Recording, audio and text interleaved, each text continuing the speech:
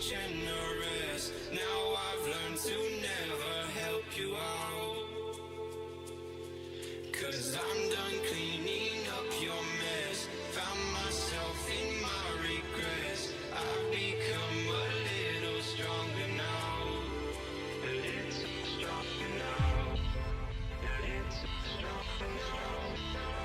A little stronger now. A little stronger now. You cashed in on my promises. You know I'm too generous. Now I've learned to never help you out. 'Cause I'm done cleaning up your mess. Found myself in my regrets. I've become a little stronger now. A little stronger now.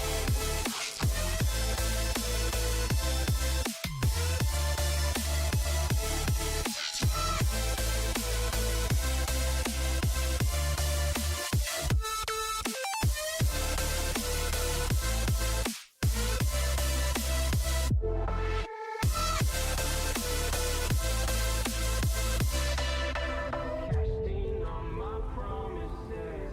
You know I'm too generous. Now I've learned to never help you out. 'Cause I'm done cleaning up your mess. Found myself in my regrets. I've become a little stronger now. A little stronger now. Open eye, feel the waves cut through me. Hypnotized by the sounds I'm breathing in. Hold tight, chemicals collide. Hold tight, hold tight, hold tight. Dripping lights paint the skies, all because of you. Dripping lights paint the skies, only you can make me move.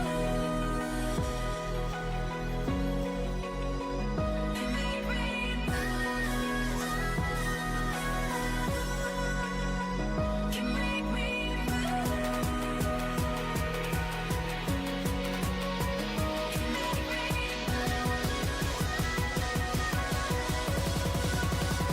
Can make me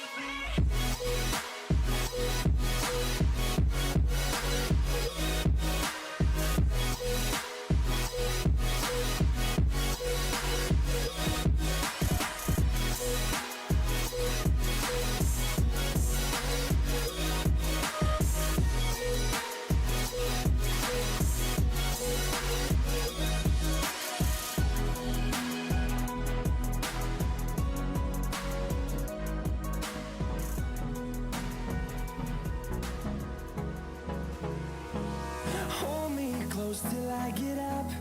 Time is barely on our side. I don't wanna waste what's left. The storms we chase are leading us, and love is all we'll ever trust. Yeah, no, I don't wanna waste what's left. And on we'll go, through the wastelands, through the highways, till my shadow turns to sun rays. And on we'll go, through the wastelands, through the highways. And on we'll go.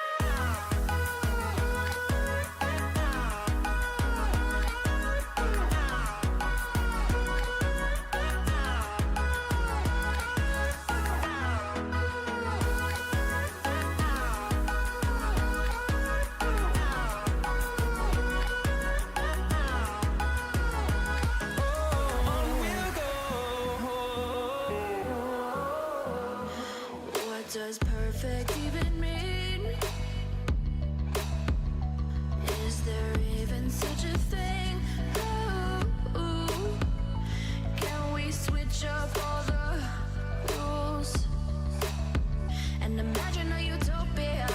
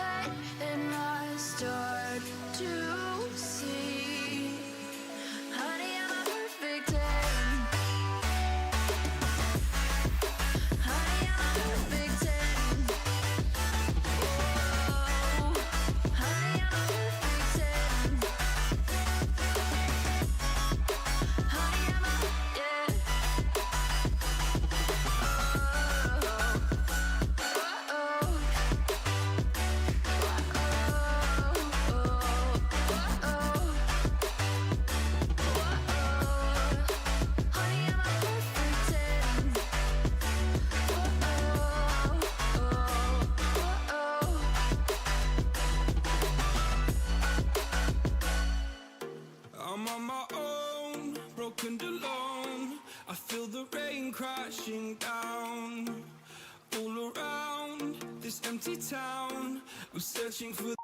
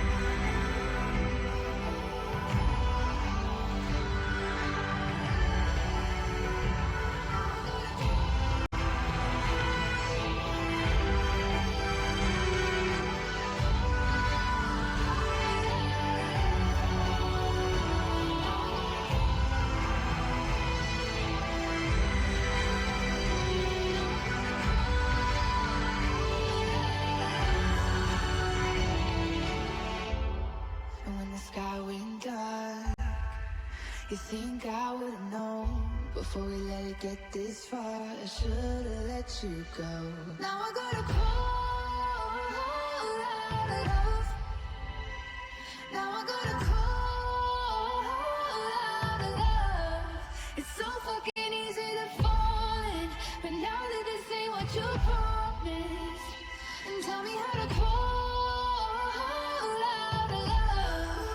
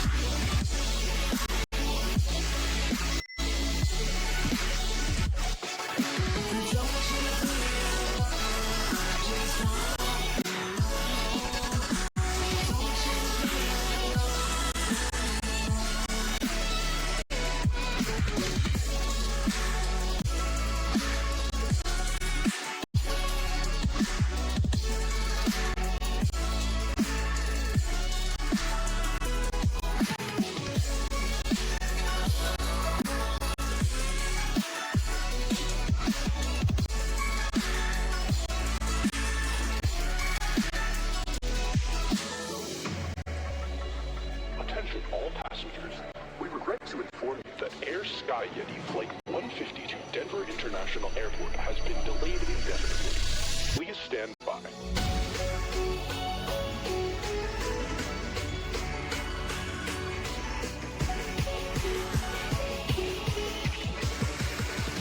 This is the terminal.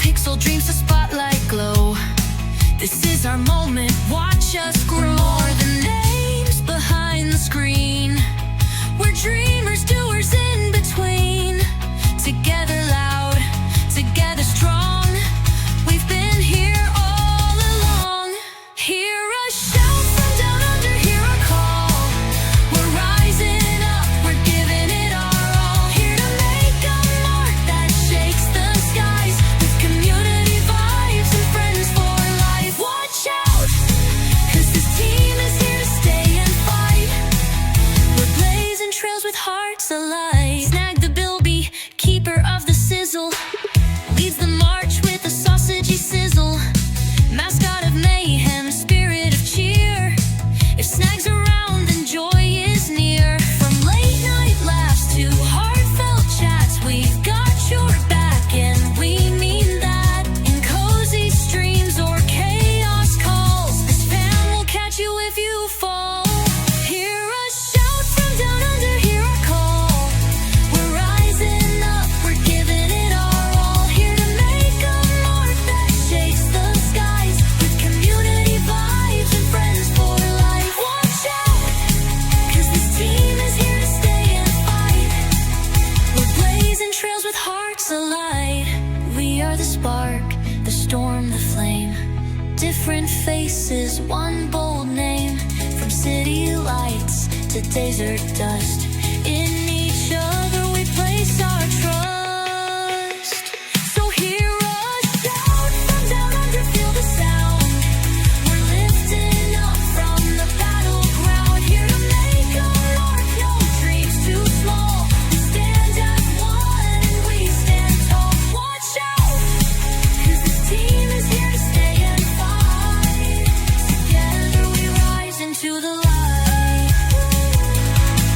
Down under, this is our call. Community strong, we rise, we fall, and still we shine through every night.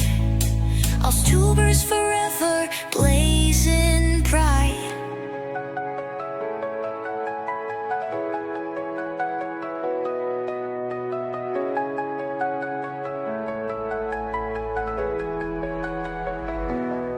Watch out, 'cause this team is here to stay and fight.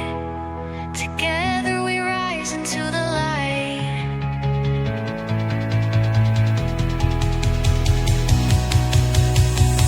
Down under, this is our call. Community strong, we rise, we fall, and still we shine through every night. AusTubers forever, blazing bright.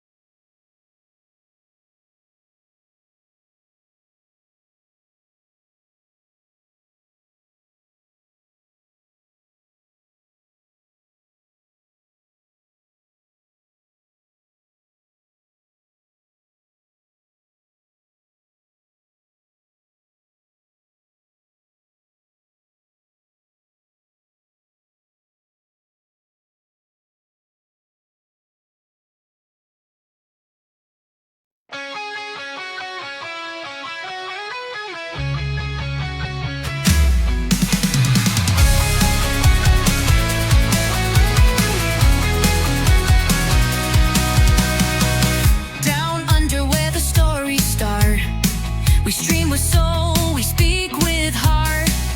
From pixel dreams to spotlight glow, this is our moment, watch us grow. More than names behind the screen, we're dreamers, doers in between. Together loud, together strong, we've been here all along. Hear us shout from down under, hear a call. We're rising up, we're giving it our all. Here to make a mark that shakes the skies, with community vibes and friends for life. Watch out, 'cause this team is here to stay and fight. We're blazing trails with hearts alight. Snag the bilby, keeper of the sizzle, leads the march with a sausagey sizzle. Mascot of mayhem, spirit of cheer. If Snag's around, then joy is near. From late night laughs to heartfelt chats, we've got your back, and we mean that. In cozy streams or chaos calls, this fan will catch you if you fall. Hear a shout from down under, hear a call.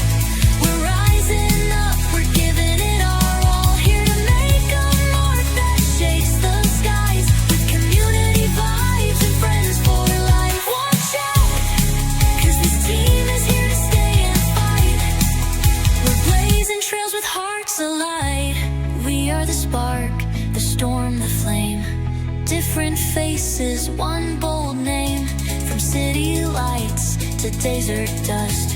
In each other we place our trust. So hear us shout from down under, feel the sound. We're lifting up from the battleground, here to make our mark, no dreams too small. We stand as one and we stand tall. Watch out, 'cause this team is here to stay and fight. Together we rise into the light. Down under, this is our call. Community strong, we rise, we fall. 'Cause still we shine through every night. AusTubers forever, blazing bright.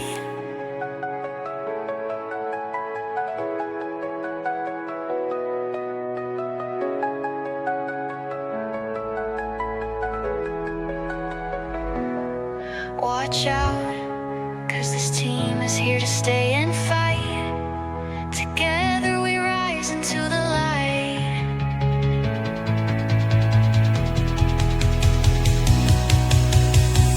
Down under, this is our call.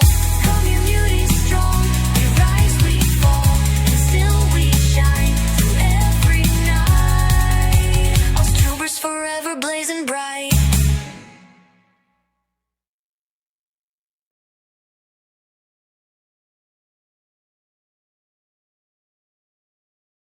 Legends are forged and hearts unite in the pursuit of a greater good. My name is Skywolf, and joining me today is Mr. Zelen VT. How are you, Zelen?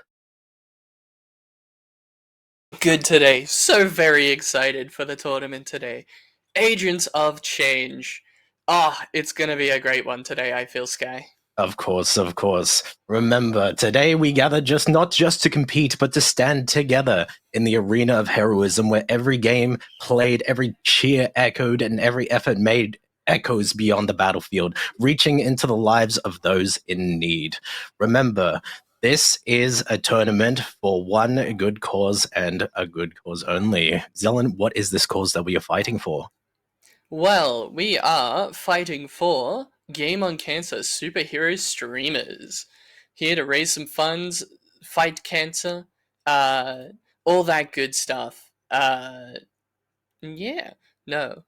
good cause, all of that. We've got many incentives and whatnot for the teams to do. They've got their individual ones as well as the ones that we've got as well. So yeah, plenty going on.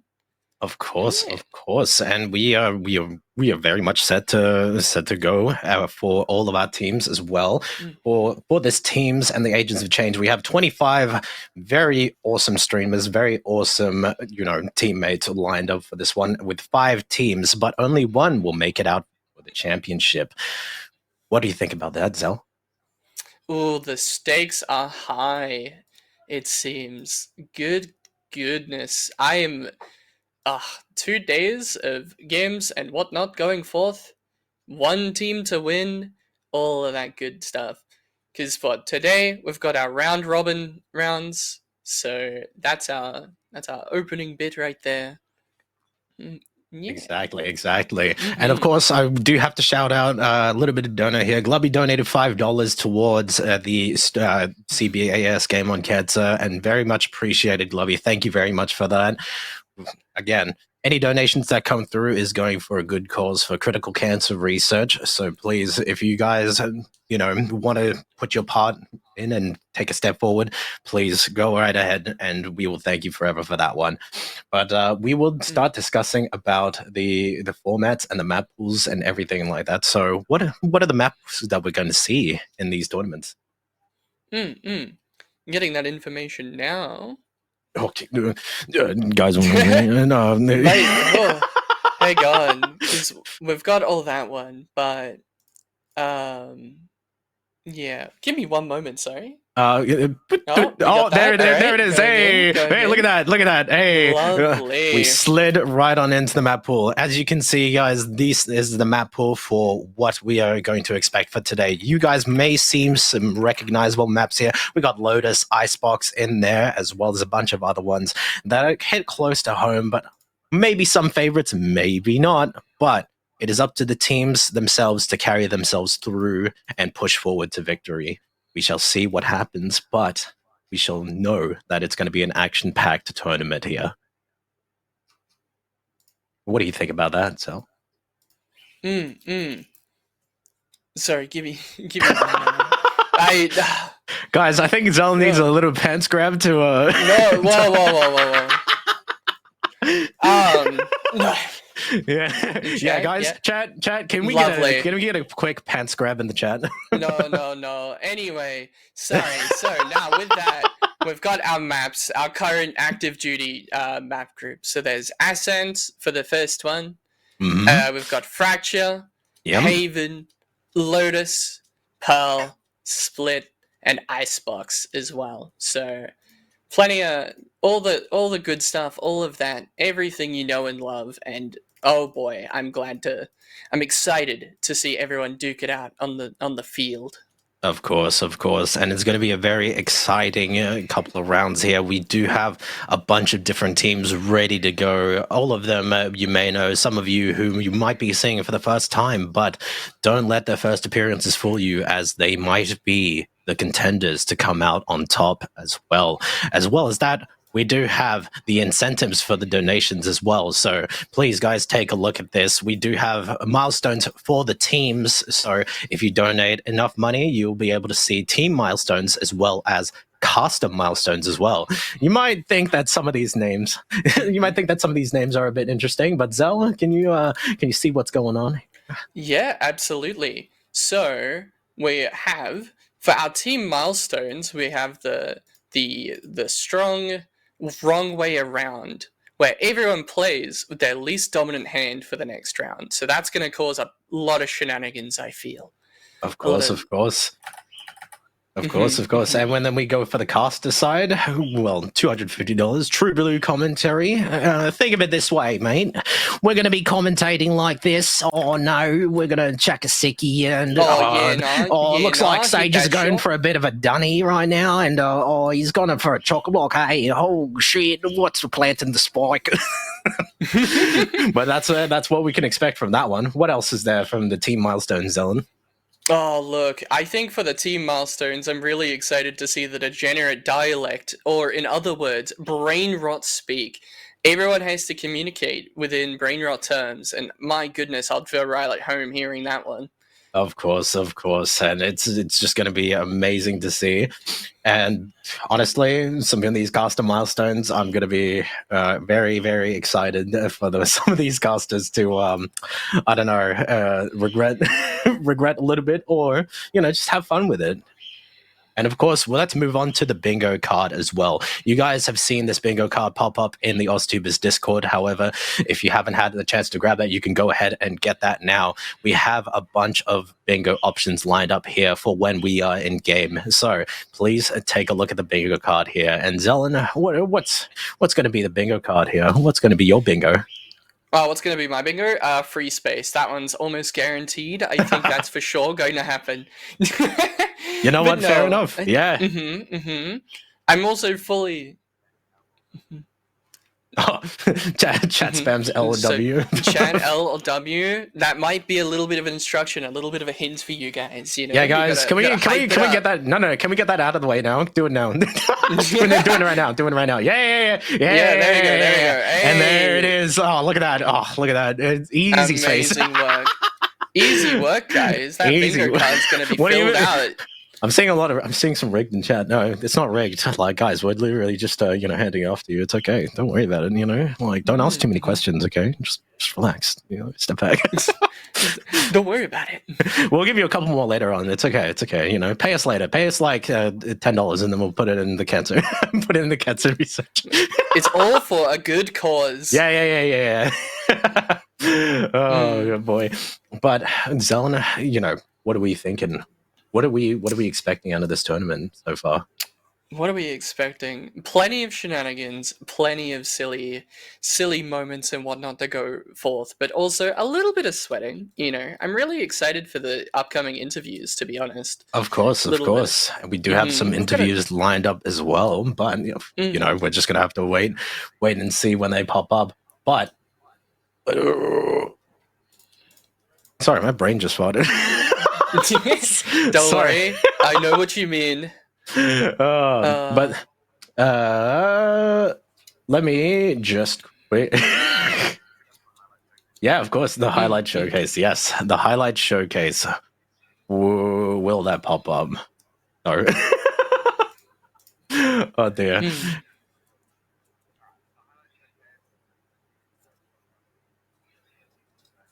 Oh, the highlight showcase is where we pull up a clip for each time. Oh yes, the highlight showcase. No, I completely forgot about that. So I'm talking to the voices in my head. I'm schizophrenic, guys. We're being fed this information live right now. Guys, No. worries. I'm getting, the voices. I've escaped from this asylum recently, so. So again, the clips, the highlights. So basically, what that is, you may have seen this announcement pop up in the Tony announcements, guys. So quickly tab on over to that, as we have clippable highlights for you guys. A little bit of a challenge for the chat as well. If you guys find a moment that happens in the each of the tournament rounds in each of the games, then please clip it and send it off as part of the. He's bullying me. The voices are bullying me. I don't see nothing, guys. I don't know what's up. God damn it, Zelen, you take it. I'm getting bullied. Let's go with that. So we've got many such cases as the slowest rotate known to man, because you don't need to get to the rotate as soon as possible. The bomb's not going anywhere. It's not going to explode anytime soon at all. There's no pressure. Why worry? Anyway, there's that one. And another one, such as I didn't know that would kill me, where maybe a self grenade, some fall damage, a little bit of a mistake, some might say, happens. Unfortunate behavior happens, befalls on your team, and that one truly would be rough. What ones are you excited for, Sky? I think I would like to see the Honorable Panic clip where people are very into the game, the action's happening, and then you might be able to hear some very, very optimal voice comms like play Bobby, one tap, or obviously maybe the best body block or the you missed every bullet award. We all love seeing cracked aimers and gamers here as well. Even the finest shots have to miss, because as we say, you miss every shot you take. But anyway. Exactly. 90% of gamblers quit before they make a big. Whoa. Something along those lines of research. But either way, let us. Are we? We're focused on voices in the back. Are we ready for the interview? Oh, okay. Okay, we're getting ready. Zelen, we can go through some more of these with a little bit more ideas for the chat to know. Oh, I'm getting beat up right now. Hang on. No, that's oh my. Grassman, for the $25 donated to the kiNk-E. Thank you very much for that. Appreciated. Well appreciated, of course. Again, 100% legend for that one. That's my goat right there. That's my goat, Grassman. That's my goat right there. Grassman, we only met today, but you gave Another me a McLaren. Oh, wow, yeah, right there. I don't know about saved you. My life one time. Yeah. Grassman gave me a McLaren. He saved my life. Oh my god. He saved me from destitution. Guys, shout out to Grassman. But no, we've got as well. So another one, couple for you guys to keep an eye out on. We've got wrong utility, right result, where you're meant to flash the enemy and blind yourself, and maybe even the team, but you still manage to pull through. Of course. We Would you like to take another one? The first. Oh shit! Okay, damn. The first incentive has just been hit from the voices in my head. From the voices in my head, the first incentive has been hit. So the milestones are going to be active for both the team and the... Oh, shit. Does that apply to us as well? That's pretty cool. So the milestone has been hit, and now we are going to be going through True Blue commentary. Does that apply to us as the hosts, or are we leaving it to the casters to do that? Oh, yeah, of course. All right, so Del, the team introductions are now underway. How Lovely.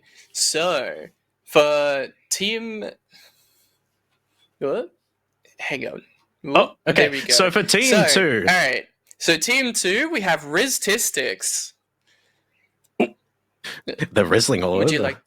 They're rizzling all right. like crazy. All Would right. you like to... Team 2, Riztistics. We have Rao Donut VT, Azaria, Lai, Runaway Train 606, and Hitomi for the team Riztistics.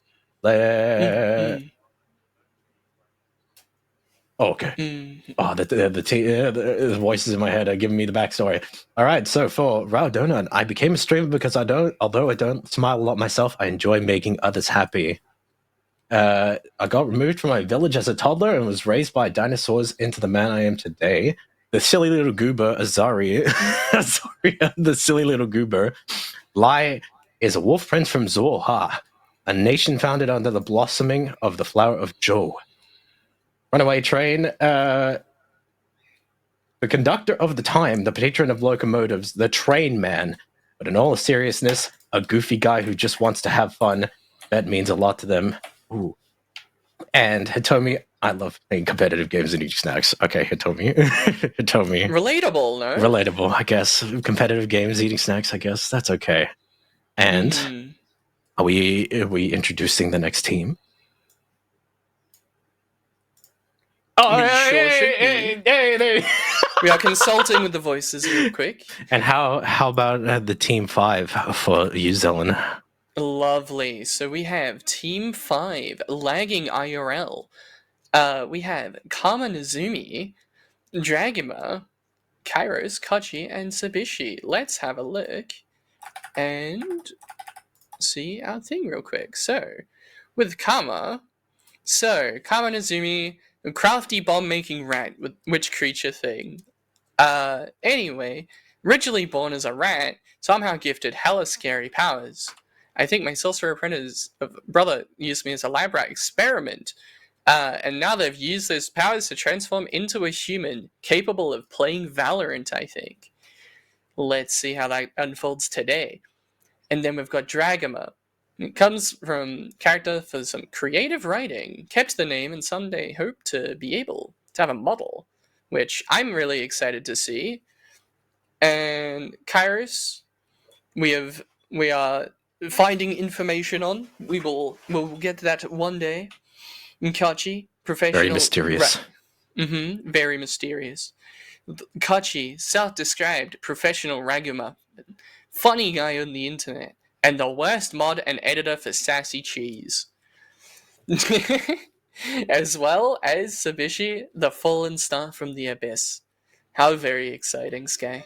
Exciting indeed. 2 of these teams will be facing off in the first round. We will be around to interview a couple of players from each team. But what are we thinking of the chances? Who is your personal pick for the win in the next round? Oh, my personal pick. I feel... do I have to pick favorites between the teams? I love all the tubers equally. No, you need to pick one right now. I need to pick one? Look, I'm gonna believe in the Riztistics. I think that they've got the like E-couple, the Riz, like, goats, whatnot. That's very strong skills in Valorant, I've heard. So, I'm pretty confident in that ability. I'm gonna flip the script and then go for the other team. And anyway, we are moving on to the interview where we have 2 players, one from each team, ready to set up and ask questions and interrogate as well. Since we're just gonna have to make sure that they're in it to win it and not cheating or anything, because we hate hackers. And we are introducing introducing here for the interview, Lai and Kochie. Hello, hello. How are we all doing? Hello. Ready for some good games? Hello. We are ready. Ooh, we are yeah. ready. I hope that you guys are having fun and ready to go. Yeah.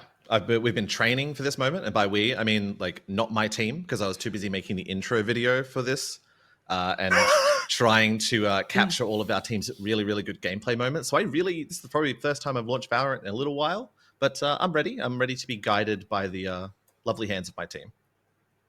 Of course, a little bit of last minute editing, of course. And Lai, let's start with you. How do you feel about the tournament, and how do you feel about the energy that you're about to bring into the stage? Absolutely mortified. Oh, damn, guys. Mortifying. Damn, that's a statement. Guys, And that's before we play For them, not That's for me, for them. Oh, okay. Oh, for them. Oh. okay. So that means. Okay. That So that- means. Oh, okay. Well, yeah. I want to warn you, actually, but also ask. I heard one of your teammates ate a goldfish. Is that correct? That is true. That was part of their initial stages of their training montage. They started really, really early on. The goldfish actually gave them, rat-like abilities, and that's powered them through playing Valorant. To play Valorant is to be a rat, and I think they're going to do pretty well for us. You've heard it here first. First, folks, eat a goldfish. You'll climb in Valorant. Easy peasy. It is the strat. That's crazy. Lai, what do you have to say about these goldfish allegations? Did you have your team eating any substance at all? Nothing too crazy, obviously a lot of things were planned. They didn't go according to plan, so back to the drawing board, except as far as I was made aware, the budget didn't account for a drawing board, so it was more like an Etch-a-Sketch that we kind of just played Pictionary with. Not too much was really achieved. You know all work what? together That's on the okay. Yeah. It was kind of like a really mixed game of charades, Pictionary. I think we all took away a different real perception of what was going on. Yeah. Now, Zelen, what do you think? What do I think? So you said you didn't get to play much. Do you still feel prepared for today? Very excited, whatnot? Kochie, hello? Sorry, I was getting messages. Please repeat. No, he's not even paying attention. He doesn't even care about this tournament. no, my God, guys. I was so out of it. Yeah, I'm trying to straighten Lagging this stuff. IRL is I'm real. really lagging. I was living up to the team. Yeah. That's exactly right. Sorry. You gotta commit. Yeah. That's real. So no, well, Internet Explorer, if you're feeling confident, whatnot, all that, editing, all of that, now you're unleashed onto the Valorant. Are you confident in your team today? I'm very confident. Good? I think the vibes have been really, really good with our team. I think we've been done really well and created a really good set of synergies for us. At the same time, we could entirely flip the script and, like absolute gremlins, live up to the captain's title and lag IRL and do completely nothing. Just for the sake of it. Why not? For charity. Of course, for charity. And either way, Lai, do you believe that you will just, with the insane amount of Riz on this team for the Riz statistics, will you be able to out-Riz the laggers? I think we have a good chance of winning them over, and if we can't win them over, I think they'll still leave our fans. Damn. Was that the Riz that you're just imparting on your fans of your team? I mean, anyone's welcome to be a fan of statistics. I think this is like the opportunity where they just suck away all of lagging IRL's fans, and then they just charm them with like vampire techniques, and they're like, "You're now our fans." That's okay. It'll matter in the server. Like, they can have all the fans they want, but if their score is still 0, it won't matter. No, but and you get to bounce back as the underdogs. That is a powerful thing in this tournament, I believe. I think that's what they call the actual Riz, the real Riz. Holy shit, I can't believe it. They're just employing their tactics against them. Now Zell. No, Now Zell. It goes both ways, yes. Any more questions for Mr. Kochie? Any more questions? Bring him on. Bring him on. Okay. He He's also lagging IRL. Just give us. No, I've been infected. See, I'm our actually influence is spreading across the server. This is how good our team name is. It actually affects everybody else. No, this is how it is. After watching that the trailer for you guys, I felt all of my brain leave my body. But honestly, very peak, very cool. Yeah, we did a bit of a match, like a bit of a balance there between being absolutely silly and bringing the content, but then also like playing when it matters and bringing the hype when we need to. And I think hopefully the video kind of brought that across. Whether or not that translates that into game, we will see. Of course, and Lai, your interview is awesome. Your video is awesome as well. But the schizophrenic voices are telling us that we have to move on to the game now. So before we go, Lai, is there any parting words for your enemy team, the lagging IRL? Me? I will say, in the wise words of the late Seal Phantom Hive, let them think they've won. That's when the real game begins. Ooh, that's some real riz. I can't believe I got some riz there. Kochie, do you have any wise words to impart before going into battle? Heck you, Cancer, and heck you, Hitomi. I hope that you sit at the bottom of the scoreboard. Oh my god! Personal. I can't believe the personal call Let's out. go. Holy shit! Anyway, while we are starting the beef now, I can't wait to see that on Twitter later. Google Docs coming out. Anyway, while we are wrapping this up, we will now move on to the first game of the tournament. A special shout out to the CBAS team again for sponsor. The voices. We will now move on to the first game here with Cammy and Teffy as our casters. Again, guys, I hope you enjoy, and remember, root for your team and just keep being awesome.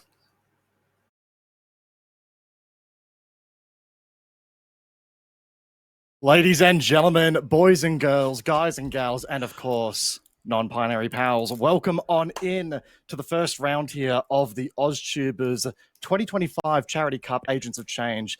I am one of your casters, Kamikaze78, and I am joined by my good friend and caster extraordinaire, Teffy. Teffy, how are we, my friend? I'm feeling fantastic. I know that we only met a week ago, but I feel like we have bonded for life, and that suit, it's looking schmick. I'm ready to get into these games. I heard fighting words from Lai and from Kochie as well. So I'm really excited to see what's going to happen in this first game. I will be honest. We've got, Rististics and lagging IRL. I will say, I understand there's a bit of rivalry between these two teams here. There's going to be a bit of action between them. Any predictions from yourself on how these two are going to pan out? I know you've been doing some sort of scoping out on the ground, sort of getting to know these teams a bit more. Tell me more. Yeah. What are these teams bringing forth? Yeah, I did a little bit of investigative journalism, shall we say. And last night I interviewed all the separate teams, and what I found shocked me a little bit. Rististics, they have a background of professional gaming. So Hitomi, a previous semi-pro Siege player, Train, a very competent Dead by Daylight player, Lai, like top 500 in Osu, and I heard that Donut, top 500 in cuteness. So a really well-rounded team there in terms of some very good, strong gamers. But then Kochie, that team, when I talked to them, the vibes, immaculate, 10 out of 10. Love to see it. I'm not sure what's going to happen in terms of the skill versus vibes. And I think that's going to be the storyline for this game, is we have some really skilled gamers, but we have some others on the other side on lagging IRL that the vibes, they're just immaculate. You see, vibes is what going to get you through these tournaments. There's going to be highs, there's going to be lows. Of course, we are fighting for an amazing cause here today. Cure Cancer, GameOnCancer here, a part of the Superhero Streamers campaign. Chat, let's get some hashtag AusTubers Unite spam in the chat right now. Let's hype up this room and get ready for our first game here today. Let's curb stomped Cancer together here. Let's go through to some of these incredible donations already. Rien, Munchmore, Dialectro, all coming in with donations here. Nice and early, getting the ball really rolling here. We love to see it.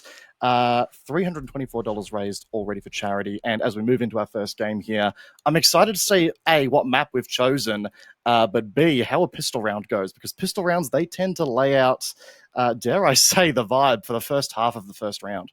They really do. That first pistol round, there is so much that goes into it, because when you win that first pistol round, you also get a huge economic advantage moving into it. So those first 3 rounds are pretty much guaranteed if you win pistol rounds. So it's a huge momentum boost. It really sets the vibes for the entire match. But honestly, I don't think that's going to let team lagging IRL get them down. Even if they lose it, I think the vibes are still just going to be up to the ceiling. I don't think anything can bring them down. You know what? Vibes maintaining strong, very important. It's good on the mentals. We love to see it. We'll check in with production here. I believe we're almost ready to move into map 1, game 1 here, but I'll just wait until we get confirmation on that. Our maps, Teffy, please, what do you expect to see on these maps here? I know we've got a bunch of, 3-site, 2-site maps here. Anything in particular we're expecting to see? Yeah, so on the different maps, they each have a kind of unique gimmick that they bring to the map. So, for example, we have Haven, which is a 3-site map, which you haven't really seen. And I can remember when Valorant was first released, everyone was like, oh my god, coming from CSGO, 3 maps on a... No, this is unheard of. This is unfathomable. So each of them has a unique sort of gimmick to the map. Like Lotus, they have those spinning doors that move around and create a lot of noise that can really create fast, interesting rotations and high-paced games. So each of those maps, they have a unique element that they'll bring, and it'll be interesting to see which map is played first.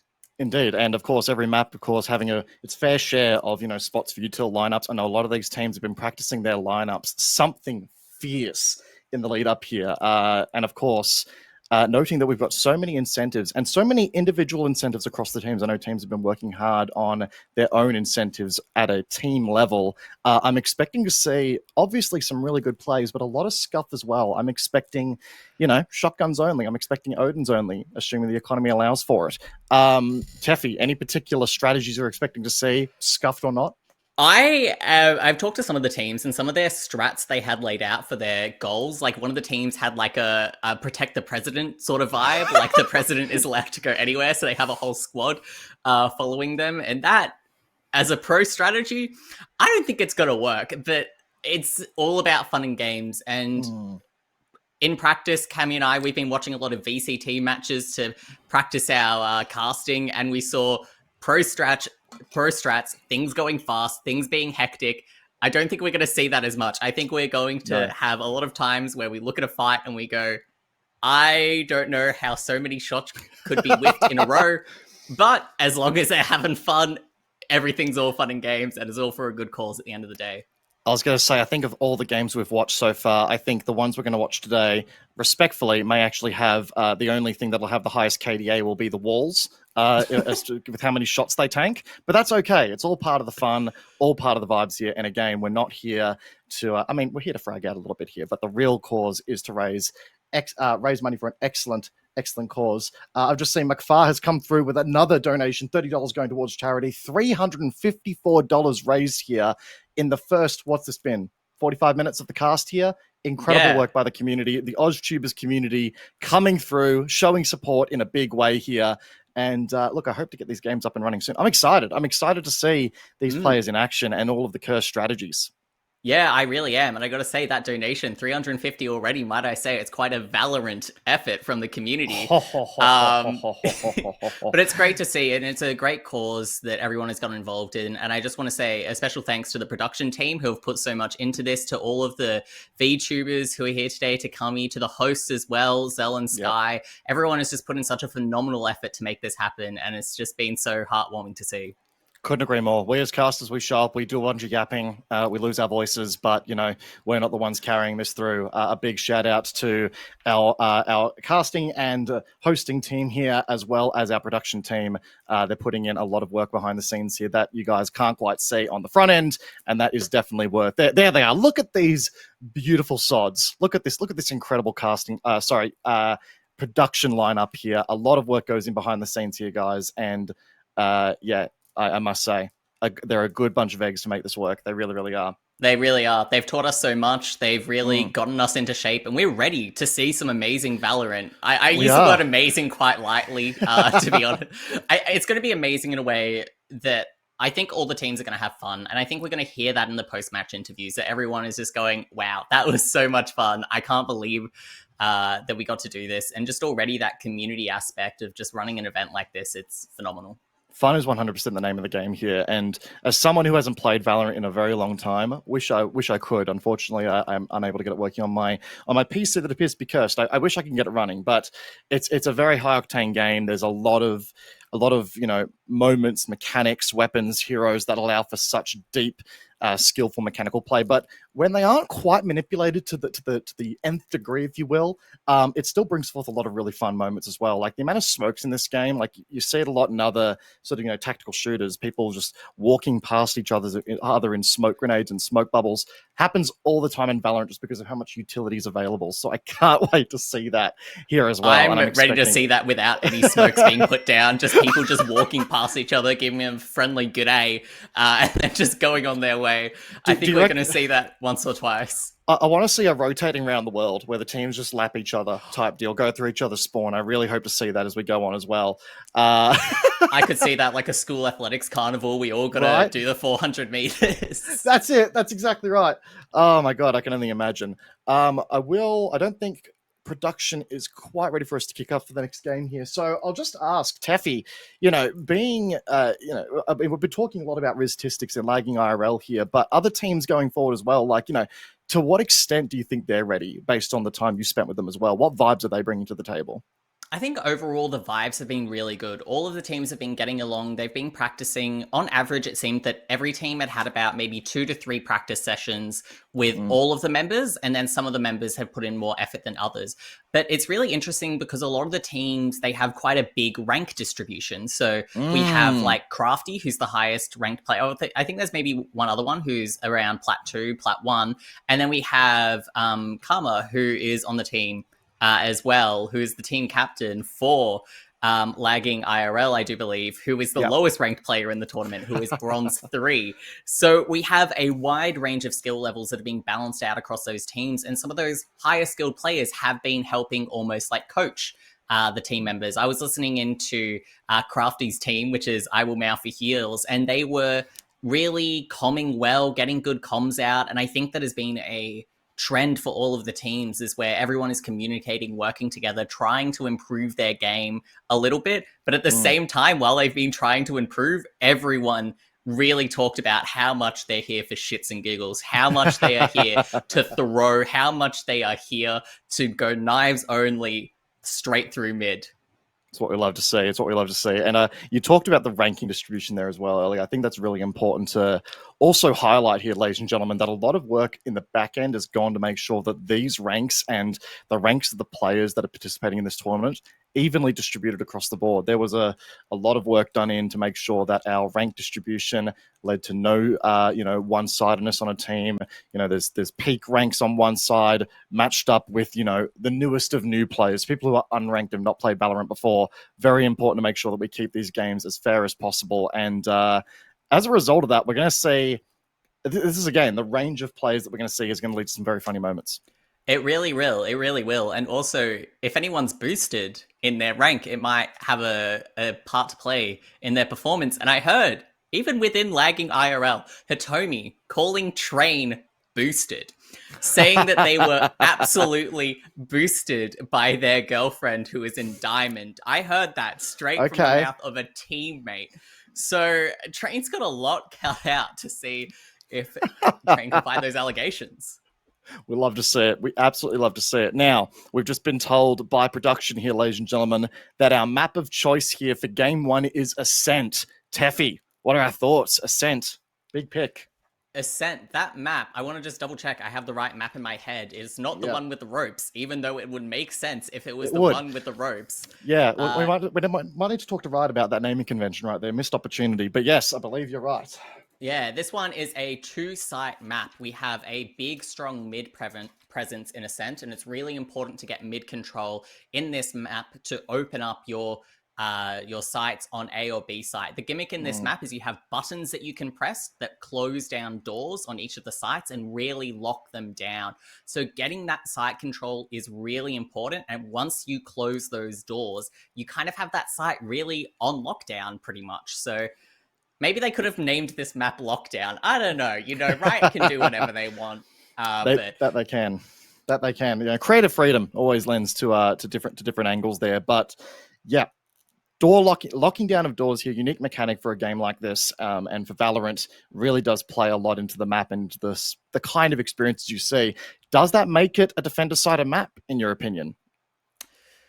It's hard to say. At the level of play that we're going to be seeing, I don't think we can make any assumptions on whether a map is going to be attack-sided or defense-sided, because I think all known conventions from Valorant as a game just go out the window when we have a player base that is as eager, shall we say, as passionate as our players coming in. I'm really looking forward to seeing the wide swings with stingers at long range, and it's somehow working out. Like just the shots that shouldn't connecting and leading to sways in the game. That is going to make for some peak gameplay in the way of weaponry sort of bias, if you will. Are we talking close quarters, long range? What's the main range of engagement we're going to see on a map like this? Definitely on Ascent, we have those long-range fights down mid. So definitely those marshals, those AWPs are really crucial in those fights coming in. And you also have a few fights across the mid lane as well. So with B short, I'm pretty sure, and like the outside of A site, you have a crossfire that can happen. That's normally taken with rifles. But we're going to mainly see those long-range weapons put to use through mid. And then we'll see some of that closer action coming up in those rifles as teams try to enter into A site and B site. And those rifle plays and especially the mid picks in mid are going to make for so much information, right? Valorant is a game of intel prior to execution. So, anytime you can put yourself on the forefront, grab some intel that you've managed to take someone out in mid, or even spot someone in mid that have gone a certain direction on the map there, also very critical in relaying that to your team as to where the weakest site may be and where you may have the room for a potential execute. I love to we love to see that sort of thing here. Love to see the Vandals one-tapping headshots as well. Yeah, we do love to see it. I'm not sure how much of it we'll see. Look, a man can dream. A man can dream. I can also dream as well. Not to shit talk our players. They're all lovely. They may not be the best Valorant players, but they're certainly the most enthusiastic, and that is what matters. Indeed. Now, so we've just been informed by the voices here that we do have an assignment courtesy of the lovely people donating here to the stream. People like Mr. Kochie, Artemis Roma, and an anonymous donor. Thank you very much, you anonymous being. We love to see it. That we now have to go into the good old true blue Aussie tradie moment here. Teffy, mate, I must say, the work site is looking mighty volatile today as we have a brand, dare I say, a bunch of apprentices walking onto site for the first time today. I don't know how confident I am right now. Yeah, fucking oath, mate. To be honest, I'm just going to go and fucking smoke out the entire time. This is say, going to be an absolute fucking shit show. These apprentices, they have no idea what they're doing. You pick up a hammer and they go, oh, is this a drill? Mate, they're going to pick up a rifle and they're going to be like, oh, is this the operator? Or I'm not looking forward to it. They spend 5 minutes on site as they clock in, thinking they've done a ton of work, go sit out in the dunny for literally the whole bloody day, make a return to site just in time for the KFC Zinger box halfway through, take an hour-long lunch break, rinse, repeat, couple of smokos in there, and then they think it's a hard day done work. Honestly, can't have it. I've been told now by production that Game 1 is about to commence, ladies and gentlemen, so please sit back, get your beers, get your brewskis. It's time for game time here. And we see Riztistics kicking off on the defense and lagging IRL going to be our attacking side. Yeah, it's a good day at the work site, to be honest. I love seeing those pistol rounds, those low-powered weapons coming in for the first round. It's just making sure the apprentices don't get hurt too much as we see the Reyna blind ready to go in for that A push. Will it connect with some cheeky kills? Reyna blind not quite going out just yet. There goes the Reyna blind there, trying to get some intel out. We've got Drag slowly progressing up through mid. Visho right there, potentially waiting. This needs to be as smooth as a VB going down in the morning, and it most certainly is with the trade there. Verso and Drag picking up. Asuna managed to get the final kill. Train with the juicy one tap on Froggy. My goodness, and there goes Singing Rat as well. We hate to see it. And Hitomi managing to connect a few more shots there. I've got to tell you, this is absolutely falling apart. It's like a bad day at the pub. You just had one too many. You can't quite get home. It's just not going well here for lagging IRL. They are quite, in fact, lagging IRL here. Mate, I think they just had an absolutely dodgy sausage roll from the servo, and they were honestly in that round. Their stomach wasn't feeling good. I don't know what happened, and it just didn't pan out. It was a bit rough, honestly. I've seen better executes in Sydney morning traffic. Honestly, in the big old U, it doesn't quite pan out for them. But Lag and IRL not being able to take up the first round here. But I'm also seeing not much of an investment here. You know, we seem to be on the Seno payments with Riztistics here, not really going in for a whole lot of weaponry. Nah, they're just saving up, waiting so they can get their rifles. You got to get those big tools to do the big jobs. You know what I'm saying?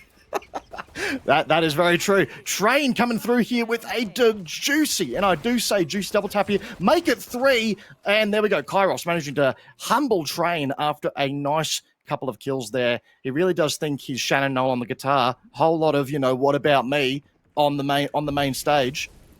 Mate, Train with that collateral headshot. Got it done. Hitomi getting a nice cheeky kill.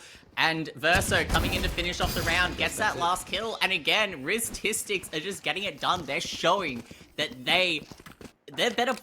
Look, I'm not to say that they're more competitive, but like from their history, they have competitive gamers in their history, and they're playing pretty well. They're showing their skills. It's very impressive to watch in full force here. I'm going to be honest. I've left worksite camming at the back now. We're going to return to our normal voices here, chat, because there's only so much longer I can do that without causing an issue for myself. But that's okay. Riztistics here coming through on round 3. So bunch of rifles in play here for both sides. We've got Train here with the operator in hand. Froggy, or Kochie, I should say, just simply watching through the window there. There's the peak. Also taking this mid peak, just shift walking across, doesn't even stop to take the fire. Donut running and shooting. Dragamyr gets that kill easily, and Verso peeking mid. Hitomi peeks mid as well, but Kairos is ready for it. Oh, it's a tough round. Drag and Kochie finding the couple of frags they need, but there is Verso with the shot mid-range. That's the chamber ultimate, I believe, and there's another one right there. An early game ultimate. Throwing making it a dead set even match here with Riztistics and lagging IRL, but lagging IRL managed to get the spike down. They do have a B-side hold here, so it's going to be up to Riztistics to do a site retake. But Kochie and Drag not quite looking in the right directions here. They do have a bit of an angle of fire, but I do question if they've got the right angle here. Verso looking for that information, not finding it so far. Drag in good cover. Going potentially. Oh, it's really slow, guys. You need to get moving. Train there, finding Drag. It's all down to Kochie to find the defense. Kochie connecting with Verso there. Kochie, it's all on his shoulders now. He's got sight over Spike. Train is going for an aggressive push now. Can they find the connection? They've spotted each other. Train on a juicy defense. Gonna get the spray down. Kochie thinks he gets the kill. Kochie manages to connect, but my God, that was so close. Kochie not quite getting out of there from the spike detonation. Yeah, that was a really tough round to play, and Kochie just really playing that perfectly, waiting down the clock. When that spike is down, you don't need to rush it. You can take your time, you can relax, and that's the vibes we're talking about. I bet Kochie has some sick beats going down in the back of his mind. He's just singing One Direction, not a care in the world, as he just wastes all the time for Riztistics. That land for lagging IRL was very important there, and Kochie playing it very well. I will say there was a potential choke there, almost forgetting to finish off the kill there on Train, but Train managing to whiff a couple of shots there, unfortunately, not able to connect. Train now with the frenzy, just getting really aggressive in mid there, has been blinded, but still managed to get the kill on Asuna there. Well played. Train connecting with Kochie as well. He's going to teleport out. Hitomi there also providing some support. Has been blinded. Kairos getting the connection. Well played. Yeah, lots of action going down in this start of these rounds. Both teams playing very aggressive. Kairos gets another pick, put in a 3v3 as lagging IRL starts to push into A side, but Riztistics already on the flank. Donut running and spraying gets the kill on Dragamyr, and now it's a 2v1. Kairos, the world on their shoulders here, gets a couple of hits on Donut there, takes some critical HP out, but Lai slowly progressing up, gets caught with the knife out, not where you want to be, but there is the connection as Kairos goes down. Oh, that was a really nice shot from Lai. Really comfortable under pressure, playing with that ghost. Those body shots just aren't going to cut it when you're versing a rifle. And now if we look at the economy, lagging IRL, not having a very strong economy, Kairos still goes for the rifle buy, but the AWP coming out from Train. With that chamber ult, he put in a lot of work before. So I feel like he's going to be putting in a lot of work, but both sides, they have very interesting buys that I expected to see from these players. They don't really save, they don't really force properly, they just buy whatever the hell they want and they make it happen. It's either what they want or what they can afford. I'm trying to work out what is required and what is just a luxury at this point. Bit of an ace stack happening here for lagging IRL here. Wall goes out that blocks their advance, but Kairos keeping a very strong eye on heaven here. Not really managing to find anyone at this stage. Once this wall goes down, it's going to be absolute chaos here as both sides are stacked up here. Kochie, though, slowly pushing through mid here with Drag, watching from spawn, but Verso might spot him out. Drag with a connection there, not enough to get the one tap with armor in play. Donut, though, has also spotted out Kochie. Kochie getting a few hits there too, so it is a bit of a duel at the moment.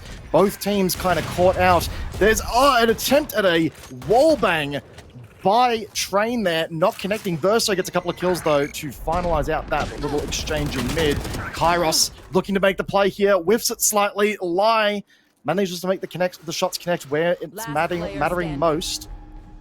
And once again, a 1v4. And there we go. Seeing Rat trying to get a connection, not quite there, and that's the round win for Riztistics once again. Riztistics really running away with it at the moment. Yeah, there seems to be very little respect on the defensive side from Riztistics. There's no such thing with these players as defense or offense. Both teams just really seem to be on the offense. They just run each other down.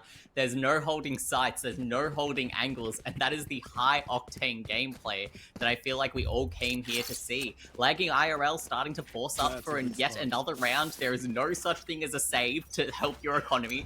We only force and a couple of ults on the side of lagging IRL. That Sky ult, that Chamber ult, and the Jet ult coming out from Kairos. So with all these ultimates and all these very aggressive weapons, we're talking SMGs and pistols mainly here, are we going to see a really strong execute from lagging IRL? They're just sort of gathering intel as best they can here, a little bit cautious to push out. Train slowly peeking with the operator, going for a very aggressive angle here. Will they find the connection? No, Kairos connects with the Jet ult. That is an extremely nice one tap. There we go, Kochie getting a dome on Donut, but Hitomi exchanging and also popping the Reyna ult there. That is going to make Hitomi very dangerous if she can connect a few shots there. Yeah, definitely. But we're seeing lagging IRL, they've really grouped up. We've got Kairos on the AWP, putting that long-range weapon to use, trying to get that pick mid. As lagging IRL is making their way towards the B site, where currently Riztistics has no one there on that site. This is going to be completely free for lagging IRL to just grab this site. Absolutely unsighted. Now, I'm wondering where Kairos is, because Kairos is making a bit of a retreat down to A, but the team are now on B. They need to start watching for this cross through mid into the B site, but I don't think they were there in time here. Hitomi getting a peek on Drag, a very important peek there as they go for a site retake. Only two people on site, with Kairos still a ways away from the site here, so there's a risk here of both Rat and Asuna getting... Oh my god, it's all falling away there. Hitomi gets the kill needed. It's a site retake. Can Kairos connect with the operator here at the final hour? Jumps up, There's gets the Jet knife ult, kill. a brilliant shot there to kill the spike diffuser. Needs to hurry up though. Oh, not quite enough time. Oh my god, with all of the ults there, that's exactly what lagging IRL needed to take that round, and it just wasn't quite in time. I was worried that Kairos wasn't going to get there with that amount of time. Oh, but Kairos, that play was amazing to use that updraft and that Jet ultimate where you have perfect accuracy in that updraft to get that kill on the diffuser, but that slow from Lai just made it impossible for Kairos to get there in time, and that was really tough, and that is exactly what happened when you just don't rotate fast enough. It was a bit unfortunate here, but they've absolutely done their level ahead of best here. For clarity here, team, Asuna is Sabishi in our lineup, and we've got Kama Nezumi as the Seeing Rat. So apologies for not quite double-checking that just there, but we have managed to get that clarified now. We've got Donut here on an incredible little strafe there, trying to get some information, the wall blocking it, and honestly keeping them alive there through that very aggressive push. Yeah, and seems to be re-engaging, putting up that wall, getting back into that little rat corner that we assumed lagging IRL was going to play, but it seems both teams are a little rat. Dragamyr tries to strafe out, but Train is too trained in with that orb. He is locked in, ready to get another kill. But he goes down to Subishi. A dominant retake in player numbers here by lagging IRL. A couple of really important frags there. That does give them good access to the B site, but our players in mid need to kind of start pushing up here, regaining some ground. Spike planted. Spike is down on B. It seems like we're almost in the exact same situation as before. We've got Kairos is still holding mid lane, and now it's all on Hitomi. Can she enter in this site, get these 2 kills before Kairos comes around?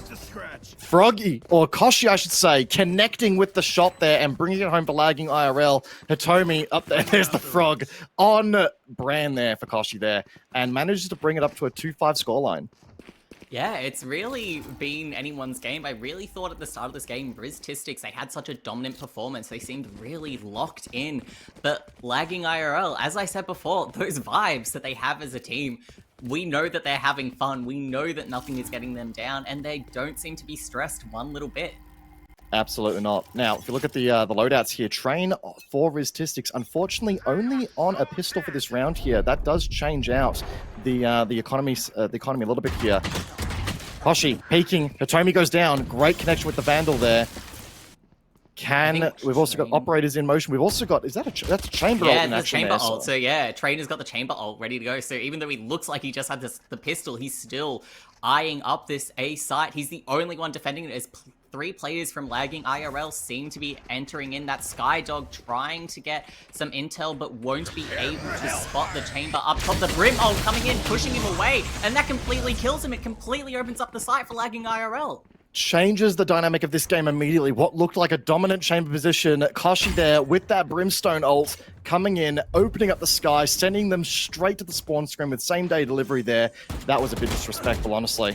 Meanwhile, we've got Nezumi going down, unfortunately. Unfortunate there for them. It's now a 3v3 while the spike is now planted. Verso getting a really solid frag there. Kairos doing everything they can to hold it in, but kill contract has been initiated here. It's a 1v1. Manages to get out of it. Oh, incredible stuff there. I wasn't there, ready for the retake. Oh my god. Kairos clutches the round for lagging IRL. What a play. Normally when you have that kill contract going down, you know when the player is going to come out of it. So Lai can just push up and just sit right on top of that. So as soon as Kairos comes out of it, Lai is just ready to one-tap that head and be done with it. But there wasn't that communication there. Might have been a very unfortunate communication there, not calling that there is, in fact, an ultimate in play that has basically stun-locked them and put them in a spot that they can be just absolutely decimated by. Train now rocking the Bucky, I believe, so This is going to make for an aggressive push on A here. Sheriff also in action, so a real, dare I say, cowboy look. And, oh my Kairos, that is really unfortunate.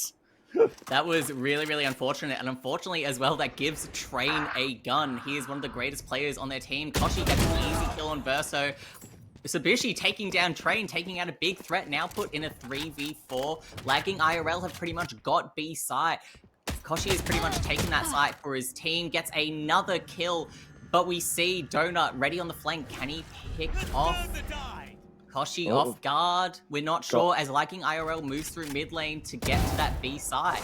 Oh, Hitomi with a juicy strafe and takeout there on Nezumi. We've got a few.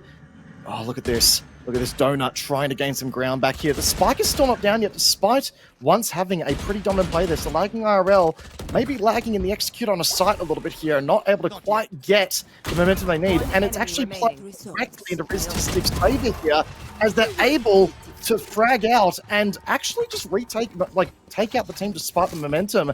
And Hitomi there scoring 4 kills that round. Yeah, I guess it really goes to show how important it is to commit to a site. In games like this, when there are a bit of a distribution in ranks, where you have some better players, some worse players, it's really important to have strength in numbers. Because 100%. Even if you have two people, one who's low rank, one who's higher rank, two people versus one person, pretty much you're going to be able to trade that kill. So when you don't stick together, you run the risk of just being picked off by Hitomi, by Train. And Hitomi, very strong play. We've seen it so far. We've got Train here, making some noise here, trying to get a bit of intel and understand where they're coming from here. They did see that ability, that util coming through the corridor. There's some intel to say that they may just be waiting there. Walls going up by the Sage. Kochie there, spotting out Verso, not being able to find the connect there, and manages to find that kill, confirms it. Drag securing mid domination there for Lagging IRL as well. Very important take. That sees Lagging IRL making a push to site. Donut here, the world on their shoulders to try and hold the site. Kochie goes down. Drag is trying to score some damage. Not enough though. Kairos finds Donut on the flank there while occupied elsewhere. And that is going to hand site to Lagging IRL. Can they commit? Yep, site, the spike is about to go down here. Wingman goes down. I love that little guy. He goes blop, blop, blop, blop, blop, blop, blop, blop, blop, blop, blop. And he gets the spike down for the team. Lai getting a refrag on Drag. Can this rat finish it off? Zabishi with a rat tactic. Getting that kill. Rez goes down. Lai gets another kill. Put in a 2v2 situation with Kama and Kairos sitting in Boathouse. Oh, sorry, Kairos sitting in B main. On a bit of a cheeky angle. They've got two of them in different places. Kairos just gets that double kill. No trouble. My God, what a confident swing there from Kairos to make sure that Nezumi was supported and well covered there. I love to see that kind of stuff in these games here. It ensures that, you know, team synergies are through the roof, and you can tell that the team synergy on Lagging IRL, while they may have had a bit of a slower start, have had a couple of fumbles in site execute so far, they're actually, when they're locked in, they're playing very, very well. And 3 ultimates on their side here, that's going to make for a very strong offensive on this next round. 100%. Those vibes at Lagging IRL, they are probably going to be through the roof right now. They've got to be really happy with this performance, and I feel like they're just having a great time. They'll be riding the high of that one. Chat, let's go ahead and get another hashtag AusTubers Unite spam going here for your VTube community here for doing putting on an amazing display of Valorant gameplay here. And remember, let's keep that charity hype going as well, guys. Off to a fantastic start with $410 raised for an amazing cause. Let's keep that momentum going here. Kairos on the frag on Train, securing an easier mid retake here for Lagging IRL. Hitomi getting the Rainer blind out there, but to no real avail there. Hitomi low on health on the trade, and Kochie managing to secure that kill on Hitomi. Very powerful frag there. Puts Lagging IRL in a position to potentially flex over to the B site, which is once again lacking in presence from Riztistics. They kind of stacked up in mid a little bit. With, oh my God, with Kairos securing another kill there. Can Donut get this kill on Tsubishi? Yes, they can. Gets it done. Kairos ready there to try and get that frag. Plenty of wallbangs, but that util usage from Donut lets them disengage. As Dragamyr gets another kill, and then Verso and Dragamyr, sorry, and Kairos getting that last kill on Donut there. Just another confident round from Lagging IRL, and it really seems like Riztistics' B site is their weakest site, and Lagging IRL have recognized that and are capitalizing on it. Very much so, and we can see here as well, look at this time. Lagging IRL not using a whole lot of their ultimate abilities last round here, and look at the lineup now. 4 ults to 0. If you get a clean execute this time, it's almost a done deal here in calling it a day and saying, yep, we now own this round. 100%, and it's the last round of the half, so all of these ultimates will be burned. Every team putting in their last little bit of economy here. The Omen coming out from Donut. Let's see if he can put in work. And the Sky ultimate from Tsubishi comes out. All of these ultimates will be used. There's the blind as well, and we've got Nezumi there getting the frag on Donut. A beautiful frag too, might I add. And gaining a little bit more ground here for Lagging IRL. Kairos on Train. An amazing shot there too. The Vandal one-taps really come out in full force. Hitomi answers in kind there on Kochie and gets the overkill. Verso with the 1-2 in the B entryway there. That is going to put Lagging IRL on a massive rethink there. What a play from Verso. That was clean. That was really, really clean. Oh, into the 1v1, Verso and Tsubishi. Tsubishi doesn't manage to win it, and Lai gets that last kill in the round as well. That gives 3 to Verso for that. Like, honestly, Verso, a key player in that round there, alongside Hitomi to really put that in Lagging IRL's flavor. We're going to a 13th round here, it looks like. Yes, as we start to switch, do we switch sides now? That's the end of the half? Yes, we're back to a pistol round as our teams gear up into it. It's pretty even, 7-5. It's a lot more even than it seemed to be, seeming, I guess, in those first couple of rounds. In those first couple of rounds, Riztistics just looked so on top of it. They looked like the much better team, I guess, but like IRL, they've just been managing to claw on back, and we run into a technical pause at the moment. I'm not sure what is going on. Kami, what is going on from production side? Do we know what the technical pause is for? We've got streak pause. We've got a player DC, unfortunately, for one of the sides here. So technical pause to make sure we can get that player back in there. Love to see that. Don't want to see any teams down a man. It looks like we might be down on Riztistics at the moment. So Riztistics, look, very strong, performance there in the first half there on defense. Do we reckon we'll be able to, keep them going? Do you reckon they'll be able to keep it going there on the offensive side here? Teffy? I'm interested to see how it's going to go. I'm interested to see who is going to be really showing up for this attacking side and what the defense is going to seem from lagging IRL. They did have quite a competent attacking side, but Riztistics looking for a quick B push, it seems like, but a little bit of a split, putting Train in the mid lane, seeing if we can get that extra pick. As we get this pistol round underway, guys, it's a timely reminder. We are almost a quarter of a way to the $2,000 charity goal here. Let's keep that hype going for GameOnCancer here, folks. If you're keen to support an amazing cause here and keen to support the show that your incredible VTubers are putting on here, make sure you get in there, support the charity. Let's get involved, guys. Here we go. Yeah, make sure you donate. Cancer, it kind of sucks. And if you're not donating to cure cancer, ooh, I don't know. Let's curb stomp cancer out of existence here. Riztistics making a play here for A-side control. And look, to be frank, with an opening frag there from Verso, they've managed to do it there. No kills from Drag with the Sheriff in hand. A lot of potential with that weapon to score some juicy one-taps. But Verso flanking out Kairos on the rotate. Dangerous to see. I don't really see how lagging IRL are going to be able to retake this site. Riztistics just really using the pistol round strat of strength in numbers. Sabishi goes down, Donut manages to get a kill on Kochie, and now it's all down to Sabishi, but 1v4 gets another kill. But on 10 health, can they do it? No, they cannot, and that goes for the way of Riztistics securing that pistol round and probably securing the next round as well, bringing their score up to 8 rounds. It's starting to get into the tail end of the game. Body shots from Verso there on a 10 HP target was always going to seal the deal there. And again, Riztistics just with a very confident push there. They stuck together, as you said, strength in numbers, made sure that they, if one person went down, there was someone to cover them and to at least make it a fair exchange. But on a lot of those executes, we didn't really see that. It was just a one and done situation here. Now we're seeing a stack on the B site this time here with Verso over on A, just to keep some intel and maybe to make some noise there to sell an A push here. But as we're going to see, Spike over on that side. Verso with a beautiful spray conversion there and picking up 2 kills for free on A. Once again, it sells the A assault and the rotate has occurred. Would you look at that? Train picking up another juicy kill here over on mid. That is going to give Riztistics basically B-side for free here. 100%. Riztistics putting on a masterclass in aggressive play. They know that there's strengths in numbers when especially it comes down to these split team differentials where some are more skilled, some are not. Again, if you just all go together, you can't be stopped, and that is what they seem to be doing. Feeling safe. Rainer blind going out there, and it's a pretty juicy time. But there we go. We've got Sabishi there getting a kill to make it that. But Atomi finds Sabishi there and managed to secure the round.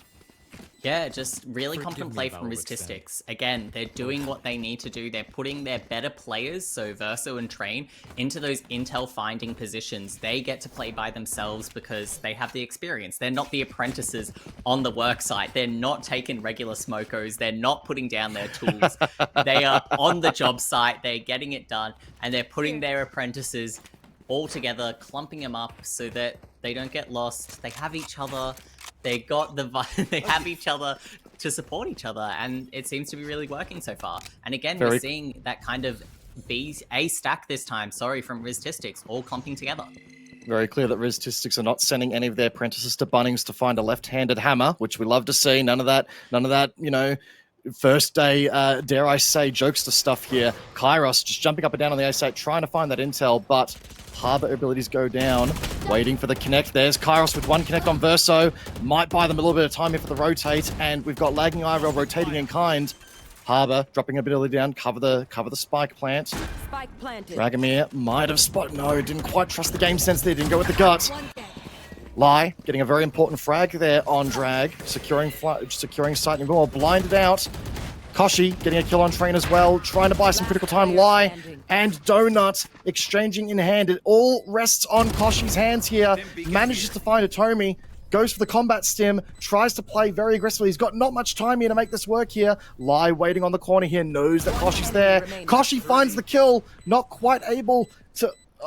will he trust his instincts here? Here comes the abilities. Oh, they've exchanged That is exactly what you were saying was going to happen. They were going to cross paths in the smoke. They almost shook hands. Oh my god, maybe even a little bit of a little smooch as they cross. Basically dabbing each other up to say, good game. They knew how it was going to pan out. Well, at least I think they did. But a little dab up to say, yep, well played there. See you next round. And that's exactly what happened. I tell you what, that's only going to fuel this rivalry even more. And I love to see it.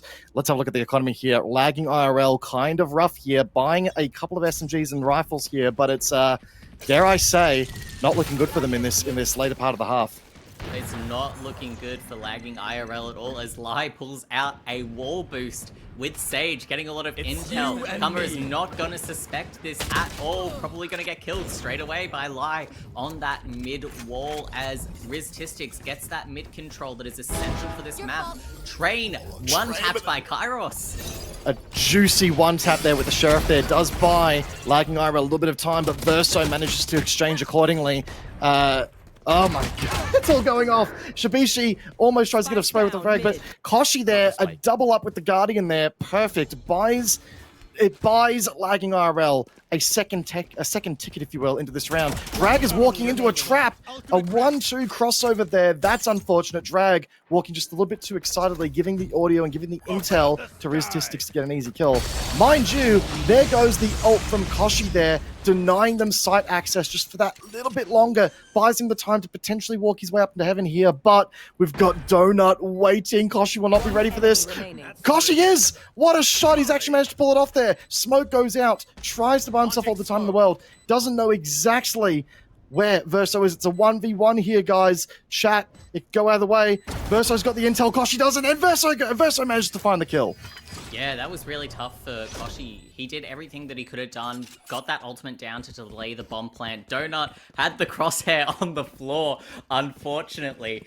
But Kochie did what he needed to do, but with 10 HP, you have to hit that one tap, and with an experienced player like Verso, unfortunately it just wasn't going to happen. And Riztistics, 3 ults, the Reyna ult on Hitomi, the Sage ult ready for a revive, and the Harbor ult, which really locks down a site completely as it goes into 11-5, and lagging IRL on a force.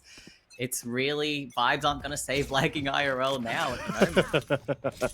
Match point ahead of us here, Taffy. What's going through lagging IRL's head as we kick off the match? Honestly, I think they're probably just shit-chatting the entire time. They're just absolute shit-posting. They're probably, like, patting each other on the back, going, yeah, like, oh, yeah, good effort, yeah, good effort. No, you did a great job. I feel like they just have that sort of confidence and effort that we love to see from teams.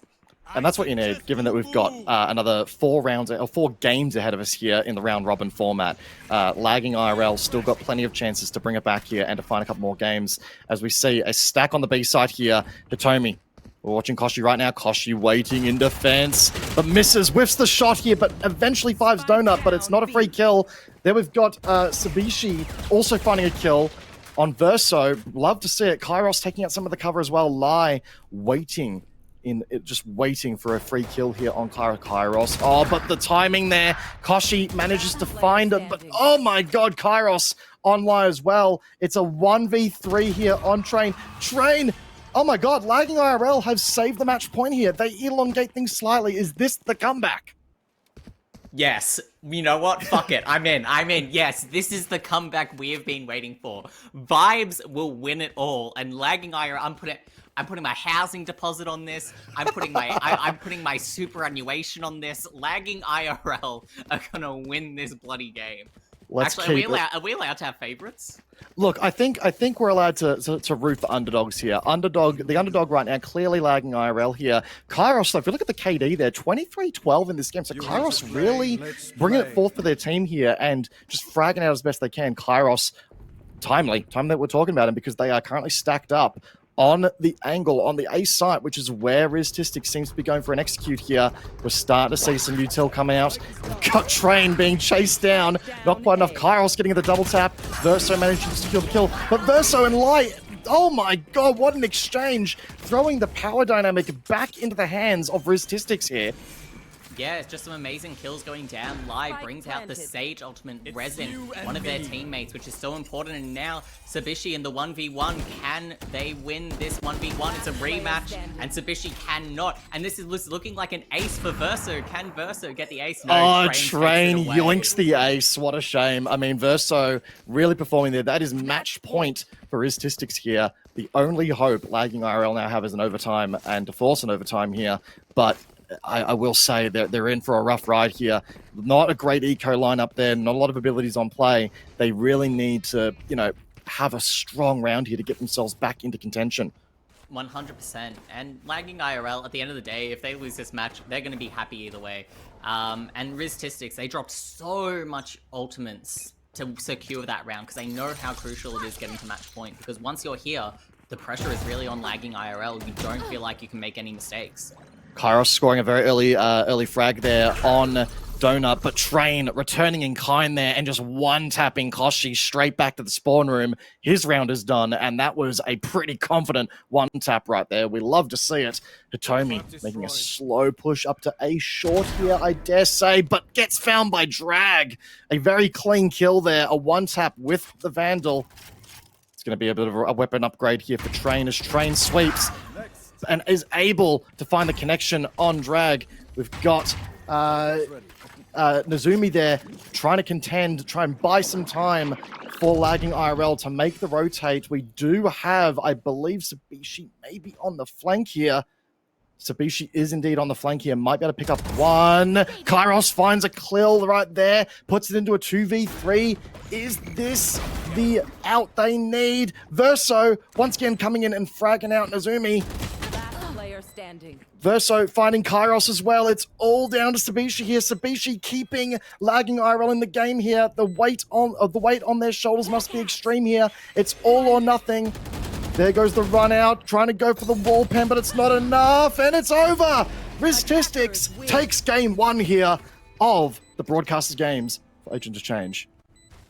What an absolutely phenomenal game that was. We saw a really competent attack side that was just fantastic from Riztistics. They worked in numbers, they got it done, they rushed into the sites, aggressive, fast play. Couldn't agree more. And look, Riztistics already putting on a hell of a display in defense here. They really just needed to maintain that momentum, and it's exactly what they did. They genuinely had a pretty much perfect scoreline on the attacking side all the way through that second half there, and that is really the consistency you need to employ to bring it home. Teffy, key highlight from the game. What do you reckon? Key highlight from the game, I loved that play from Lai, where that slow came out. That was just such an inspiring use of utility that you love to see in Valorant. You don't have that in other first-person shooters where you have that much utility. So just that slow, a simple ability, $200 in the shop. You don't think it can do much, but it guaranteed that round for Riztistics. That was my highlight for me. Couldn't agree more. It's a big one. I must say, though, Hitomi's little clutch early on in the round there on the defensive side there, basically catching lagging IRL's, somewhat shoddy placement over the site there at the tail end of that game, basically clutching the game for Riztistics. That would have been a big pivotal moment for Riztistics' confidence as well, and I love to see it.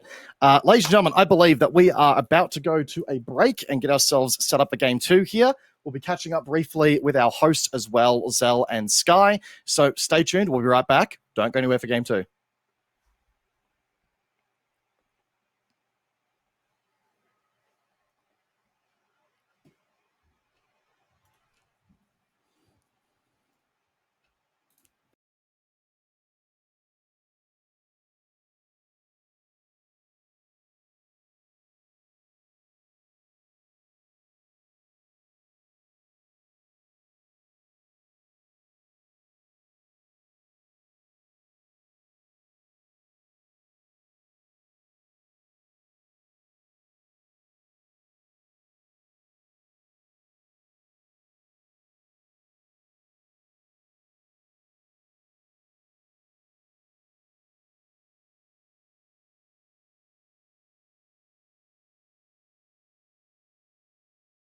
The lost and found, but you don't care, you're unaware.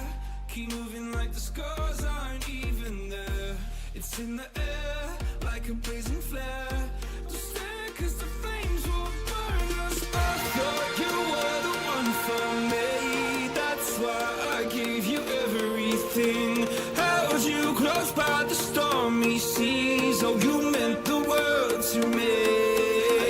Kiss your head when you cried for me. Hold your hand while the pain was over. Keep you warm by the roaring sea. You meant the world to me.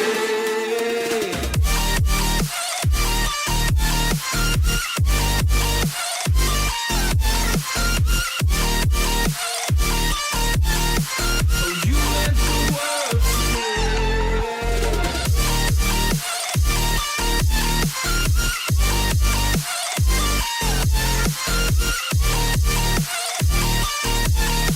Oh, you meant the world to me. My darling dear, you're never here. When I'm in pain, you hide and disappear. Like shadows in the atmosphere, charting the stratosphere. Yeah.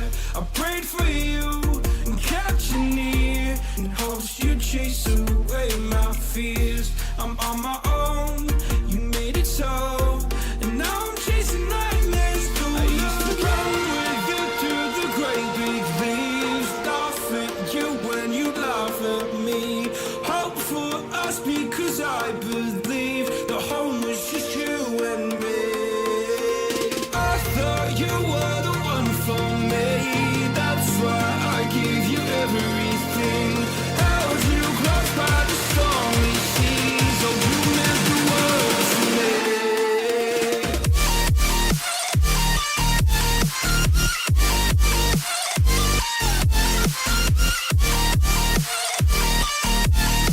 Oh, you meant the world to me.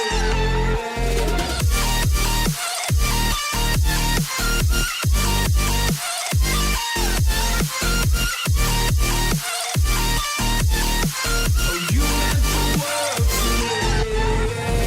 Do you remember how you held me then? Now you got me reaching out.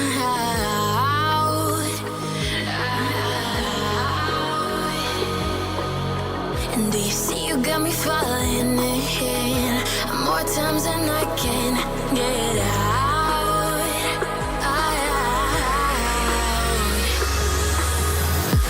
Down in the deep of my mind, I cry for you and you're always inside. Down in the deep of my mind, how long do I got to keep you, to keep you? Down in the deep of my mind, I cry for you and you're always inside. Down in the deep of my mind, trying so hard not to keep you, to keep you.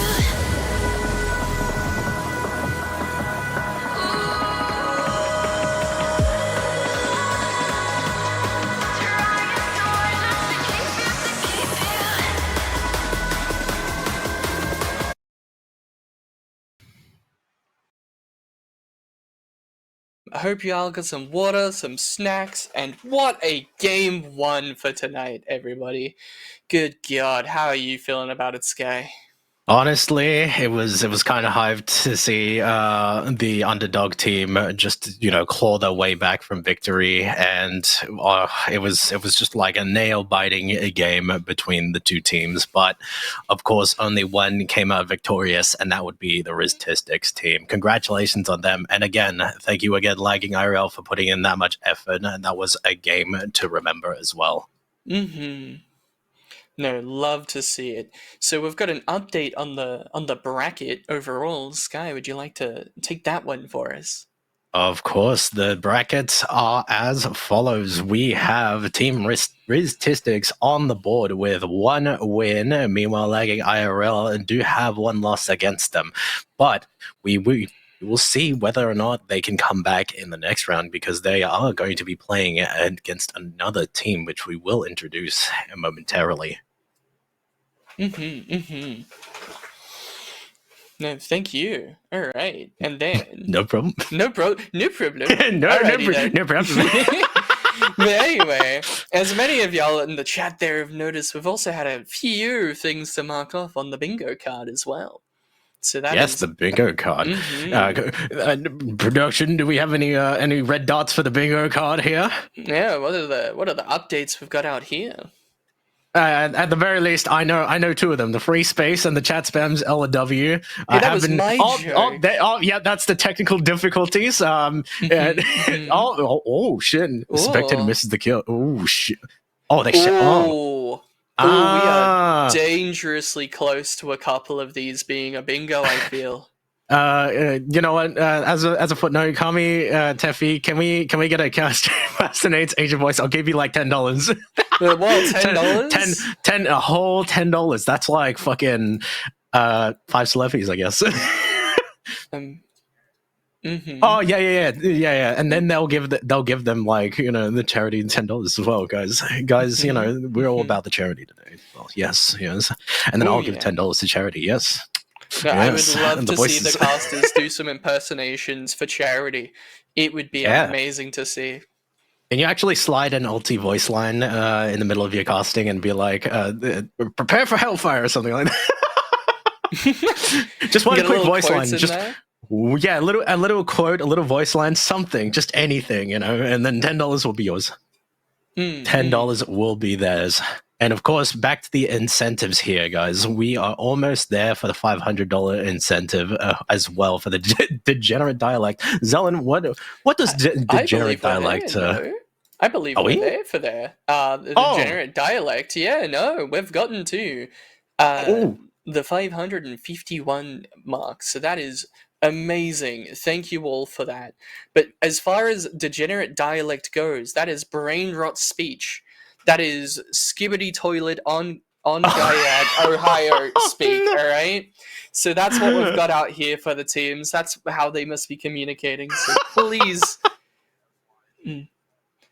I see. Voice roulette. We must speak in a silly voice. Yellen, what is your voice for the pick here? Yeehaw. So I believe pirate scurvy dogs. Certainly you can't just copy my own man voice and then call that pirate. That's cheating. You need to make your own voice. Scurvy here. dog, I've come to parlay this information. Certainly, you didn't even change your own voice. You're just starting to read out the script there. Come on.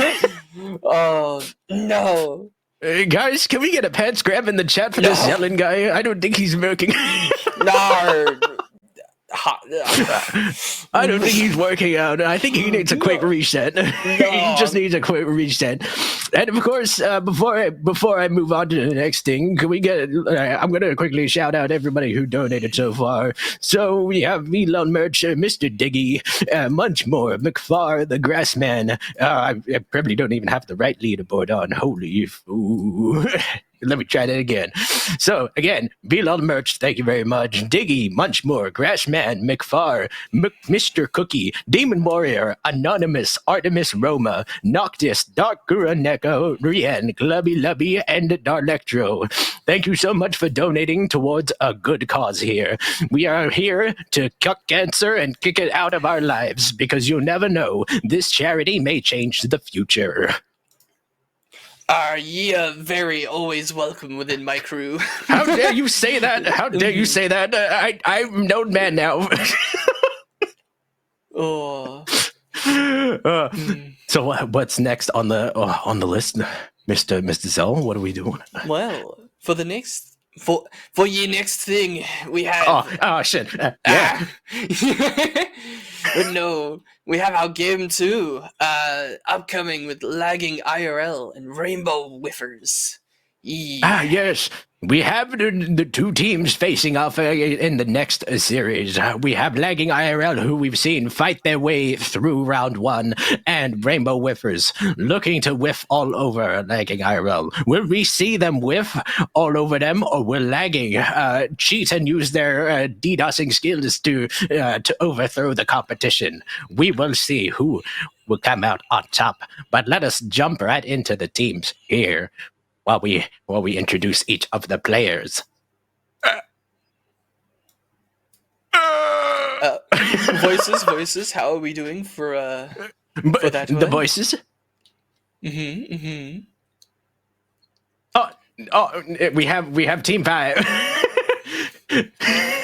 Team 5 is coming up right off the chopping block here. I don't have. Oh yeah, right. Sorry. my brain's fucked. Anyway, we have Team 5 returning. You guys recognize who they are. They are the players who have been fighting in round 1, who have given it their all and fought for what they believed in. We have Kama Nezumi, Dragamyr, Kairos, Kochie, and Sabishi. So, Kama Nezumi is a crafty bomb-making rat with witch creature thing. Originally born a rat, somehow gifted hella scary powers. Sorcerer apprentice of a brother used her as a lab rat experiment for her studies, and those transforming powers now can transform them into a human. Dragamyr comes from a character they created for some creative lighting, but they kept the name and someday hope to have a model of him in the future. Always pick the way that they always pictured him. There's no information for Kairos still, but a very mysterious character, of course. We gotta stay mysterious and keep it on brand, keep it on point. Kochie, again, the professional ragamuffin, the funny guy on the internet, and the worst mod editor for Sassy Cheese. Sassy, shake my head. Why did you keep this guy out?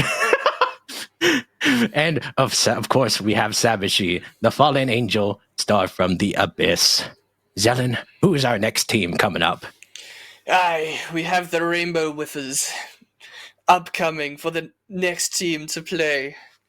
We have Mafoodles, a pre-debut VTuber, the bear, who streams with a pre-made ship. For now, they claim they're cringe and weird, but they do make others laugh. Valuable in the crew. We have Fungi, the tree dragon, who is a guardian of the forest, speaks for the trees that I live and stream from, is 100% decided, think it'd be really funny if they were a little tree. I was cursed to take their current form. Just Whoopi was experimented on by their parents when they were a wee child. Eventually got away from a little rundown kingdom that was built up on the ground. And now it's a rather large kingdom that accepts everybody. Aye. I did. Oh. Jay, I love you all so much. My voice is dying, but that is okay. Okay, alright. Icarus, a dog boy. Works your local video store. Always watching movies and handing out membership cards to those who visit. Very nostalgic. You stay long enough, you can hire out a film. And Aria Wolff, a wolf girl navigating the world. Anyway, would you like to introduce the next? Would you like to introduce the team? Well, of course. Wait, are we? Oh, wait, no more voices. No more old man. Anyway, we are ready to introduce and interview the next couple of players ready to fight for their teams. We have Kama from Lagging IRL and Mafoodles from the Rainbow Whiffers. Welcome on in. I hope that you guys are having fun and ready to brawl it out and duke it out. How are you both feeling today? I'm feeling good. Pretty excited. Kind of sucked that we lost that first game, but it was a good game though. I enjoyed it. Of course. I mean, you know what they say, it is what it is. But then again, you're fighting for a good cause, and we must remember that, of course. You know, that is always what we'll be looking out for. And Mafoodles, how are you feeling after your game today? Oh, I'm feeling alright. I'm really nervous though. I've been nervous, and I still am. I'm trying my best to lock in. I'm whiffing a lot. It's embarrassing, and I'm stressing out here, but I'm trying my best. Honestly, after the performance we've seen, I believe you are putting it in your all, and we've seen you guys just climb back through with a couple of rounds there and just, absolutely tear through some of the games there. And I'm pretty confident in your chances, I'm pretty confident in your performance. Yeah, it was good. Of course. Now, Kama, How do you feel? How do you feel leading up into this? Is your team ready? Are you ready? Yo, thank you for the follow, Kuma. I appreciate it. Hello, hello. Of course, and we'd love to see it. Zell, what do you think? Big question. Ooh. No, big question. I just have to say as well, leading up, I do once again appreciate the MLG edit y'all had leading up to the thing. That was very hype. I just hope that when the confidence strikes, you hear "My hope will never die" inside. You got to channel that energy. Yeah. Spaghetti. But I have a classic question. Okay, we are here. We are the AusTubers Australians. Onions on top or below the Bunnings snag? What do you think? We need to get a little spicy out here. On top? On top's good, yeah. Mm-hmm. I'm stressing, Kuma, bro. Oh my god. I see. No, Sky, All right. would you like to? No, stop the blood at me. All right. So, Mafoodles, how do you feel about your team name there? Your team name. What was the backstory behind it? Everyone on my team's basically gay, and they're like, "Oh my god, rainbow witches," and I was like, "You know what? I'm fine with that. You know what? Your team name is better than my group chat name at the very least. So I'll give it that. But does the whiff have anything to do with what we're about to see? I hope not, but I feel like it might be the case. Don't put yourself down. I believe in you. We all believe in you. Everybody believes in you. Chad, can we get a hashtag I believe? I'm more stressed out. Thank you. No, no, this wasn't. No. It's not meant to be stressful. Oh my god, guys, don't stress You him picked out. the most stressed person to have the interview with. It's a win either way. No. Don't you worry. It's either good content and you can just go with that one, or it's a sick leg shot. All right, you've just gotta believe, and I believe in you. Exactly. You. See how many supporters are popping up in the chat right now? I mean, if all else fails, we'll give you a bright gold star and say, you did it. No matter what, you were fighting. A bright gold star for everybody. Everybody. But regardless of that, how do you feel? How do you feel about your performance as a whole? I'm pretty satisfied. Oh, like as a whole, like my team or like myself? As a whole. Both. Why not? Let's throw both in there. I'm pretty happy with both, actually. I performed pretty well, and my team did really well as well. We came through so many times, and I'm really proud of my team. That's good to hear. That's great. And welcome back, Karma. Karma, again, we wanted to ask, how did you feel about your game one? I feel like my team performed really well. I feel like we just had to get into it a little bit more. So I feel like coming into the next round, we'll just be a bit more confident with how we play together. So I reckon our game one was just a bit of a warm up. Of course. And again, we've been watching with anticipation, and we were watching with bated cheers and breaths, because honestly, your performance with your team, your team's performance just blew us out of the water with the comebacks for those 6 rounds, and that was really good to watch, really astounding. It wouldn't have been without our carry, Kairos. A little bit of a shout out to him. A little bit of a shout out, of course. The mystery man, Kairos himself. I knew it. Zelen, anything to ask? Ooh.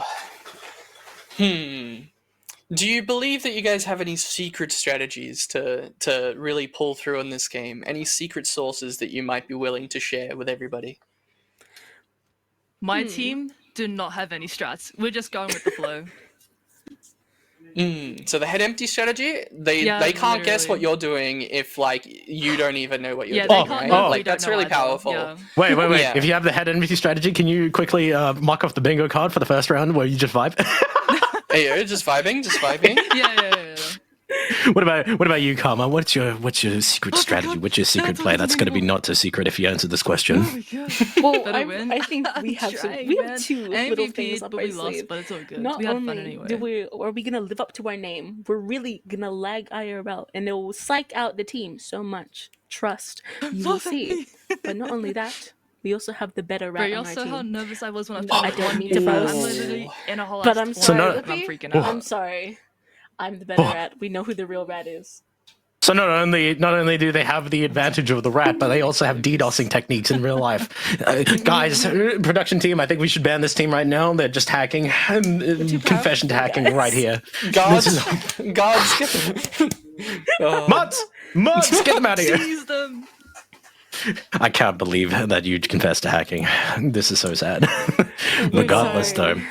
Regardless, though, are you guys gonna have a clean handshake before the start of the game? Just a nice little bit of respect for both of each other before heading right on in and absolutely decimating each other, duking it out. Anything to not get banned. Yeah. Yeah, same.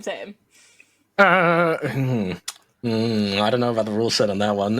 I'm gonna have to check in back in. I don't know what the rules are. So long as you guys don't write Google Docs about each other and no little tidbits of drama here and there, it should be okay. It should be right, Anything to ask, Mr. Zellin? Don't ask me, please. I'm racking my brain real quick. It is simply not cooperating. The voices in my head are strangely silent right now. But who redeemed Whiffle? Hey, unredeemed. What about this one? What? Yeah, is that winnable? What was like that? Which one of these would you say winnable or losable for both of you? I'd say it's winnable. It's very winnable. I reckon. Double winnable. There's no two double winnables. winnable. There can only be one winnable. You guys need to sort that shit out. Are you sure? Yeah. Oh, I can't believe it. Through polls? Wait a minute, that's crazy. Ignore that. Okay. I see we got a Kame and Zenless Zinzer. We see nothing. It's AI. I'm hacked. Okay. I can't. Real hacking in the middle. W choices. I'm gonna be real. All right. Basically, the voices in my head are telling me to move on. Mafoodles, Kama, thank you for joining us for this interview as we move on into the game. Good luck to the both of you. I hope that you both have fun and duke it out for the next round. Thank you. And of course, we shall move into the next game here with your hosts. Your casters, Kami and Teffy. Guys, we've been replaced, sorry. We're over. We're see the job application soon, y'all. Anyway, see you all very soon. See you all very soon. Goodbye. After and Kami good and luck. Teffy. Of course. Bye-bye.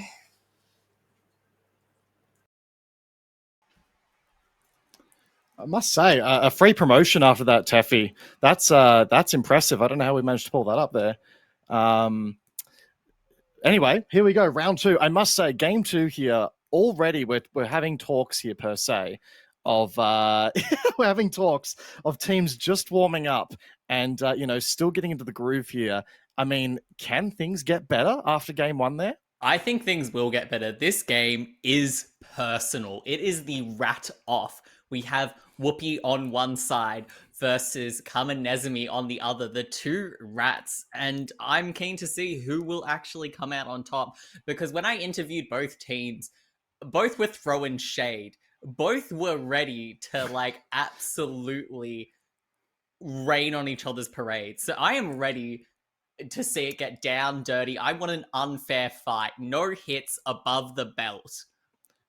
We are literally, we are making a decider here for the best rat. I think that's what this game really comes down to, the best rat. And that the stakes are going to be high accordingly, dare I say. Yeah, it's a big call to make. It's a big call to make. I also asked a lot of players before the games if they liked pineapple on pizza. Whoopi was a big fan of it, a huge fan per se, and loved it. Kama Nezumi wasn't too big a fan. Was a bit more of the cheese, bit more of a cheese fan. And I was informed that Whoopi doesn't even like cheese, likes chocolate. And what sort of rat can you be if you don't like cheese? So there's a lot of shade being thrown, a lot of accusations around who is the one true rat. And I want to see it happen. I want to see the rat off. Whoever wins this game will be the one true rat. So look, I'm only hoping we get a rat off in the mid of whatever map we end up choosing here and what our next game looks like. So, Teffy, you've, as you said, we've met Lagging IRL already, but now we're meeting the Rainbow Whiffers. Tell me a bit about this team. You've, again, spent a lot of time with them. We know that there's a bit of a rat debate here, but beyond that, tell me more about the team here. What are we going to be expecting? So on that team, we have Mafoodles. Mafoodles is quite a big Valorant streamer. They stream a lot of Valorant. They play a lot of Valorant. They're quite experienced. So I'm definitely feeling like in that interview, Mafoodles is really playing themselves down, being like, "Oh no, I'm not that good, nah." But I think Mafoodles will pull it out of the bag. I'm expecting some good play from them. So it'll be interesting. A bit of a this team. Bit of a silent assassin is what you're telling me. Is that what I'm hearing? A bit of a silent assassin in action? Yeah, just very humble, doesn't want to brag, very chill. In talking to this team as well, they were like, "Oh, we all love to play Sentinels," so I'm not sure if they're going to have like four or five Sentinels on their team. It'll be interesting to see what happens. But again, as with every other team that we've talked about so far, the vibes pretty immaculate. They're all getting along well. They're all playing together. They've had some practice together as well, which is important. So again, I really don't... Honestly, if I have to... I'm not a betting man. I'm not a man, but I'm going to go for... I'm going to go for... I'm going to go for Rainbow Whiffers on this one. I really... Oh, actually, I don't know. This one I feel like is more of a 50-50. When we came into that first game with Riztistics, like, they struck me as a very competitive bunch. Whereas for both these teams, they're here for content. They're here for shit posts. They're here for a knife-only round, and I want to see it. Can we get some bless-ups in the chat, guys? Let's let the teams know, because I know they'll likely be watching the chats as well from time to time. Can we get some hashtag knife rounds spammed in the chat? Let the teams know you want to see some utter chaos and some utter shenanigans. Now, look, we've talked about backing our teams here. I will say this.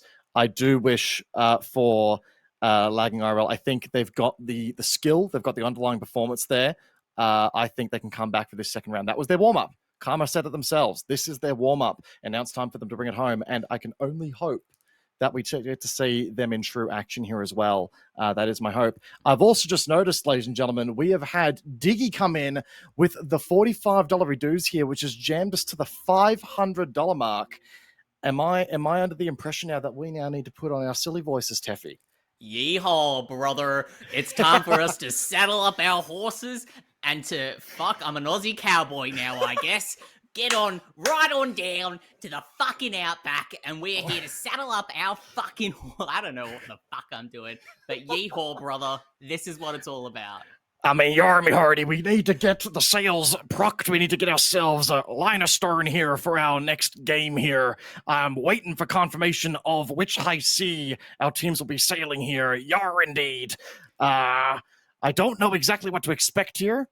We're waiting for confirmation from production. But, Teffy, yar. my parrot on my shoulder, Teffy.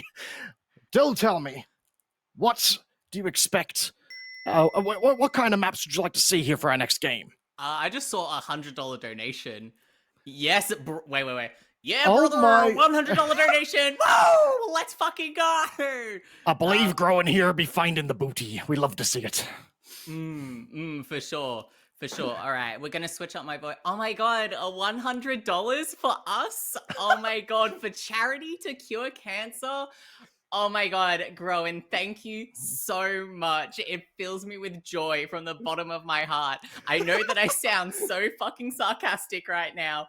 It's just the voice, I swear. I am so thankful for everything you have done for us. So thank you so much for that $100 donation, and thank you to everyone who has donated. It just fills my heart with so much joy. All I can say is, hell yeah, brother, for we are getting ourselves ready here for game 2. Growing, keeping the joy. God, I don't know.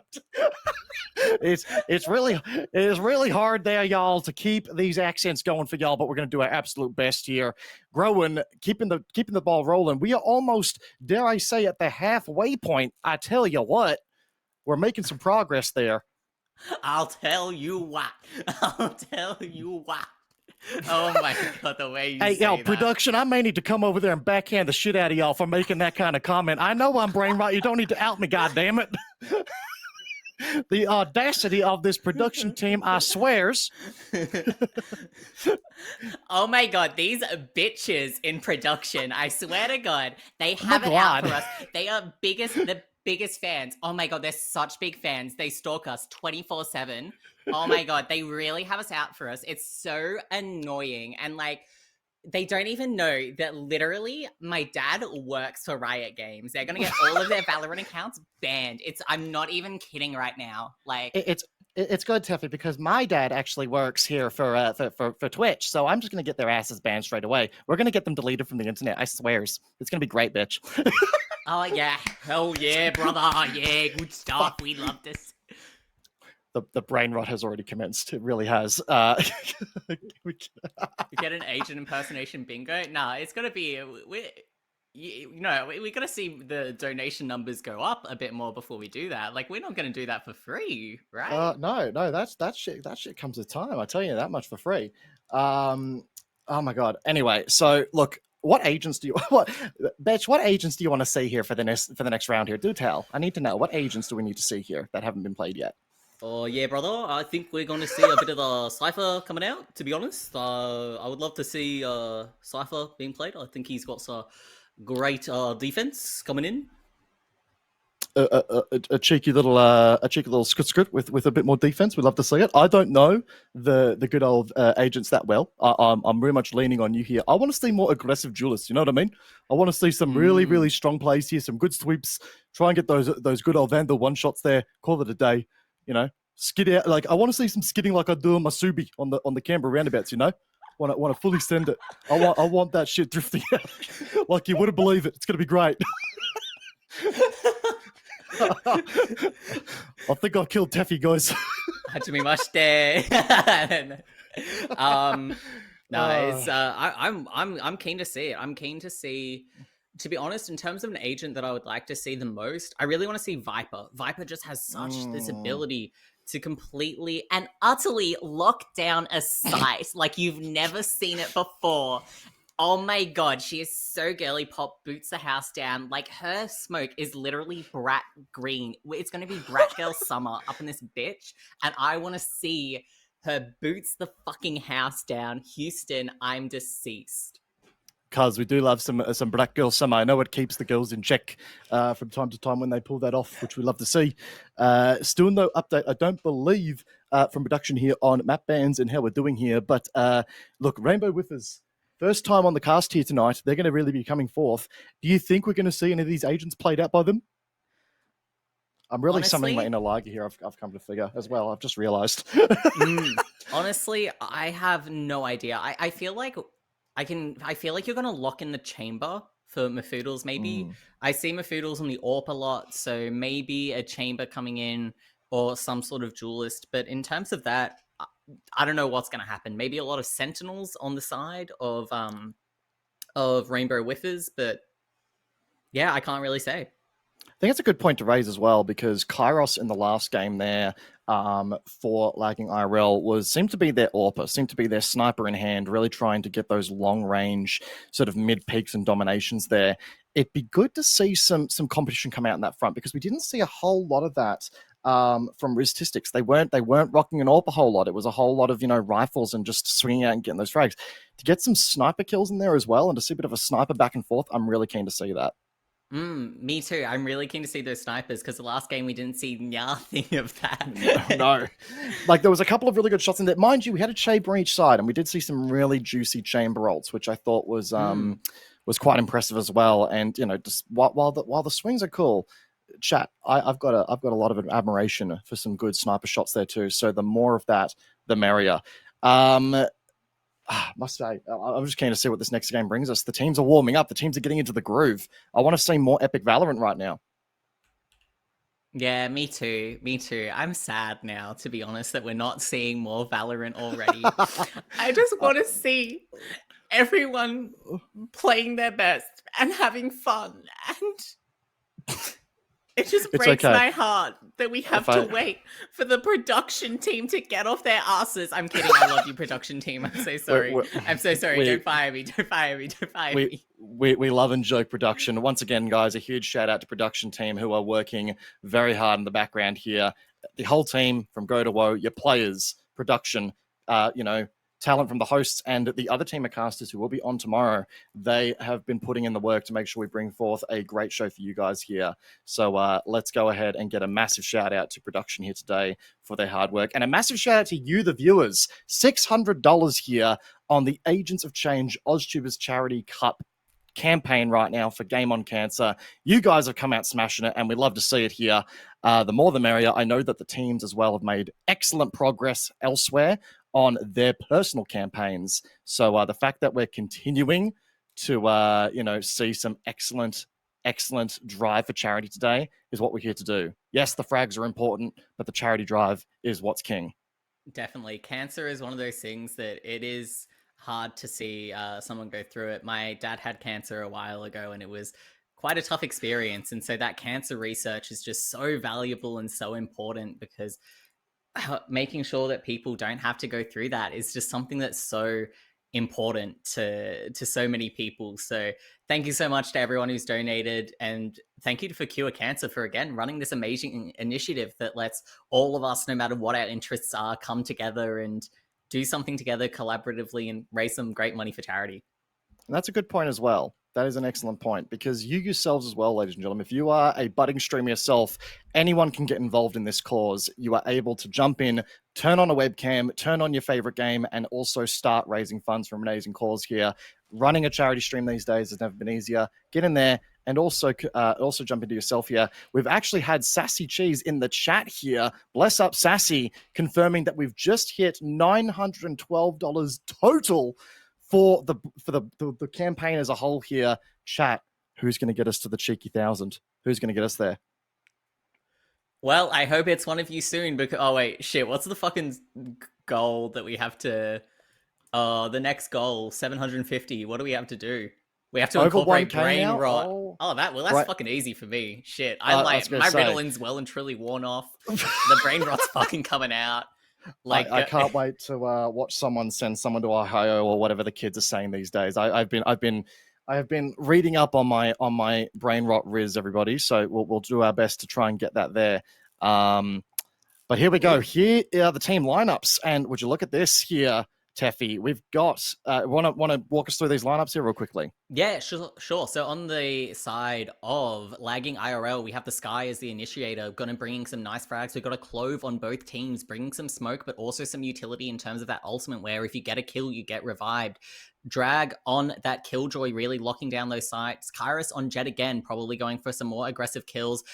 And we've got Kazumi on the Sage. Then we've got Mafoodles on the Reyna, that aggressive duelist, ready to lock in with that AWP, getting some good picks. And we've got the Sage again on that other side. As we get into round one, again on Ascent, the teams must have liked this map. And here we are again, lagging IRL. They've had their warm-up game, and will that come to show against Rainbow Whiffers? Warm-up game on the map. 2 for the cast here, men's tier. Let's get some hype in the chat. It is game time here. Pistol round. Let's see if Rainbow Whippers on the attacking side here can versus lagging IRL, who have had their appearance already. No charges left. Sabishi there getting a nice early wall up there to try and harpen the push onto A here. It's a big A stack, but here comes the execute. The execute comes through, but that wall has delayed Rainbow Whiffers so much, giving lagging IRL so much time to rotate so that they don't push. They're falling back off that push into the A site because they knew that rotate was coming. And now it seems like lagging IRL have had too fast a push, but Kochie getting that first kill. Kochie getting the first frag there, and the intel, the all-important intel for lagging IRL to tell them that they are rotating. Rainbow Whiffers really need to make some movement now. Mafoodles here. We're following Karina, there. Karina. I'll have to double check the name tag was there. That crosshair? Oh my, I did see the crosshair there. A bit wild, not going to lie. Mafoodles getting a frag on Kochie there, opening up some much important space for them. Fungi, unfortunately, going down there, not quite able to bring it home. Foodles watching the cross, trying to catch out someone who's trying to make... There's that crosshair again. No, this is a different one. This one's glasses. These bunch of absolute nerds playing with these troll-ass crosshairs. No one's taking this seriously. It's almost like this isn't a serious tournament and it's all for charity. You know what? I love the showmanship here. It also does, it adds a bit of a sting. With 13 seconds left to go, by the way, so they need to make an execute on the site, and they are doing so. Rotating out. The Foodles managing to get the frag on Kairos there. Kairos going down. Spike planted. One enemy. And another one down. But Foodles gets taken out at the end of the day there. It's all up to Icarus Skyhawk here, holding sight. Spike is down, got good eyesight here. Managing to get a frag, that's one. It's down to a 1v1 here. It could go either way. Skyhawk goes for the peak, but not quite. Drag in with the clutch there and brings it home. Just needs to get the defuse on the Spike. Yeah, I gotta say, I think Icarus needs to go to Specsavers, get some better vision check going on, because those glasses were not doing enough work, didn't have the clear sight. But what really interested me in that round is that lagging IRL, they had the man advantage. They had an extra player on hand, and he just gave up B site. They were like, nah, whatever, like, this is too much effort for us. Rainbow Whiffers just take the site with 11 seconds on the clock, so it was quite interesting to see what's going on, but both teams getting a force going, and we have Kochie on the Marshall in mid, looking for some early picks, but Rainbow Whiffers looking like they're going to be going for a quick B push. It's a very strong B push here, and you know that 2-1-2 stack here on the sites here. Intel going out to say that there is a little bit of noise there, but not enough to warrant a rotate just yet. Kairos with a very juicy angle there, just holding the peak. But there we go. Sabishi, unfortunately, going down there to Whoopi. Whoopi managed to get a frag there with the Sheriff, and it's all off there. Kochie swinging with that Marshall there, getting the all-important frag there, opening up some space for Sabishi, and Froggy connecting on Whoopi as well there. Can he get the third? He does score some damage there, not quite the headshot they needed, and it looks like Whiffers are backing up there as a result of that, deciding to maybe reevaluate the situation here. Skyhawk with that Sheriff might go for the peak. Drag, not able to find the connection, and that's going to open up a very important opportunity for a rotate there as it brings it back to a 3v3. Kochie once again with that Marshall, not able to get a connection. Now, if you're Rainbow Whiffers, how do you play this? There's a lot of opportunity to continue on to A. A is clear here, and they are still contesting the B site, but it's to Avail. There we go, Sabishi finding a connection with the Guardian. Make that 2, make that 3. Sabishi obviously very excited with how they played that one.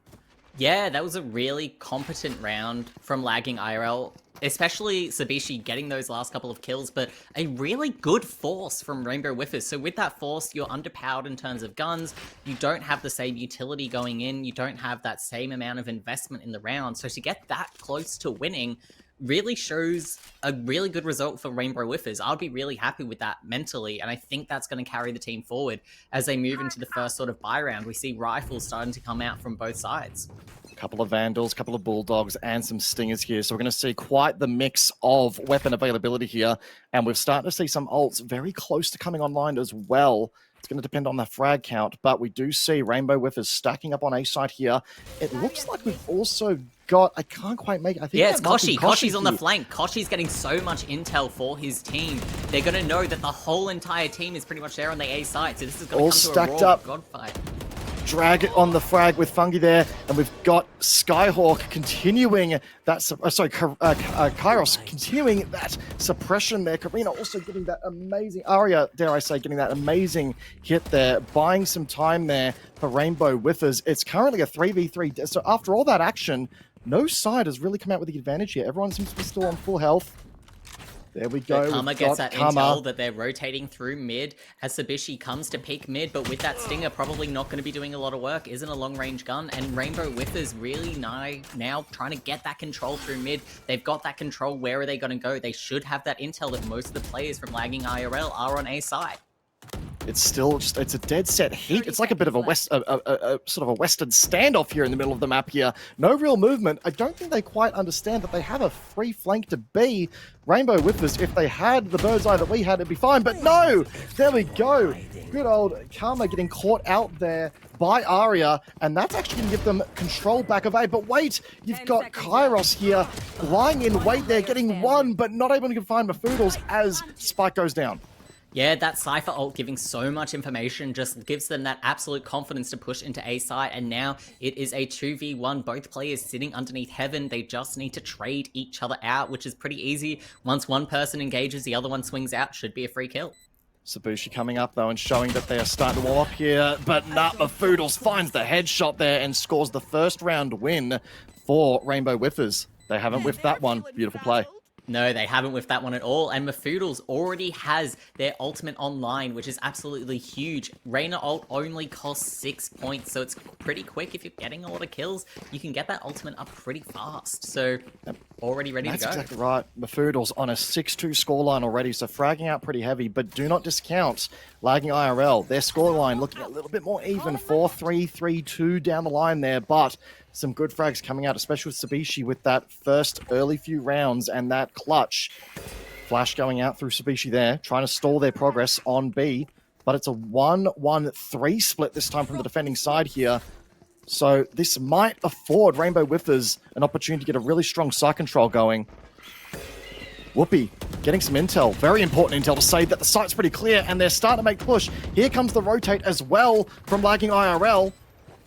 Good util going in there. 5v5 fight as they try to retake the site, but Lagging IRL get that first kill with Kochie. They're putting in Kairos, gets another one-shot headshot. Already a 5v3, but the spike is ticking down. Insane jet swipe there to go ahead and get the Sheriff one tap there. Kochie also on the flank, a very all-important flank, dare I say. Bit of whiffing happening from Icarus here, not able to find a kill. It's still a 5v3 somehow, I don't know how. Rainbow Whiffers are able to maintain this kind of presence with such a limited force. Kairos finding Fungi, but there we go. Aria with the spray through the smoke there. Not quite able to secure the round win though, but a damn good effort given the player spread as the side control exchanged. Yeah, that was a really tough round, and Rainbow Whiffers, I feel like you're going to be a bit disappointed about that. Once you get the site, you feel like you almost have this confidence, right? That you're like, we just need to hold these angles. We just need to get this done. And when you retake a site, it just gives you such momentum. It gives you such hope. You go like, yeah, the enemy team, they had it locked down. But guys, it was literally no trouble for us. Like, we got it done. And so Lagging IRL, their mental has got to be through the roof. They've got full rifles, great utility, and Rainbow Whiffers on a little bit of a split buy. Very fair. It's very rare to see a 5v5 on site also. I love to see it. Kairos getting an early frag on Mafoodles there, the top fragger at the moment for Rainbow Whiffers there. So that's going to be a bit of an important kill there. They're still stacking up on A here. It's still, but once again, we've got Kochie on the flank. That seems to be the strategy at the moment. Drag finds a kill. Icarus goes down. Icarus manages to get the exchange accordingly. We do have a good presence here. Lagging IRL, Kairos finding a kill there. Not aware that Icarus is currently already on side, but oh my god, it was a bit of a pincer maneuver there on Whoopi. Spike is down, but with a total frag out from Lagging IRL, that is going to buy them the round there. And we do have looks like there's some discussion around who's going to defuse that spike for ultimate points, but ultimately it does go to Karma. Yeah, definitely. So that Sage ultimate is so important with getting that res off, but Kairos on that round just had such a nice hold, hiding in the back corner. That KJ ultimate did come down from Rainbow Whiffers.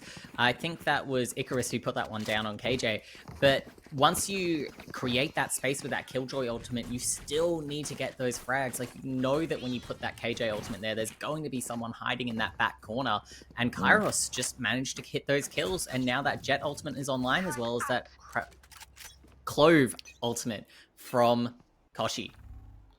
Rainbow Whiffers also do still have that Reyna ult, so just needs to find a way to make it connect from the Foodles there. And just as I say it, here comes Empress. The game is on. Kairos, though, putting an end to it immediately and playing the aggressor, still finding Icarus Skyhawk as well. Make that 3. Whoopi goes down. Is this an ace in the making? There goes Kairos. Kairos finds another one. There goes Aria.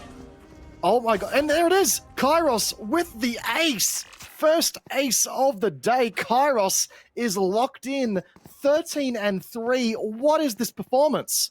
Mods, can we check this guy's computer? Mods? Kairos, Mods, yeah, let's check their PC. Kairos, Mods? We need to check their PC. Mods, yeah, this is Mods, please. That was disgusting. And look, for Rainbow Whiffers, having lost the Reyna ult there, that's going to have a bit of an impact on the mentals, I feel. Yeah, 100%. Mafoodles, when you take that 1v1, it hits. If you don't win it, you kind of like, well, I tried my best and it just didn't work. And now a 5 versus 1 scoreline. Rainbow Whiffers a bit more split, trying to get some picks, get that first early pick on Kochie. Here we go. And here comes the res though, so Kochie back up and running with that Clove ult, but needs to find a kill pretty bloody quickly here. Kairos managed to take out Aria. And there it is, Kairos still fragging out, but Whoopi managed to find Kairos, but it's happening left, right, and center here. Whoopi's also back up online, it looks like here, and finds the kill, so that keeps Whoopi in the game here.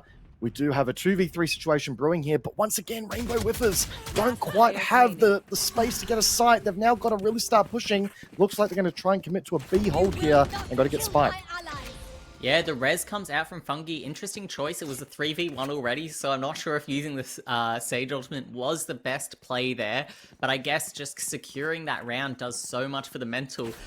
Icarus with the spike taking a long time to make his way over to the B site, but finally gets over there and gets that spike down. And I think we're going to see a save from Drag, although the economy is looking really strong for lag. So never mind. Mafoodles just snipe Drag out of existence. Disgusting. Yeah, Mafoodles just gets it done, and that's a 3k for Mafoodles. We were just saying how her mental must have been pretty shit after losing that 1v1 with Kairos, but seems to have got it back. Talk about the bounce back. We love to see it. And look, I want to comment there on Rainbow Whiffers and their play on the last one, then getting spiked down.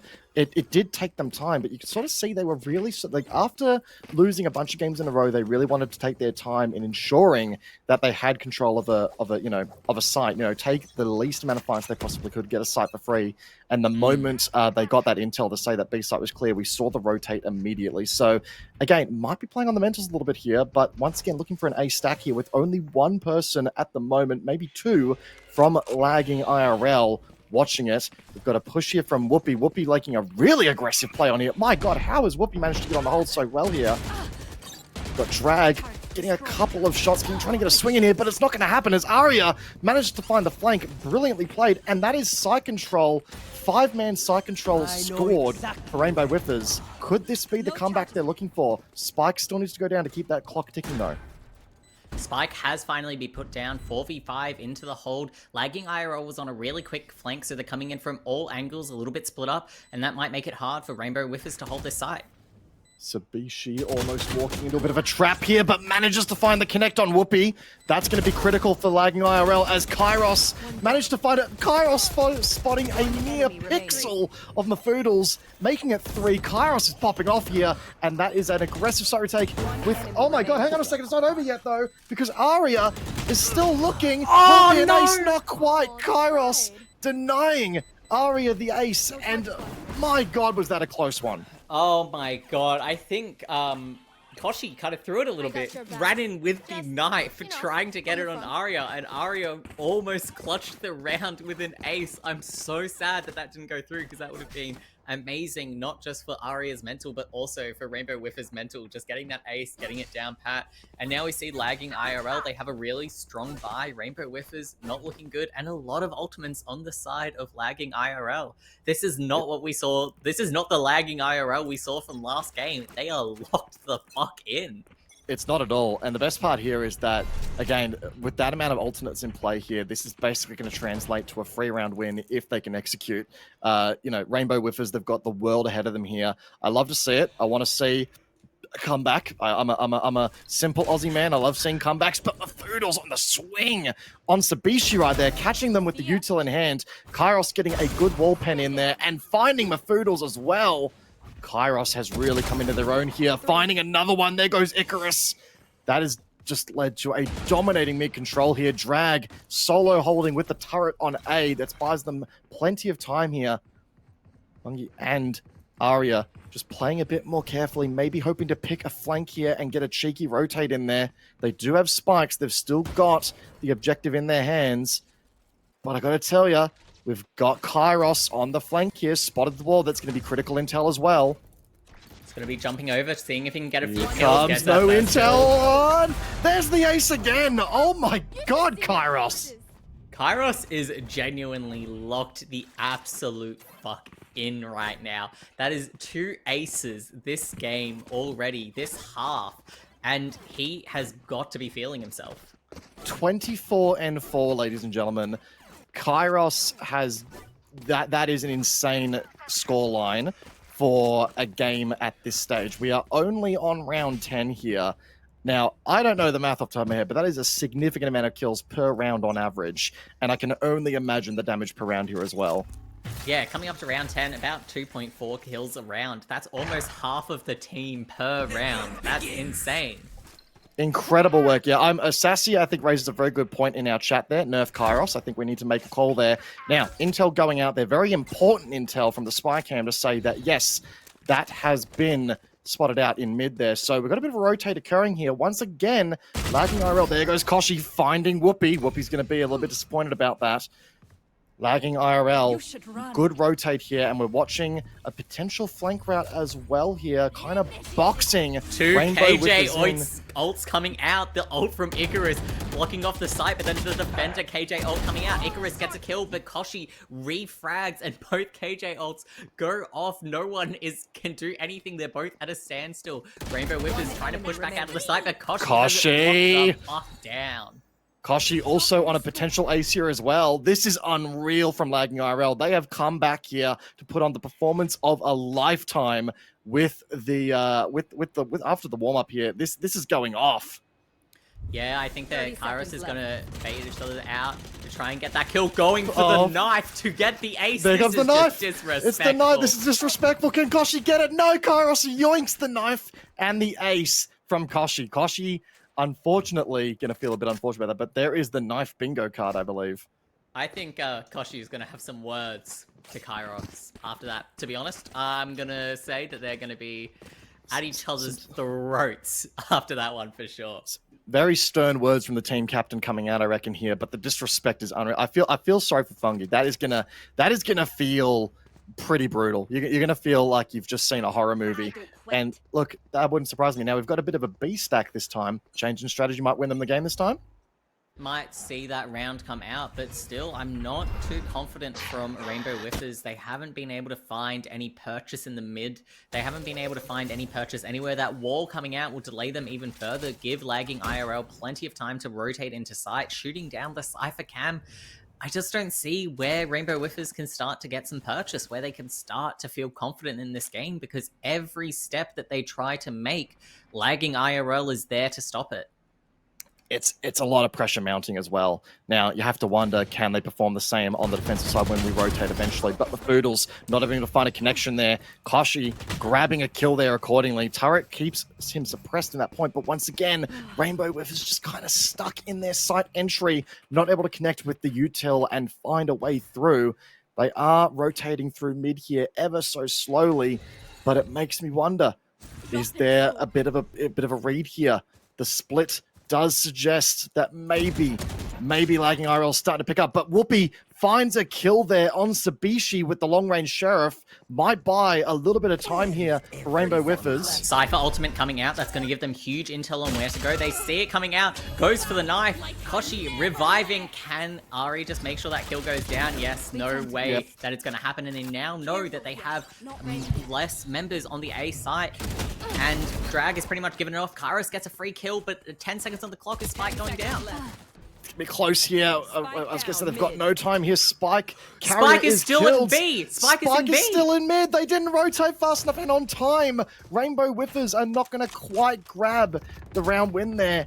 Lagging IRL, delaying them long enough there, and I reckon even chasing down Kochie on that res there bought them the time they needed to keep that round in their favor there. Oh my god. That is absolutely demoralizing, because that was pretty much a round that could have been run by Rainbow Whiffers. I swear it's a little tongue twister. Rainbow Whiffers could have won that round if they just grabbed that spike. But in those high pressure moments, you lose track of who dies with the spike. You lose track of it, and it just goes, it disappears, and when the clock is ticking down, you make mistakes. It's really difficult, especially you've had this many losses in a row. The mentals are going to be struggling as a result. Fungi, I think, has pulled out an MG as well from what I can see, so I'm hoping that they can connect a nice little spray down, but again, it's hard to tell. The Foodles, oh my god, Sabishi not quite getting the hit there despite having the advantage and the initiative on that peak there, so dangerous to see. Some very important intel to tell Rainbow Whiffers that Lagging IRL have got a very strong mid presence at the moment. I just want to make it known that Whoopi did just kill Karma. The rat off Whoopi came on top that time. Even though the team might not win, Whoopi is showing their dominance as the better rat.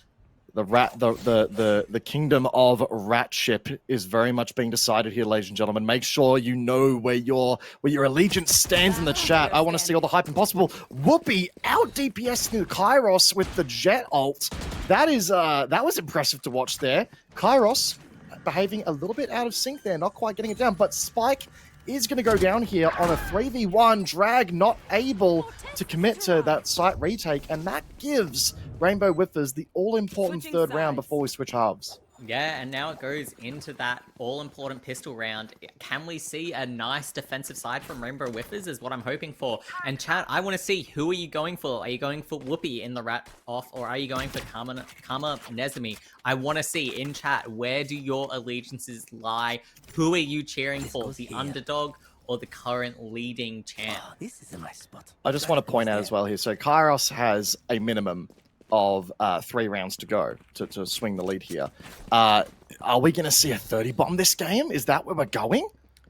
Again, as I've said before, I'm not a gambling man. I'm not a man, but I think we're going to see it. Look, if the momentum stays here, then 100%. Lagging IRL, currently stacking up on A here. Walls going up there to give a bit of an advantageous position here. Kochie caught out mid, important intel. There goes the Reyna eye, blinding, but not quite enough. Not able to find that connection on the kill there, despite really good utility placement. Kochie waiting for the aggressive push out here in a really good spot. The knife is out against Whoopi. That is, Kochie! Kochie looking to keep the disrespect going with the knife, not able to bring it home here. That camera also providing all-important intel to Rainbow Whiffers. Kairos there, finding the long-range frag against Mafoodles, opens up a little bit of opportunity here, but they have kind of been stalled in their spot here. 2v4 does kind of put the advantage into Rainbow Whiffers' hands here. It certainly does, and with those trips from Cypher, that's putting in a lot of utility. The spy cam spotting out Kairos, it gives a lot of information to Rainbow Whiffers as they can really start to wrap around, as Whoopi is doing, really pincer the small amount of lagging IRL that's left. Fungi gets the kill, Karina gets the last kill, Aria gets that last kill. And as we were saying, you know, that underdog story, it's happening.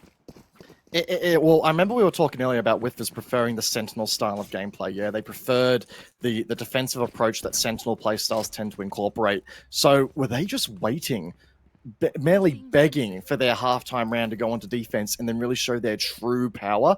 I feel that's kind of where we're seeing here. And look, with a bunch of SMGs here and a Marshall in play here for Rainbow Whiffers, I can only hope that Whoopi is able to find that connection in mid here. Let's see it. Not quite.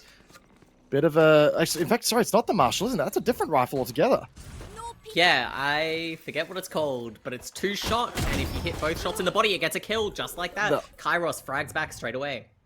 Very important frag there. It does give them some intel to say that there's a bit of presence in mid here. We do have a lone spike attendance on B. So just if, Icarus, who's currently holding the B side, Kairos with the weapon steal, manages to find the Foodles there. That's pretty brutal. Meanwhile, oh my god, Aria there with the double take, and Kairos there once again. I believe that is finally equated to the 30 bomb there.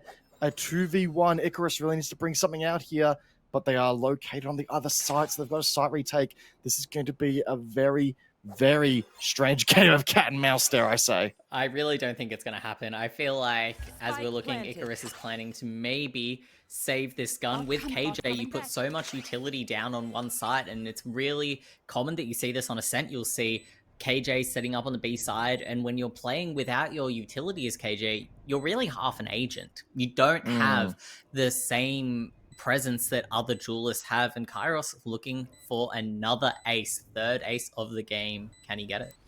3 aces, 1 game is nasty work here. I'm kind of surprised that we do have Skyhawk making the play like this, and there's the ace. I was a bit surprised by that, honestly. I thought we were seeing a save, like you said, but obviously decided that it was an all-or-nothing approach here. Does put them in a weaker eco spot, though, with that 1 less weapon carrying into the next round. Yeah, it really does. And again, it's got to be hard. We say this every single time, but when you're Rainbow Whiffers, you're completely on the back foot right now, both economically and mentally as well. Lagging IRL 10-4 is showing such a dominant performance, and they really needed to win that round to cement their economy going into the defensive side, but they just didn't. And now it's really looking like it's going to be Lagging IRL's game.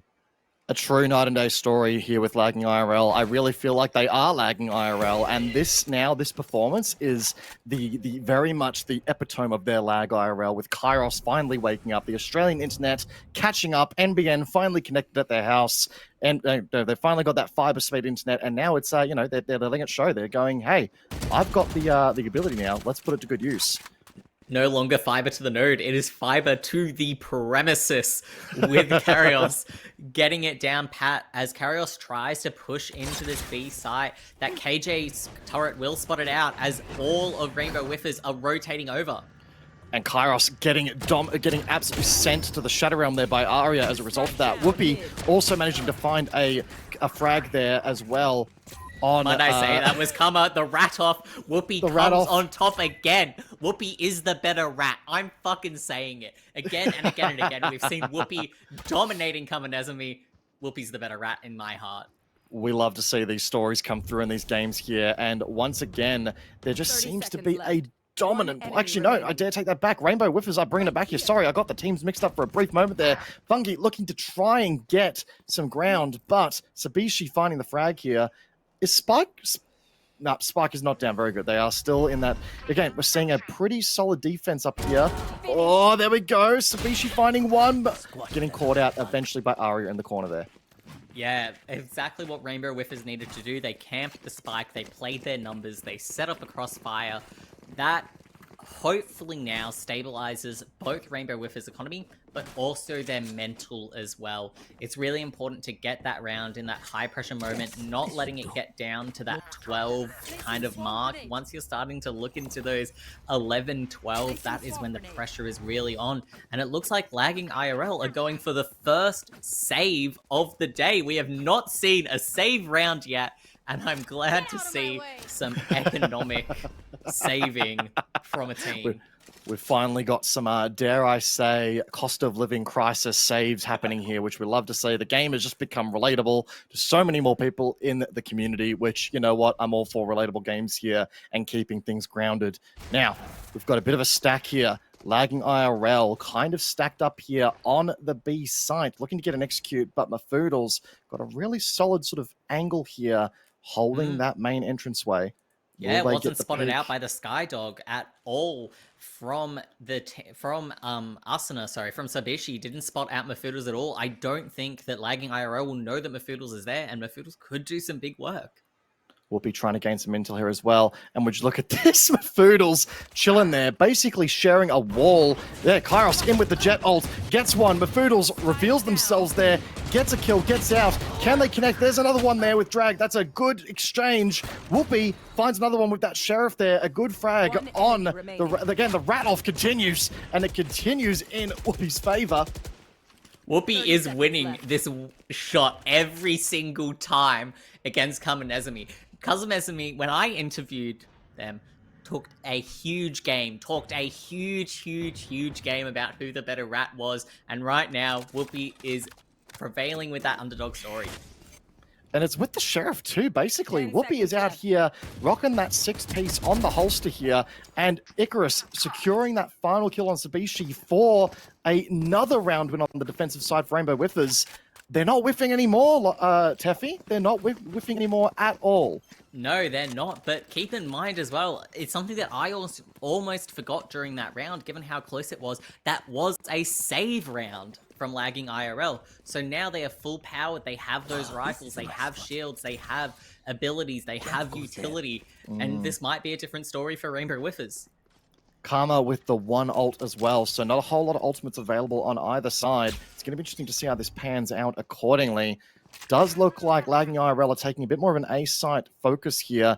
The Foodles watching mid here, and someone is, oh my god, they're basically apartment doormates sharing walls with each other right now. One loud noise and one noise complaint is going to get them there, but there we go. Mafoodles persevering, taking out Kochie. Kairos finding the flank accordingly, making it a straight exchange, and that does give them mid control, which might lead to a rotate. Spike is going up through mid here. We've got a bit of a firefight happening for mid here. Whoopi has spotted that out, gives all important intel to the team.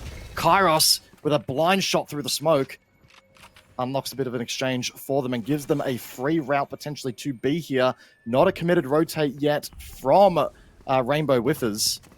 Yeah, we've still got Icarus holding down that B site. That KJ utility can do so much work. So Icarus trying to get maybe 1, 2, even 3 kills.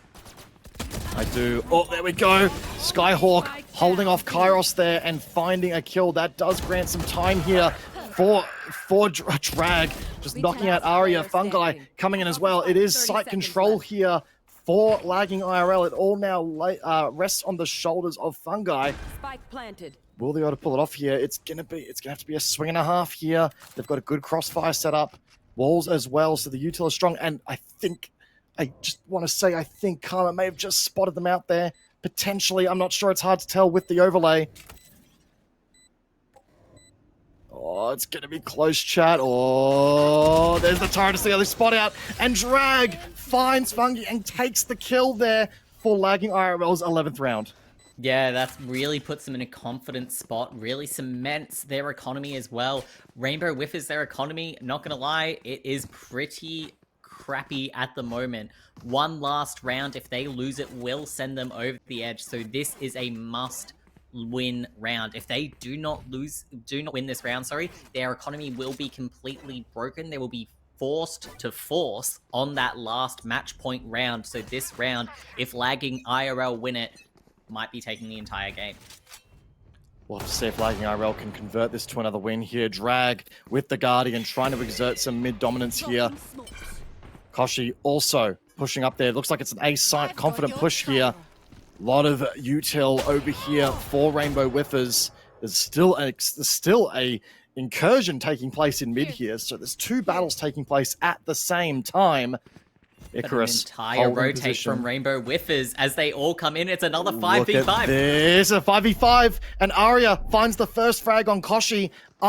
He was just unsighted in that one there, but now they know where the majority of Rainbow is coming in from, and an incredible util placement by Lagging IRL to kind of displace them. Aria finds another one. The Foodles goes down courtesy of Sabishi, but Drag finds him. It's a 2v2 still. This has been a straight 1v1 matchup here. Aria, on their 3rd kill, could find the ace there if they keep playing it, but they have lost control of the site, so to be very, very careful here. A lot of util and a lot of cover still in play there to keep things bouncing up well. Another kill from Aria. Another kill for Aria. It's not over yet. There has been a res as well. And they know where Drag is. They had it spotted out, but Drag with the clutch, but it's not over. Fungi comes in after the res. A clutch res from Rainbow Whiffers, which is going to secure them the defense. Oh my god, what a round. Yeah, that was amazing to see from Rainbow Whiffers. Aria putting in such immense effort into that round. The 4K and then the Cypher ult to finish it off, as well as the Sage ult to res one of their team members. But now they have pretty much no ultimates left except for that Mafoodle's Empress, which, to be honest, in the scheme of Valorant agents, their ultimates, it's not going to do a lot of work. It's not completely game-changing in terms of locking down a side. Whereas on the side of Lagging IRL, Drag has that Killjoy ultimate. There is also the Sage ultimate on Karma, and they seem to be going for a bit of force half-buy, trying to get this 12th round. Chat, let us know, is the comeback real? Are we about to see Rainbow Whiffers bring it back? They are on the precipice, the needle, the thread, if you will, of being taken out of this round here. Whoopi, there's been a spot, and Kairos with a dirty flick there on Whoopi. That's a shame there for Whoopi there. Despite having the position, Kairos gaining a lot of ground for their team here. and basically slowly moving up here, gaining intel, looking for a rotate, trying to catch someone But out lagging of hand IRL here. have left the spike at spawn. They cannot plant this round. It is left at spawn. Someone needs to go back for it if they want to get the spike down, or they're just going to try and kill the enemies. Ladies and gentlemen, make sure we get that on the bingo card because I believe that is one that's there. There we go. Drag getting the snipe on the Foodles there, but Aria coming in out of this round there. Unfortunately, Kairos getting the flank at the last possible second there, but it's 2v3 and Skyhawk and Fungi have A site held. There's no real intel to say that there's people coming A, but Kairos just in the raw fragging potential. It doesn't look like they're going for a spike plant at all. They're going to do this on kills alone. They're trying to hunt Fungi down. Are they trying to go for a knife kill, I think? I think so. I think they understand this is the round, but oh my god, Sabishi clawing it and getting the 12th win there for lagging IRL. Oh, the pressure must be mounting now for Rainbow Whiffers. I don't think it must be mounting. I think it is well and truly mounted. This pressure Good point. has gone over the precipice, to be honest. I don't see a world in which Rainbow Whiffers can bring this back unless lagging IRL are well and truly playing for content and going just for knives. I really do think that this might be the end for Rainbow Whiffers and the upcomings for lagging IRL. It has to. They're going to have to really find their feet here. But again, noting the economy available. Oh, Kairos, disgusting. That's 40k. That's 40 frags now on this. 40 frags. I can't believe it. Kairos, check their PC mods. I need to see a nerf. Let's get some nerf Kairoses in chat here, guys. And Kairos is going to continue on this dominance here. Will they get another one? Not quite. Icarus shutting them down there, calling it a day. Spike is going down for lagging IRL there. They do have. They also have the numbers advantage on this too, so it looks like a pretty dominant final episode. But oh my god, we've got Karma getting caught out at the last second there. Defender Killjoy is also down. Yeah, the ultimate from Killjoy coming out means that everyone from lagging IRL has to get off that site. The smoke goes down, the wall goes down as well. Fungi sticking this defuse. Lagging IRL has to spray through that wall to get that defuse off, but they don't know the wall is there, and the defuse goes through. Well played. That's actually, honestly, you know what? You may as well go out with style, right? And look, lagging IRL already in a good position as it is. Rainbow Whiffers playing just for show at the moment, unless they can trigger that overtime. But look, let's be real there. Pretty good site retag, all things considered. Caught a couple of the lagging IRL guys off guard at the right moment. Yeah, definitely, and that ultimate, that lockdown from Icarus, putting in so much work. It creates so much space for Rainbow Whiffers to get onto site, to set up that Sage Wall, to set up that smoke, and to stick that defuse. Kairos, 41 kills. Lagging IRL, they've left the spike at spawn again. They are just going for kills. I think they're very much playing for style over substance here, and I love to see it. They know this is for fun. They want to get as much on-air time as possible here. And Kairos once again, just with that beautiful... Oh my... the wall raise at just the right moment to throw Kairos' aim off. That was pretty funny. You know what? That is some creative use of util there. Accidental or not, I love to see it. We do have Icarus, unfortunately, bested out in the 1v2 there. That leaves it down to a 3v5. I know that they're only playing for kills. No spike on them at the moment, but that does put them in a really good spot to potentially close out the game here. Yeah, ideally, you would normally have a spike plant going down on B site, but Aria getting 2 kills, Mafudo's getting 2 kills, sorry, and this puts it in a 3v2. I'm seeing some clear interest in getting a knife kill or two here from lagging IRL. They are very much playing to show off now, and look at that. Rainbow Whiffers brings it home. Are they trying to trigger an overtime? Are we expecting an overtime at this point? I don't think so. To be honest, I really think Kairos' ego at some point is just going to get too big, and he's just going to go absolutely sicko mode. He's going to switch it on, and he's just going to be like, nah, this is over. I'm done. And we'll just pop out another ace to finish off the game. Time to go home. Maybe they're going for the 50 bomb. Like, this could be a good point, you know, or it's either that or, you know, the McDonald's Uber Eats has arrived. It's time for dinner. You need to quickly log off and go get that squared away. We've got Whoopi watching a nasty angle here. Doesn't quite get the pick on Kairos, but does get the damage through the wall there. Beautiful hit. Is going to get healed up courtesy of Karma. Icarus coming into wine here, trying to lurk a little bit, getting those rat strats out. As Lagging IRL is backing off that B push, they're not so confident. They don't feel set in stone on that one with Foodles. Oh my god! Kochie with the knife! Oh, Mafoodles, you poor thing. That is brutal stuff right there. Kochie coming through with the style points. So this game's seen it all. We've seen aces from both sides here. We've seen knives. I think Kochie's going for another knife. He's going for another knife. He's trying to get Aria. Let's see if he can pull it off. Not quite there. The Vandal does come through, but Kochie is going to drop his ult and go for the res. And he is going to... I don't know what's going on anymore. This is chaotic as hell. We've got... God damn it. Sabishi getting the frag there as well with the SMG. This time they do have Spike. They're going for the plant. They've had enough fun. It's time to wrap things up here, unless Fungi here can find the frags they need to clutch this out. I really don't think it's going to be happening. And to be honest, before this game, I had a chat with Lagging IRL and Rainbow Whiffers, and there was a bet, I believe, between Fungi and Kochie of who could get the most knife kills. And I think Kochie's come out on top. And the rat off, I think Whoopi has run the rat off, but I think this game's close. I would agree. There we go, Sabishi finding another kill there. Aria, last one left. Kairos finds the last frag. And ladies and gentlemen, that is going to wrap up this second game of the night. What a game, ladies and gentlemen. Honestly, we kind of saw it all in that one. Knife kills, aces, 3 aces in one game by Kairos. Like Teffy, is there any, second guess as to who the MVP was in that round? Yeah, I've got to give it to Whoopi, the best fucking rat. Whoopi really came through in the fucking rat off. I don't give a shit about what Kairos did. I care about my OG, my biggest... I've been there for day one from Whoopi. Let's fucking go. Whoopi, I believe you won the rat off, and I believe chat is backing you up on this. Absolute Whoopi stan here. Look, Kairos, I'm a gamer who recognizes game, and while I have none, I can recognize it from a distance. That was insane. 3 aces, 42 kills across I believe, 22 round game. Like, you just couldn't have written that.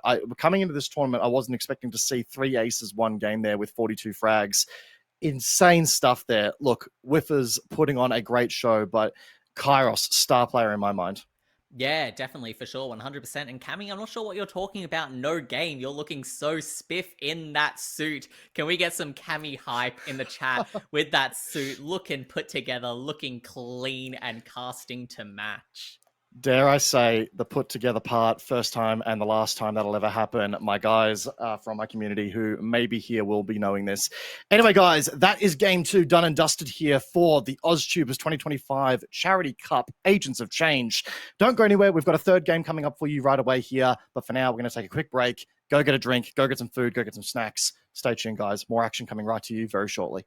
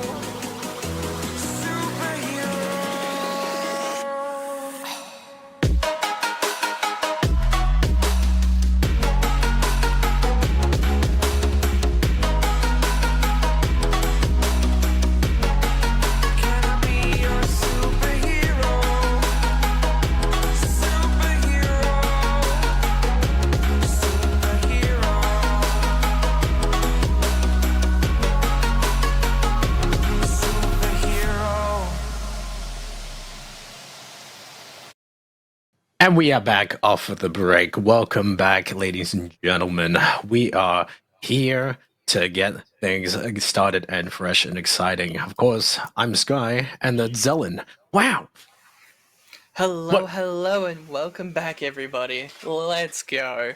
Of course, while we were gone, we have updated the score brackets with everything in between. Zelen, what do the brackets look like for after Game 2, sorry? Getting that information right now. So, we have, of course, we had lagging IRL and Rainbow with us on stream before. What a game. The strong effort from Rainbow with us to almost claw the games back there, but unfortunately lagging IRL managed to pull through and finish the games off, and that has to be... I think they cheated a little bit, I'm not gonna lie. You think so? You think so? Kairos just turned it on? I mean, of course, the stream noticed the lag a little bit, and of course, I'm gonna have to say that lagging IRL just put their lag onto the internet, and then just started DDoSing the servers, and then they called up the big man. They said, "All right, send it. All right, send the bots." Yep, mods check the computers, all of them. All of them? Oh all my of them. god! But no way. But that puts lagging IRL at 1-1 so far. Rainbow Whiffers would be at 0-2. And that, hopefully we shall see a win from them, I believe. They've got one more, is it one more round for them to go on for? I believe so. But not to be outclassed at the moment, we did miss a couple of bracket changes there. Team Chilluminati versus Team 3 Rainbow Whiffers did take their win as well, so Team Chilluminati do have one win on the board, and Team Ristix took their win against Will Meow for Heals for 15 and 13, so they will take a 1-1 score there as well. Of course, and now we'll just move on a little bit as well. Guys, I'm sure you're curious about the bingo cards, the bingo score that's being set out here. So let's rotate over onto that bingo card here, Mr. Production Man, and let's see where that bingo is at with all these picks and ads here.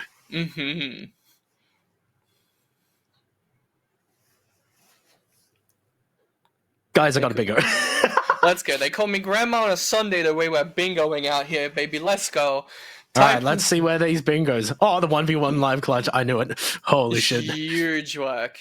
So we've got that 1v1. The 1v1 live clutch. I can't believe it. What's next for this bingo here? Any other selections? I believe that we should have another couple as far as I... Oh, wait, no. Yeah, the spectator mechanic misses. Hey. Wait, no. Did we get Castarosa player? Because I'm pretty sure there was a fucking... There's a few chats about the crosshairs that were out there. There were crosshair roasts, and then also a bunch more roasts, and I was like, wow, why is it so hot in here? Yeah, they were harsh, unrelenting even out there. But we were just in the oven. We were just in the oven for that one. Holy fuck. A little bit of cooking, I believe. A little Wait. bit of cooking. Hey, statistics aren't 1-1. We are 2-0. We won those. Oh, 2-0. Oh, fuck. Oh, my bad. I'm Okay, sorry. our bad. Oh. Sorry. No worries. Oh. Statistics 2-0. Impressive gaming out there. Resisted. So the demons are taking over Sky real quick. The demons are taking over as well. You know, my apologies. Resistics are 2-0. My apologies for that one. You know, I clearly don't have enough Riz for your team, so just make that a fact be known. Either way, we shall continue talking about the teams that are here. So again, Team 3 coming back onto the board here. I'm not prepared. I am not prepared. Again, worries. Team 3 coming back. You guys know them. You guys love them. Rainbow Whiffers coming back with the ultimate clutch up in the last round. Unfortunately, not taking home the game, but they have shown us that instead of whiffing, they locked the fuck in. We have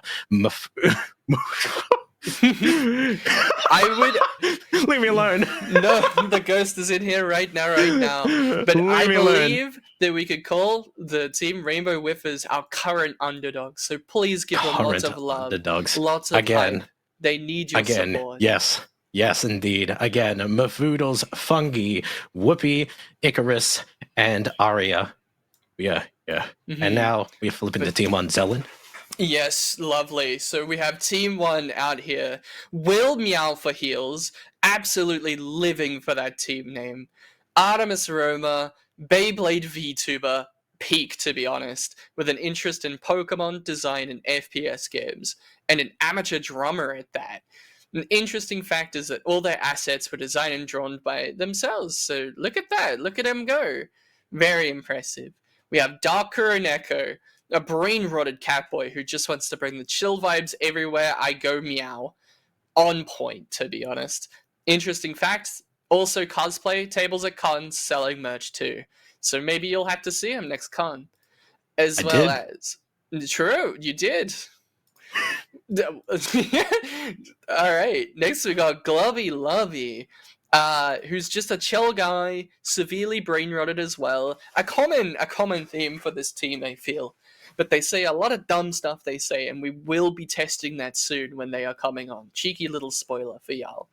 But anyway, next we got Striking Fire, claims not the best at games, just lucky, I believe in them. And Crafty, who likes Valorant, the biggest understatement I've ever heard. Anyway, introducing the two here, we have Glubby and we have Fungi. Hello! Welcome. Hello. How are y'all feeling? Hello. Welcome in. I hope that you guys have had fun. Now, for you two, how do you feel coming into this round against each other? I'm do you kind of want to go nervous. first, Fungi? Yeah. Dude, yep. We were watching a few matches before, like the live ones, just get a bit of intel. And we've been practicing a lot behind the scenes, just getting our strats up. So we're not too worried. So, yeah. Ooh, about it. bold words. Fungi, how is your team feeling? I don't know about the rest of my team, but I'm a little nervous. But we've practiced a lot as well, and the matches that we've just played and stuff have been a little rough.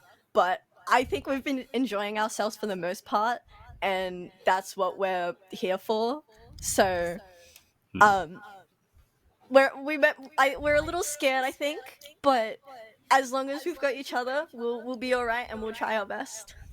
Yeah, as long as we're having fun, innit? That's wholesome as. Of course. Fungi, coming off of the back of those two games, the previous game, you guys managed to clutch up and secure some wins under yourselves. Do you believe that you'll pull through with some more energy and just finally hit that power spike to secure one win for you guys?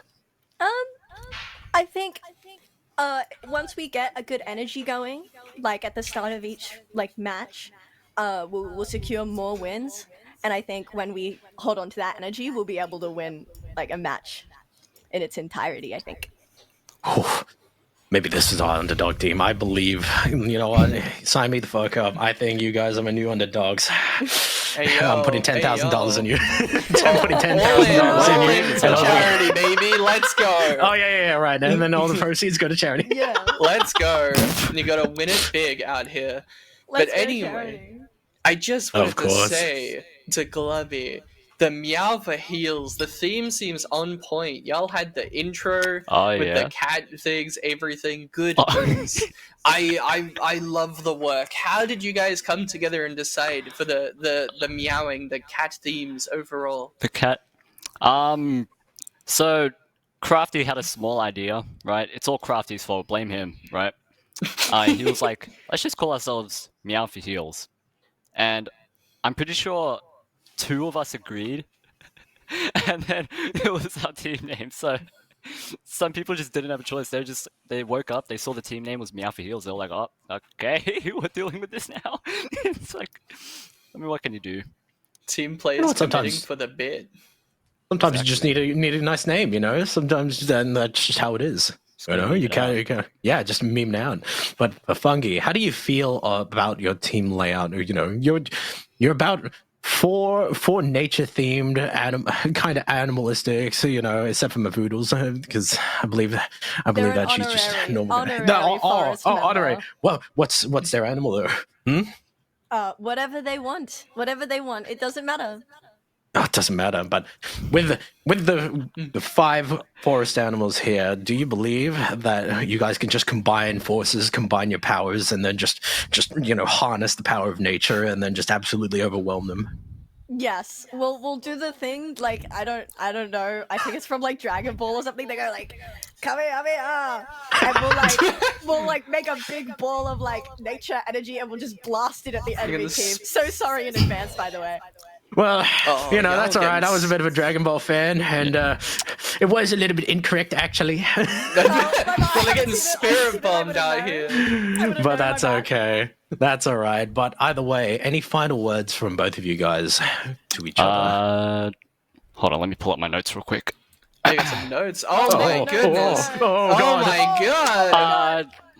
That's my notes. Nothing really. Nothing really? Check, can we get a Nothing really. No, please. What about you, Fungi? Any last words from you? I don't know. I don't have my last words. Change the world. My final message. Wait, goodbye.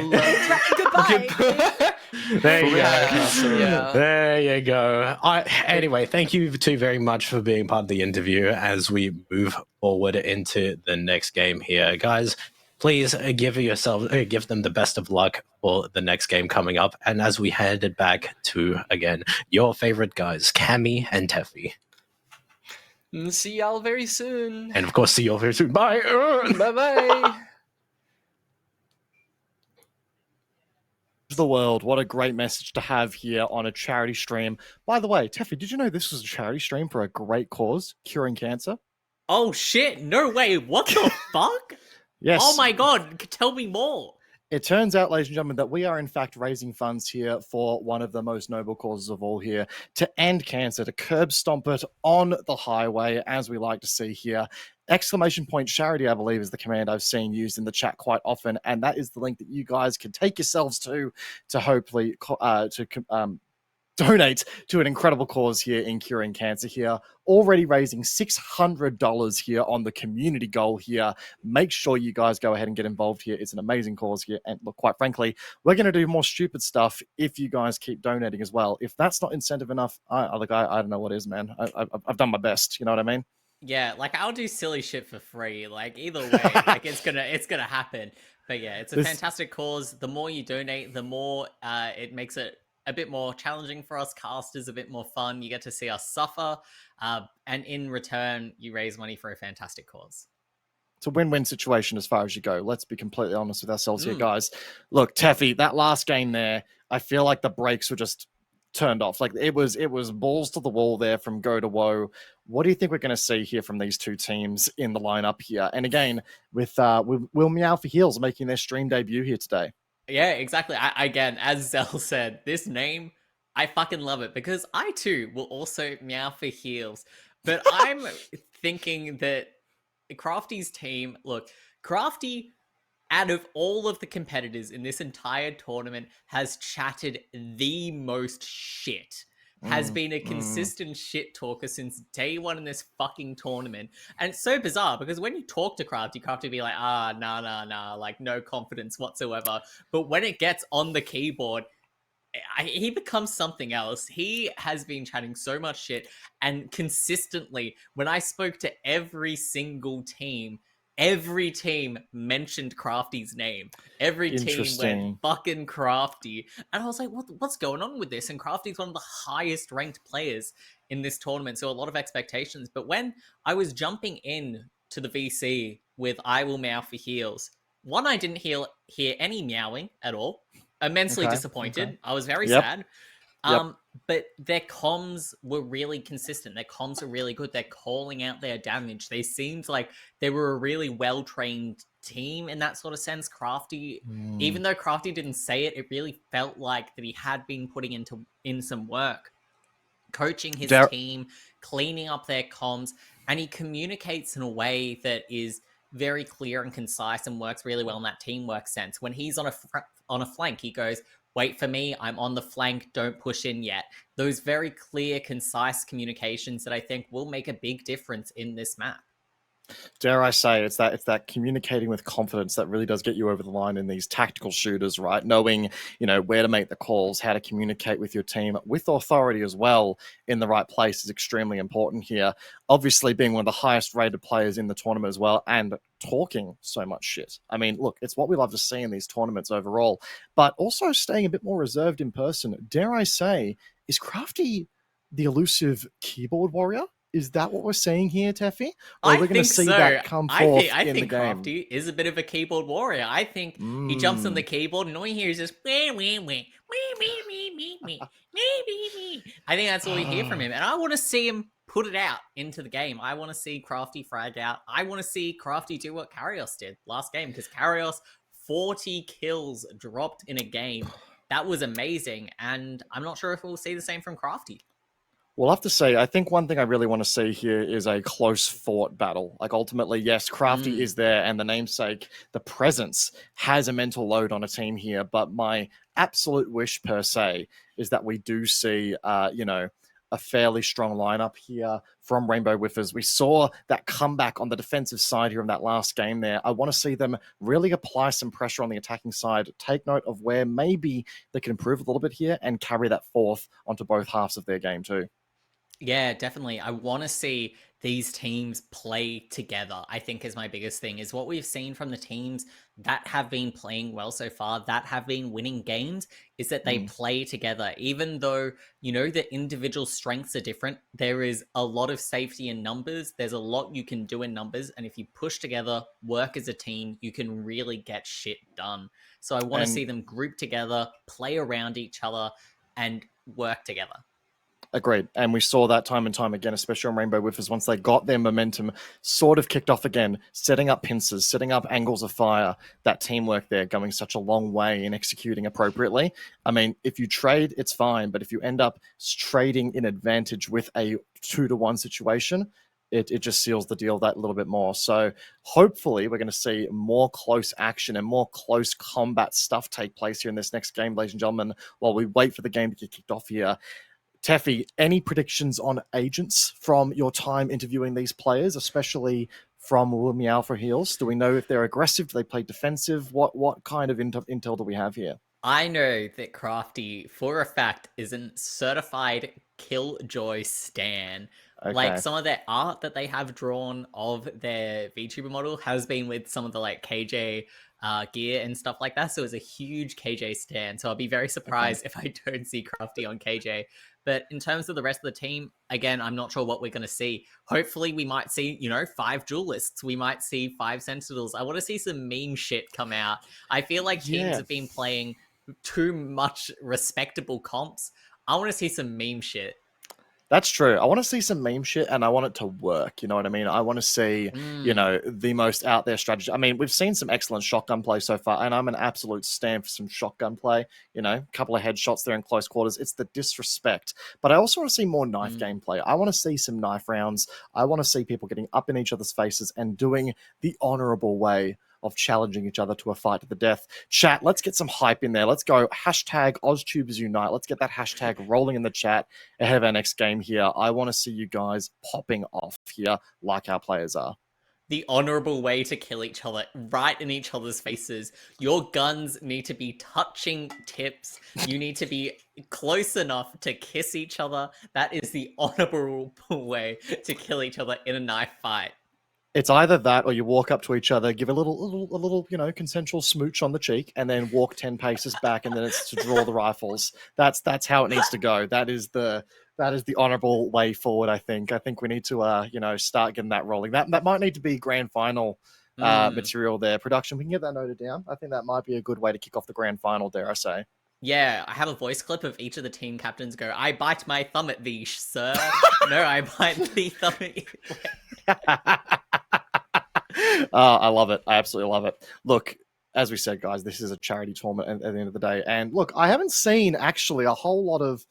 Look, I've not seen evidence of charity incentives at play here. That could very well be what Lagging Aria were doing with the lack of spike in some places. But we've just seen our lineups come through here.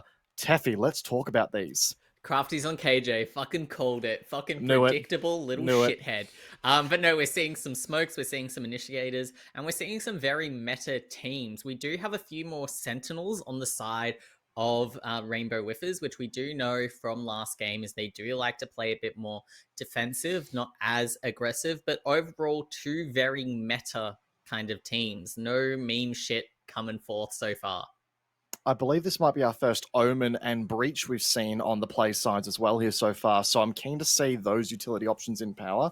You know, we see a lot of very aggressive plays here so far. So it actually looks like a pretty aggressive build from Meow for heals here, especially with that Reyna from Kuro as well. I'm really hoping to see that be put to good use because we've seen a few Reynas so far. None have been able to put Empress to a connection just yet. This may be our opportunity. Yeah, it might be. I'm keen to see how it all goes. And we've got a 2-3-1 kind of setup, 2-1-2, maybe seeing someone maybe put some more work into mid. But right now, I will Meow for heals. I'm just going to abbreviate their name to Meow Meow from now on. Meow Meow stacking towards the B site. And we've got Rainbow Whiffers also stacking towards the B site with Crafty left alone on the A site, letting him do a bit more work because he is that most experienced player. And as we start off round one in the pistol round, it's a fresh new beginning for Rainbow Whiffers. Let's see him put it to use. Also worth pointing out here, ladies and gentlemen, that we are seeing a different map on the cast this time. Split is the map of choice here after 2 rounds of Ascent. So let's see how the map plays differently here. Bit of an aggressive pull-up here with Spike moving towards B here ever so slowly. What is that crosshair? Once again, a crosshair of all crosshairs there. I didn't quite catch who had that running. It was That Kuro. is Kuro. Okay, Kuro out here running... Yep, that. I'm just going to leave it there. That's the bigger fine. the crosshairs, the bigger the shots. You just got to... He's got it. Big shots, big calls, big crosshair. He's got it all. But Rainbow Whiffers making some noise on B site, calling off a complete rotate from Meow Meow as they push up mid. But A site has been left completely empty and complete over-rotate from Rainbow Whiffers, taking the fight in mid lane. Whoopi getting the first kill. Whoopi connecting on Roma there and buying some time there for Rainbow Whiffers to reconsider this assault. Meow Meow, once again, they have sort of made it's been a partial sort of rotate here at this point, but the stage wall there, putting Fungi in a really dodgy spot there, managed to get back out there. I kind of favored them at the end of the day in that push. There we go. Whoopi connecting on Crafty. Crafty not able to find a frag here in the first round. And the Spike already down. Spike is down. Rainbow Whiffers coming forth here and really putting on a good show here for their first round of attack. Fungi connecting on striking fire. Kuro also going down from a Foodles. Very, very aggressive plays here, but Glubby, a disrespectful execute from the high ground. Walking through the smoke, trying to gain some much-needed ground there with a teleport, but not going to happen as Mafoodles closes out the round. First win for Rainbow Whiffers. Yeah, I really feel like Rainbow Whiffers are really warmed up. I think from last game, they maybe had some hesitation, might not have been communicating as well as a team, but that round, they committed. They got that spike down early on A site. That was Icarus who just ran right across, knew pretty much that the A site was left empty. I don't know where that intel came from, but they must have been communicating well that most of Meow Meow's members were on the A site. And Rainbow Whiffers, they're warmed up, they're ready to go, they're communicating well, and they get a spike down first round, winning that pistol round. Whiffers also showing a little bit of, sort of, dare I say, reservation or, some kind of hold off on buying up too heavy. They know that they've had the eco advantage for this round, but they also don't want to throw that advantage away. So only keeping it to pistols here and one rifle in this round here. Crafty in a dirty little spot there, picking up a pistol upgrade there and getting themselves into a really solid position here. Communicating to the team that it does appear to be an A-side push. Crafty goes down to Mafoodles there. Mafoodles with that rifle in hand, trying to connect Kuro with this crosshair. Once again, I'm not going to be able to get over the crosshair for quite some time here. Big crosshair, big flanks. Can he get some kills? As no one goes down sewers, he's left alone. The whole of Rainbow Whiffers was rotating, and Kuro hasn't been able to communicate that footsteps to his team. And Meow Meow, they're just left in the dust as Rainbow Whiffers running across the world, getting this B site, for free. Meow Meow eventually catching on to the idea that there's not enough noise there to suggest that the A side is occurring, and there is a breach tactical going through there to try and stun the spike plant, but it's not enough. Artemis Roma striking fire goes down, unfortunately. Fungi gets the connection.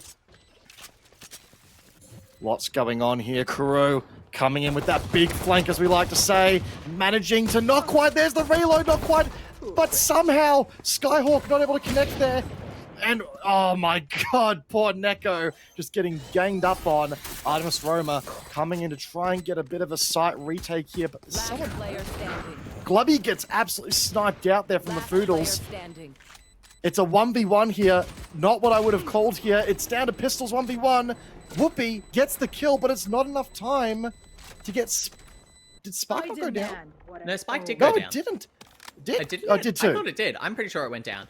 The spike went down quite a while ago. I think Rainbow Whiffers, they're locked in. Whoopi, the absolute better rat, through and fucking through. And I will die on my fucking grave on that one. Whoopi, the better rat, has that clutch in the bag. I wasn't even stressed for a moment, and Rainbow Whiffers shouldn't have been stressed at all.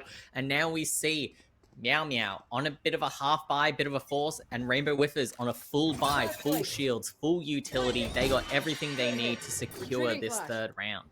And I really think Rainbow Wolff is making the right call there to reserve their full buy for this round here, because they have forced Meow Meow into that other purchase. So this is the opportunity for them to create a much more devastating economic impact onto Meow Meow's economy. Meow Meow with a bit of a focus on A site here, but once again, the execute's coming through on B here. Kuro blocked off from the wall, unable to really find any connections as they get that ground. Skyhawk on site. Kuro finds a connection there, gets the kill, and that's 3! Kuro with the spray conversion. That is a dominating play there for Meow Meow, and that's the confidence they needed. Yeah, that's going to be huge for Kuro coming into this. The blind goes out on Mafoodles. More utility being dropped. Grabs the spike. Just trying to run out of the site. Maybe pull off a rotate. Mafoodles puts out the Sky. Ultimate is recommitting to this side. Whoopi gets concussed. Crafty finishes up with the kill. All on Mafoodles. 1 versus 4 cannot make it happen. And also, Cammy, did you just say Rainbow Woofers by any chance? I may have done, and we're going to not talk about it, okay? No, I think we keep it. It's the cats versus Rainbow the dogs. Woofers. Rainbow Meow Woofers, Meow Meow versus the Woofers. I think we're going with that. Icarus. Icarus is a dog boy, from my understanding, their model. So we've got the Rainbow Woofers versus the cats, the Meow Meows. And the Meow Meows, at the moment, they get their first round on the board. That was a bit of a force, but I gotta say what really made the difference was Kuro had some really good spray transfers, got those kills, but also a really nice use of utility there. A spray transfer with a Phantom as well, which is not a one-shot kill on heavy shields there. So actually really, really solid spray control there to get that convert. Really did turn the favor of the battle. But Icarus outpowering Crafty there. That's the trade, and it has led to the spike going down here for Rainbow Whiffers here. Beautiful play. Striking, looking to try and get a connection. Gets it on Fungi. Does well. Artemis Roma also coming through on Aria. Icarus. Oh, Roma outpacing Icarus there. Mafoodle's there to capture on Glubby. And Artemis managing to re-secure the site for the team here and is going to lead to a defuse. Well played. Really good transfer between sites there. Yeah, I really liked what I saw from Meow Meows there. That was confident hold. They got what they needed down, but I'm also really impressed by Rainbow Whiffers. Last game, we saw a lot of apprehension. They took their time, but now they're going guns blazing. They're taking the forefront. They know that if they're going to win this game, they need to play aggressive, get onto those sites, overwhelm with numbers. And it really seems like they're taking that advice on board, and they're making it work. And a force buy now for both sides. Kind of, we see a judge on Kuro. Maybe that spray transfer has gone to his head. He wants some close angle combat. Look, I'm keen to see it make it work here. I'm all for Kuro getting into the thick of it, but it's going to be ballsy to say the least. Quick update, 2 ultimates as well from Glubby, I believe, available, and Kuro. No, sorry, Kuro and Artemis have their ults up as well here for Meow Meow, so that could be an opportunity to convert into a good defense here. Meanwhile, we've sort of got an early pick here. Whoopi being taken down early game. Very nice pick here. Bird going out, not connecting here, despite the thought that it was. And that's going to be a connection for Striking Fire. Great shot there on Whoopi, taking Whoopi out. That's going to be so sad for Whoopi. Dies to res and just to get domed in the head again. And Meow Meow really on the front foot now. They've got a really strong hold in B, and Rainbow Whiffers just walking right into it. Rainbow Whiffers here doing the absolute level head best here, but Glubby on the teleport, I believe, getting in, scoring 4. Is this the ace for Glubby? It's a possibility. We've got Aria backing up here, but it looks like we've got a bit of a portal action happening here. Aria is unsighted, but Glubby can't find the connect. Spray occurring, but Aria takes advantage of a misspray there. Aria picking up another one with the SMG. Not able to bring it forth though on Striking Fire. A great comeback though, all things considered from Aria. That's going to do a lot for the eco personally. Honestly, I think it's going to do a lot for Glubby's mental. Glubby is feeling it right now. Glubby Lubby with the Lubby Dubby, if you know what I'm saying. He is going crazy right now, and that's huge for the mental of Meow Meow. Not to have all of that sort of, energy on one team's shoulders. Right now, their economy is really strong. We see Artemis on $8,800, Crafty on $7,500. They can afford to lose 2 rounds and still have enough to buy up. So Rainbow Whiffers, they've got some guns now, trying to make a play for mid, trying to change something up, trying to get something to work. And it really comes down to that confidence, as you said here. It does give you the insurance to know that you do have the flexibility required. The Foodles trying to get some much important intel out there, not quite connecting. However, it is important to know where the stack is, and Meow Meow noticing what's going on here, converging on mid. That is going to really keep Rainbow Whiffers trapped in, but Skyhawk potentially giving them an out. Same with Mafoodles here, some very important frags. Kuro shutting down the momentum briefly here. But, oh my god, a dirty angle, almost converting into a kill there, but not quite. Rainbow Whiffers kind of stuck here, but it is a 4v2 lineup at the moment. So honestly, it could be an opportunity to Rainbow Whiffers for them to bring back some of that momentum. Crafty putting it forth, a really strong spray as well. But in a 1v3 situation, this is going to feel like the world is on your shoulders. Crafty catching Whoopi unsighted. Gains some more ground here, not sure where to look. Icarus able to convert on Crafty. Crafty's mouse sensitivity must be so ridiculously high, because you can see him just twitching, going for every angle, checking this angle, checking that angle. He knows where to put his crosshair, and he almost seemed like he was going to win that. To be honest, I thought that even though that was a 1v4, I thought Crafty might have had that possibly in the bag. But Rainbow Whiffers, they're back in the game, but it doesn't really matter from an economic perspective, because Meow Meow, they've just invested into an operator. So what can you do from the side of Rainbow Whiffers? The AWP is now in play, as Rainbow Whiffers is looking to be pushing into this A side. Crafty as well, the one ropping the operator as well. And right there, converted straight away. That was unsighted. Mafoodles just caught with the pants down there. And Crafty's going to be feeling great about that one. That's going to give them a significant early game advantage. Fungi just getting out of the way of that concuss right there, doing very well to do so. Let's see how they decide to play this. Rainbow Whiffers slowly but surely. Icarus Skyhawk taking another cheeky little flank there as well, like just going through tunnels. Whoopi getting spotted there. Getting out of the way of that intel, or out of the way of that concuss, I should say. Once again, sort of pincered in here. A lot of blind fire going through. Icarus getting a very solid slowdown and catching Artemis out with the util in hand. That's going to do a lot for the momentum here. Glubby is completely alone here, but doesn't quite get the teleport out in time here. Skyhawk getting that beautiful kill. Fungi. Oh my god, it's all popping off. Crafty, though, with the operator, connects 4, sorry.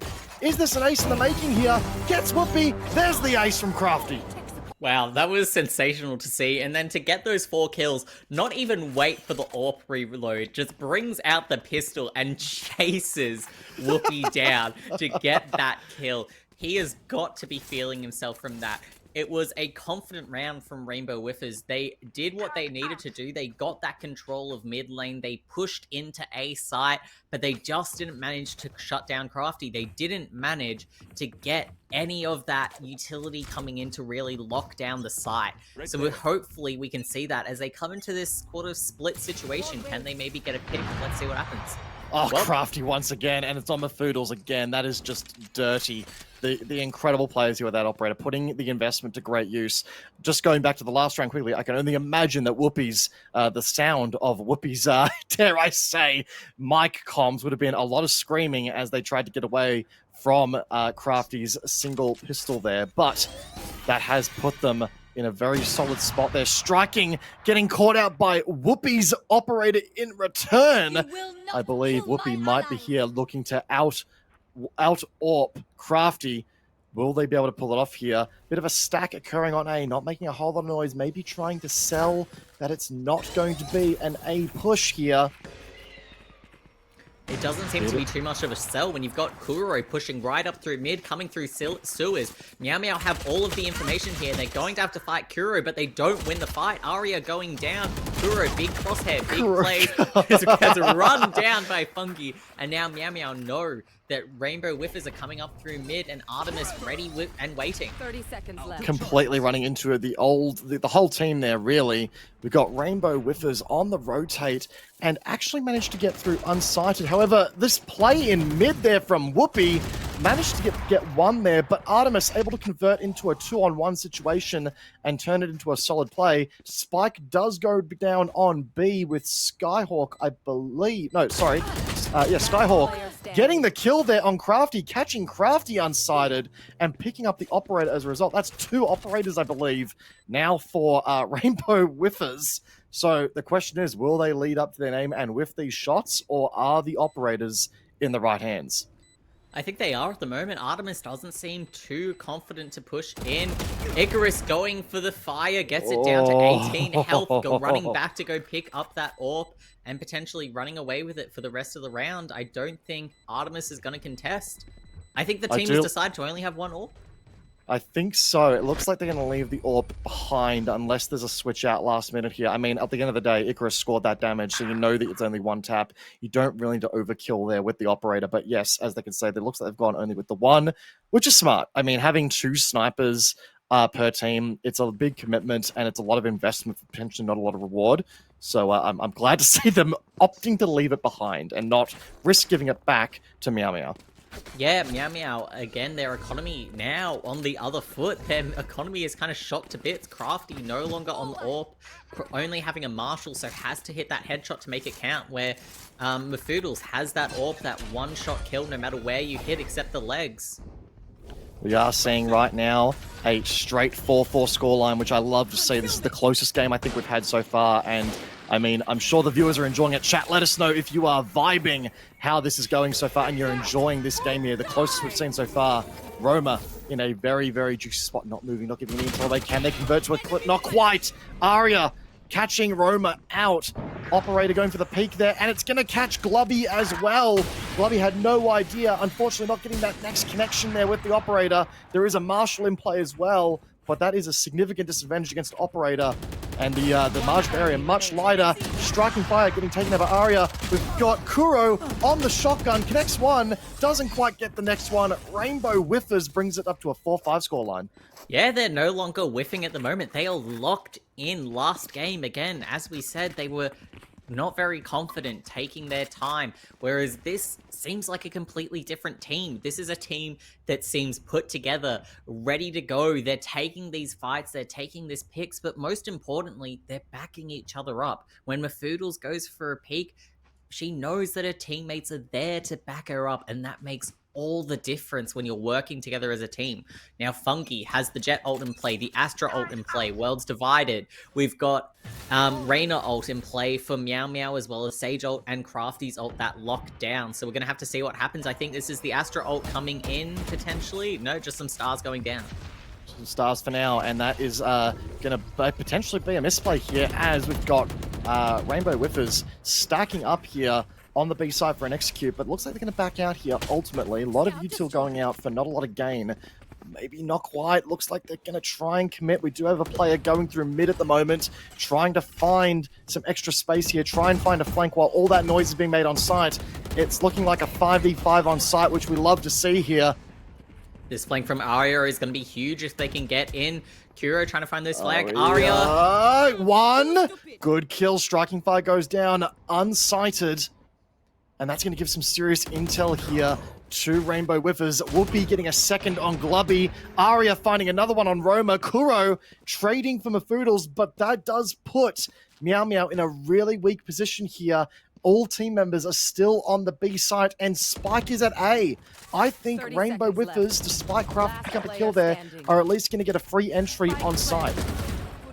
Yeah, get that Spike down, and that Spike is all the way over on A site. Crafty gotta put his running shoes on, running over, is going to meet Icarus first. Icarus gets the kill. Not quite able to get the spray conversion down there. I mean, look, that was pretty top-tier gameplay there from Rainbow Whiffers. Look, again, selling the A site, backing up accordingly, getting those picks in mid there, and ensuring that Meow Meow were on the back foot on the defense. That is the kind of clean gameplay we love to see here as well. You know, as the night goes on here, I almost thought that we'd start to see some fatigue setting in. We'd start to see potentially some whiffs and some misplays on a strategic level. But these teams, they're just getting more and more warmed up. Yeah, to be honest, I feel like the only thing fatiguing is me. Like, I'm just getting more and more tired. I want a fucking Red Bull right now. I want... Excuse me, oh, I just burped. Sorry, I had a lemonade right now, and that sugar is not doing enough to keep me awake, but these teams are bringing all of the action. Look at that crosshair from Striking Fire. Look, there's some insane stuff we're seeing here, chat. I do love the creativity of crosshairs here. I feel like we needed I don't know if it's a part of the rewards here for this series, but we definitely need a reward here for most creative crosshair next time, if we do decide to do this again. Artist Roma waiting here. Stars going down as well. Bit of a hold up here as we do see a commitment from Rainbow Whiffers onto the A site here. A strong commitment as well, as Glubby gets caught out by Skyhawk. Not quite able to find a kill there. Does put them in the advantage. Spike is going down here. Striking Fire with that shotgun there. Needs to kind of get into the face of the enemies here to make that work. Neko waiting there. We've also got Roma about to walk into, Aria connecting on Roma, and Whoopi also getting Kuro. Rainbow Whiffers able to pretty much convert to another win here, unless Crafty can really pull something out here, but not quite. Crafty meets the operator of Mafoodles and goes down. It is important to note there that Mafoodles did lose half of their health bar just there, which means that Crafty did get the first shot off. But because they were at the gun disadvantage and didn't have that AWP, it isn't a one-shot kill. So that economy really comes into play at this stage in the game. It doesn't really matter, you know, who might be the better aimer, who might be the better shot. If your economy's in a better shape, which right now Rainbow Whiffers, their economy is set. They are absolutely bankrolled. They have no hex stat to pay off, but Meow Meow, they've done their second degree, and their hex stat, cool, it's pretty big. Through the roof right now. Glubby waiting in the smoke there to try and get an early pick there, not finding it. We do see a lot of ultimates for both sides here, chat, and this is in fact the last round of the half, so we're going to see a all-out game here. It's going to really be down to these teams to pick out when their ultimate's going to be best used. Crafty with the shot on Aria, putting and kind of locking Rainbow Whiffers into that corner on A side. We do have someone slowly starting to make a peek here, but it's not going to be enough here. Rainbow Whiffers taking some time to reassess the situation. Are they about to walk? There's a res. Perfect smoke release as well. Crafty hearing the audio cue, but not connecting with the operator for the blind shot. That resets the round there, and that's important for Rainbow Whiffers. It's huge. And the Foodles. With this. Aria has that well-divided ultimate, but goes down to Glubby with that huge TP into the back of the team, but Icarus manages to frag back, and now we're into a 3v4. As I say, it's almost switched back in Rainbow Whiffers' like sort of hands here immediately after, you know, we saw that first initial frag out from Crafty, putting them in the advantage. It's always fun to see this sort of stuff in these games swing with these ultimates. Meanwhile, 2 more ultimates available for Striking Fire and for Crafty here, and 1 more ultimate available for Fungi. So, I mean, there's still opportunity on both sides here. 13 seconds, the spike needs to go down. Striking Fire buying a little bit more freedom for Meow Meow here. Crafty needs to find use on this operator, needs to find a quick Foodles also peeking, gets Artemis, takes him down. A defender Killjoy is down as well. No players detained on that one there, but Crafty going for the defuse, doesn't get the peek that he needs. Still not able to pick it up here. The whiffs are occurring, but it's not happening on Rainbow Whiffers' side. Still whiffing the shots. Another whiff, it's not going to happen. Crafty can't find the shots needed to bring it back. And there it is, Rainbow Whiffers closing out the half with an 8-4 scoreline. Oh, that was rough for Crafty. The only thing whiffing was him. Rainbow Whiffers pull out a very convincing half on the attacking side, which we hadn't seen from them before. This seems like an entirely different team from last game. Last game, again, they were reserved. They didn't push fast, but these rounds, they've been quick. They're over in 10, 20 seconds. They just push onto the site straight away. And now it's time to see, how is their defense going to fare? They've had a great attacking side, but can their defense hold off Meow Meow? Or Meow Meow just going to be an attack-sided team? Rainbow Whiffers as well. We saw their domination in the last game that we casted with their defense. Like, yes, they did lose the game, but they really came through here on the defense. We know that they feel confident on that side of the map. So we'll have to see if they can come through here today as well. Glubby making a very, very offensive peek through here, trying to gain some space here. Is slowed down there by the Sage Util, but big stack on B side here. It looks like Meow Meow are going to reconsider their push here. Crafty taking some serious damage there, is getting healed up, but that's going to give some intel to Rainbow Whiffers to say that yes, they are in there at the moment. Smoke clears. Crafty finding Whoopi there, getting the kill despite Whoopi being in a very surprising position there. It was a bit of a very bold call from Whoopi to push up so far through mid lane when you knew that there were a couple of team members from Meow Meow there, and now they have complete and utter mid control. They can go to A, they can go to B. Aria finding a kill there on Glubby and just buying a little bit more time, getting some intel, that critical intel here. Crafty also getting a kill on Skyhawk, pretty much committing them to the B site, and now Rainbow Whiffers know that commitment's taking place here. It's all on the shoulders of Fungi or Fiddles to at least score as many kills as possible as the spike goes down here. Fungi slowly making the peak here, unsighted to Kuro, who's in a very dodgy spot here. Not a rat VTuber, but hanging out like a rat on the vents there, waiting for the spring, the trap, and Mafoodles with a beautiful kill there, buying some much needed time, gets stunned there, so it's not going to mean a whole lot there. Can Fungi confirm this? Oh, it's going to be tight. Backing out there, giving themselves up to the Sage Util once again, and Slowed and Crafty brings it home there.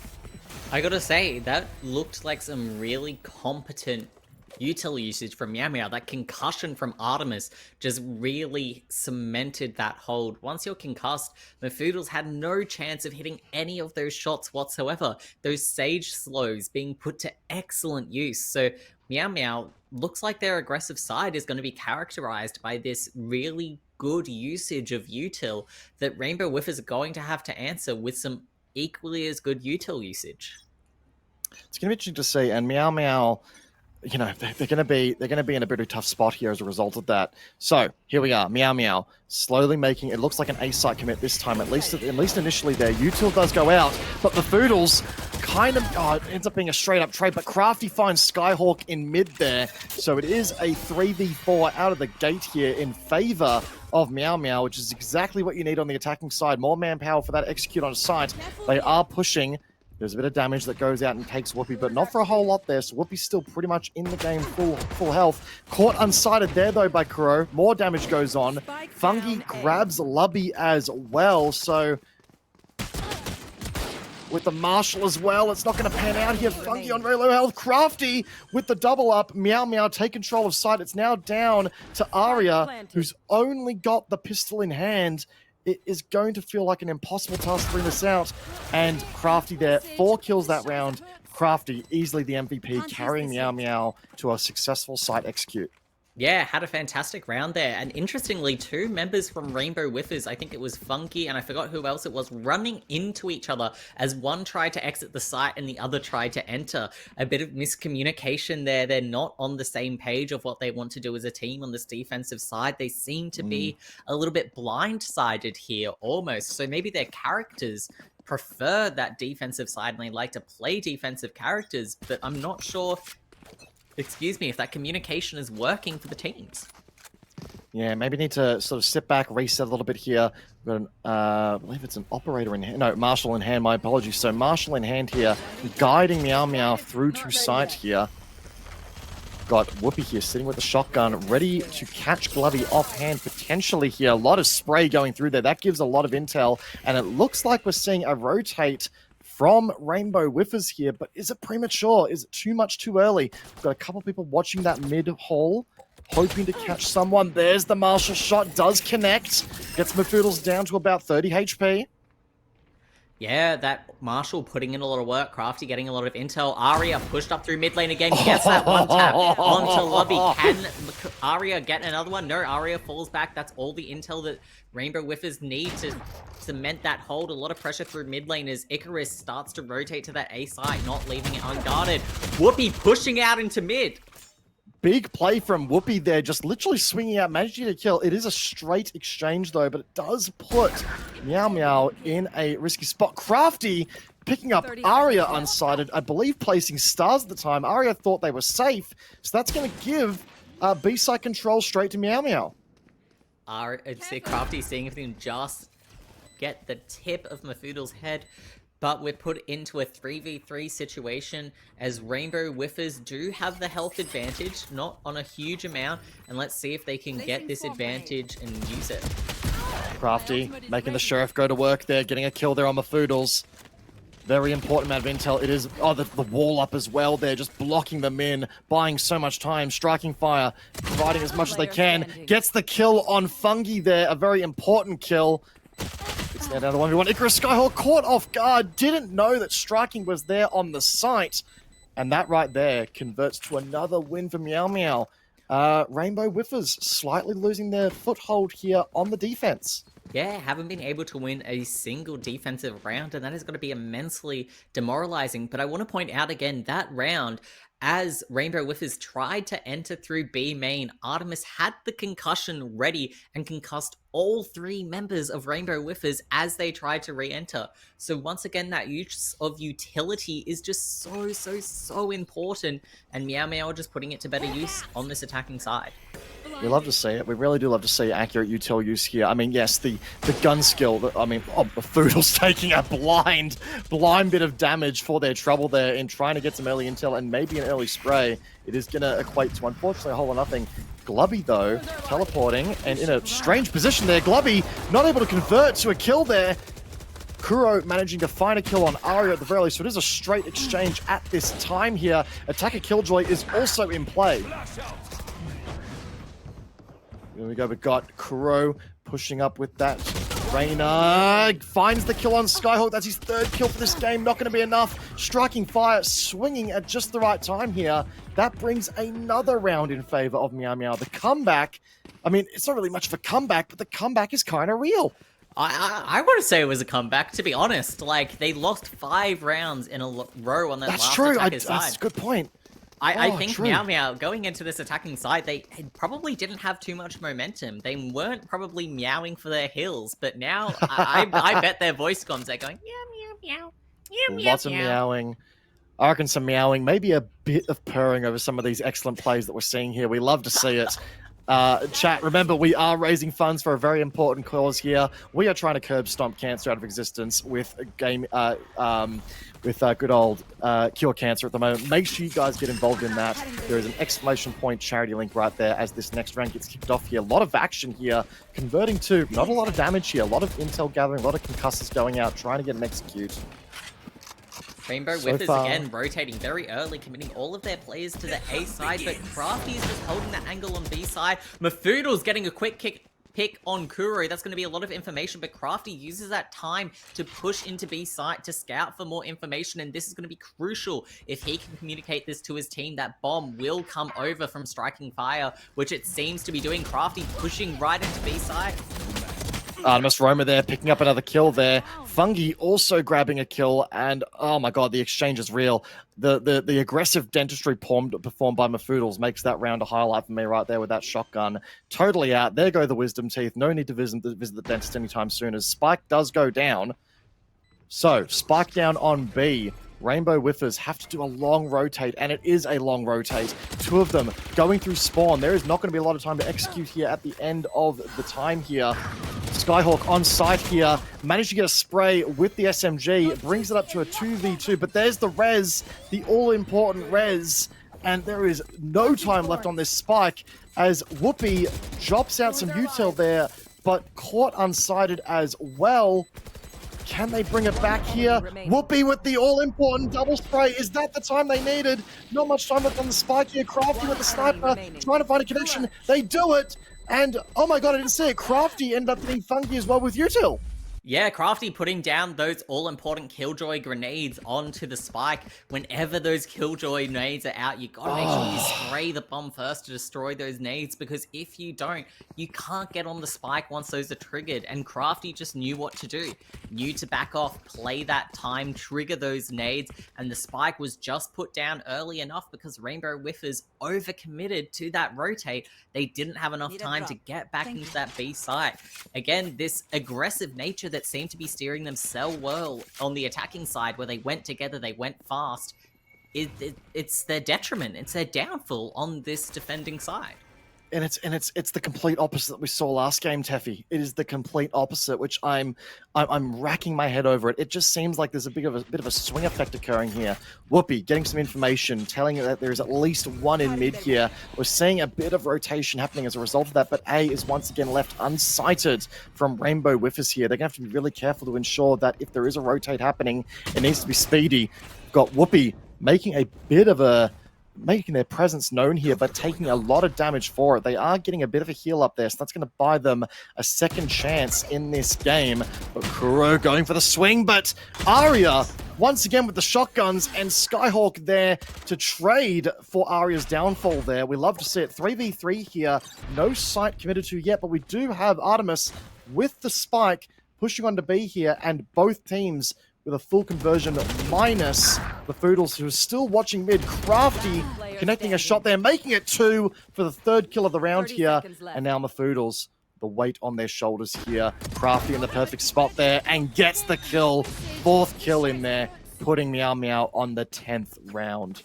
Yeah, what an absolute comeback from Meow Meow. Like, I will meow for heals, and they're meowing.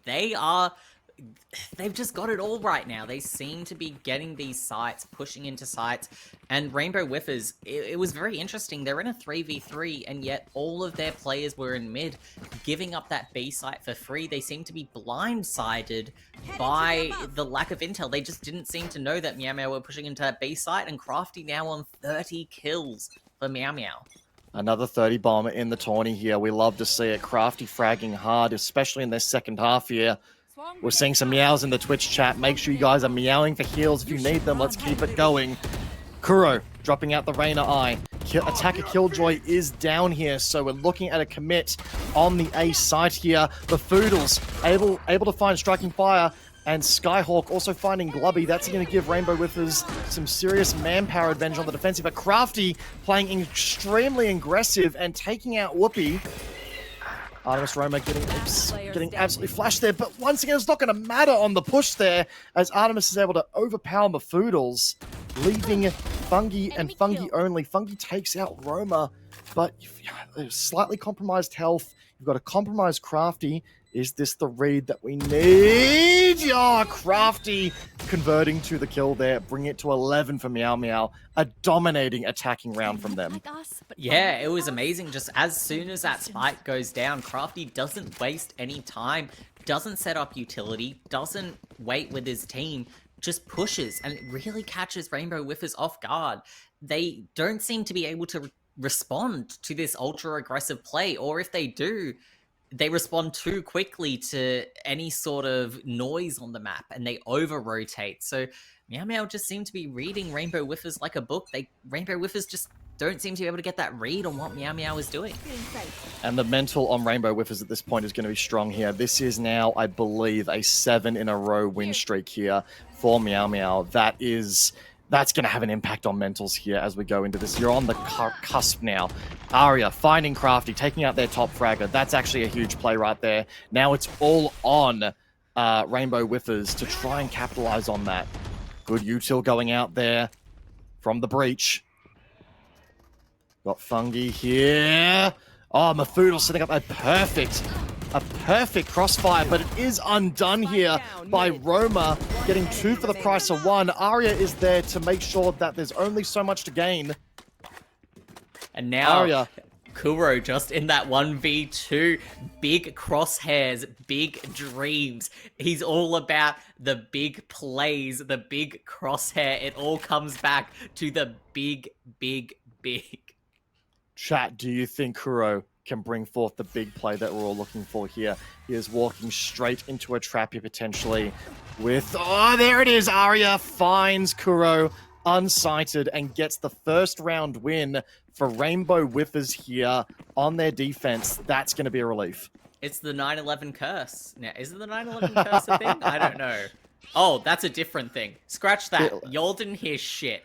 The 11-9 curse. We'll go with that. Is this the 11-9 curse in favor of Rainbow Whiffers? They have been whiffing a little bit, but I feel it.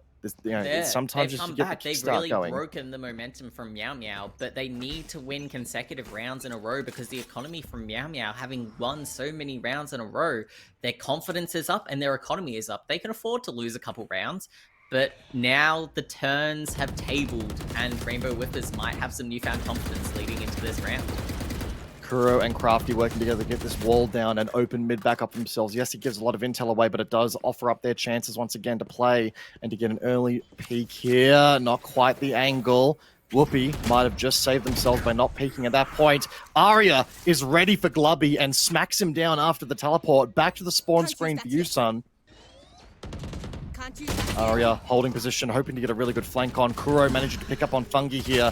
Gets the Reyna heal, the ultra critical, but Skyhawk is there to deny the benefit that comes from that. Skyhawk also getting a revive on Fungi, which gives the team back their full power. Rainbow Whiffers on a very, very dominant hold here of B site. A 2v4 situation. They don't need to play aggressively, just play for time. They can play for time. The spike is down, out in the open. They don't need to do anything. Rainbow Whiffers can just hold these ankles. It's on Meow Meow to push in and to grab that spike or to win these gunfights. Crafty goes down through the smoke. Oh my god, Mafoodles with a beautiful spray there through smoke there, collecting Crafty. 10-11, Teffy. This is close. This is unreal. It's the comeback. This game was a story of comebacks. Meow Meow on the back foot for so long, and then they came out guns blazing. They had it going on. They were getting it done, but Rainbow Whiffers went, I don't know. No, we're losing 2 games in a row, and they have brought it back. If Meow Meow loses this round, their economy will be in shambles. This is such a pivotal round. Whoever wins this round might just decide the match. Ladies and gentlemen, the energy of the match is peaking. This is the closest game we've seen all night on the cast here. I want you guys to match that energy in the chat. Get some hype in there. Show which team you're supporting here. It's going to be close. Very, very close, ladies and gentlemen. We've got a bit of an underplay here from Crafty going through connector to mid here, trying to gain some intel, trying to let the team know if it's free, but they're going to meet each other in mid here potentially. Note, they've decided to go for a C. But a bit of a, hey, how you going, mate? We've got a huge flank from Icarus coming around through the attacker's spawn. This gives the team so much information. Rainbow Whiffers know that this A commit is happening. They can stack all of their players here because they know that no one can make it into B. And Icarus just shift walking through here. This will be huge if they can find a couple of kills. I love this play, everyone. We're going to see it. It's unsighted. They have no idea. Good crosshair placement. Good. Oh my god. Amazing trigger discipline there. Finds the 2. That is going to unravel Meow Meow's offensive here.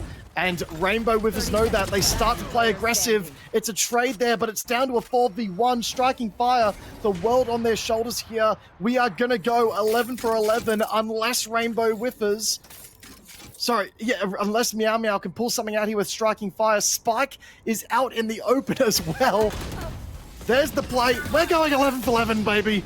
Oh my god, what an absolute play from Icarus to finish that off. And that could have been a huge choke, a huge whiff.